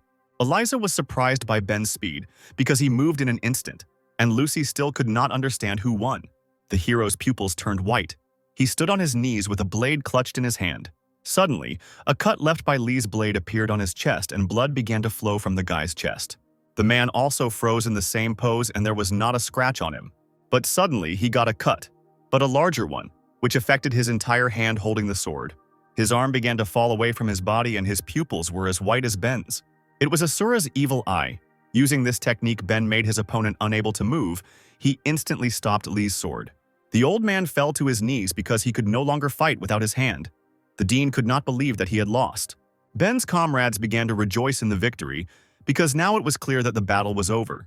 Joseph asked Adam why these people were so young, but already so strong. Unlike his student, the guy replied that Ben's teacher was simply much stronger than Joseph. Kathleen ran up to the hero, seeing a huge cut that ran across his entire chest. The girl became embarrassed and said that she was a paladin so she could heal the guy. But Ben shouted for the guard not to come near because this is not the end yet. Rising with difficulty, the guy said that he saw with his own eyes how the dean turned his subordinates into predators, secretly trying to create an artificial one, and did not even disdain himself. The hero's assumption turned out to be correct. Agony was the reagent for transforming into a predator. Ben turned to his opponent, telling him not to pretend to be dead, because the guy had already seen such a trick recently. The old man laughed. He recognized the hero's strength because he did not expect to lose here. The blind man added that for his goal of uniting people and predators, Lee must kill Ben. The old man shouted that everything he did and would do was for the sake of the Protoss. There was a powerful explosion that was similar to the sphere that Lee transformed into when he became young. Ben was shocked by such power, and he also smelled a very strong smell of blood. Jenna was familiar with this feeling. It was the same as when she fought with the Thunder God, but the dean's energy was much stronger. Vanessa folded her hands and prayed that the old man would give in and not be so stubborn. When the sphere dissipated, something huge appeared before the heroes, not resembling the former guard. Kathleen noticed that this ability was not from the human world. It turns out that the old man really was secretly experimenting on himself. Before them appeared an artificial predator, a huge creature that was covered in eyes, and its hair was like threads and went deep into the ground. Eliza was horrified by what she saw. She could not believe that this creature was Dean Lee. Adam was also shocked by what he saw. This creature looked even more frightening than a spiritual-level predator. Jessica, although a former predator, still found the creature disgusting. The monster opened its mouth and slowly began to repeat Ben's name. Then it said that it wanted the guy dead, and the eyes on its body looked at the hero.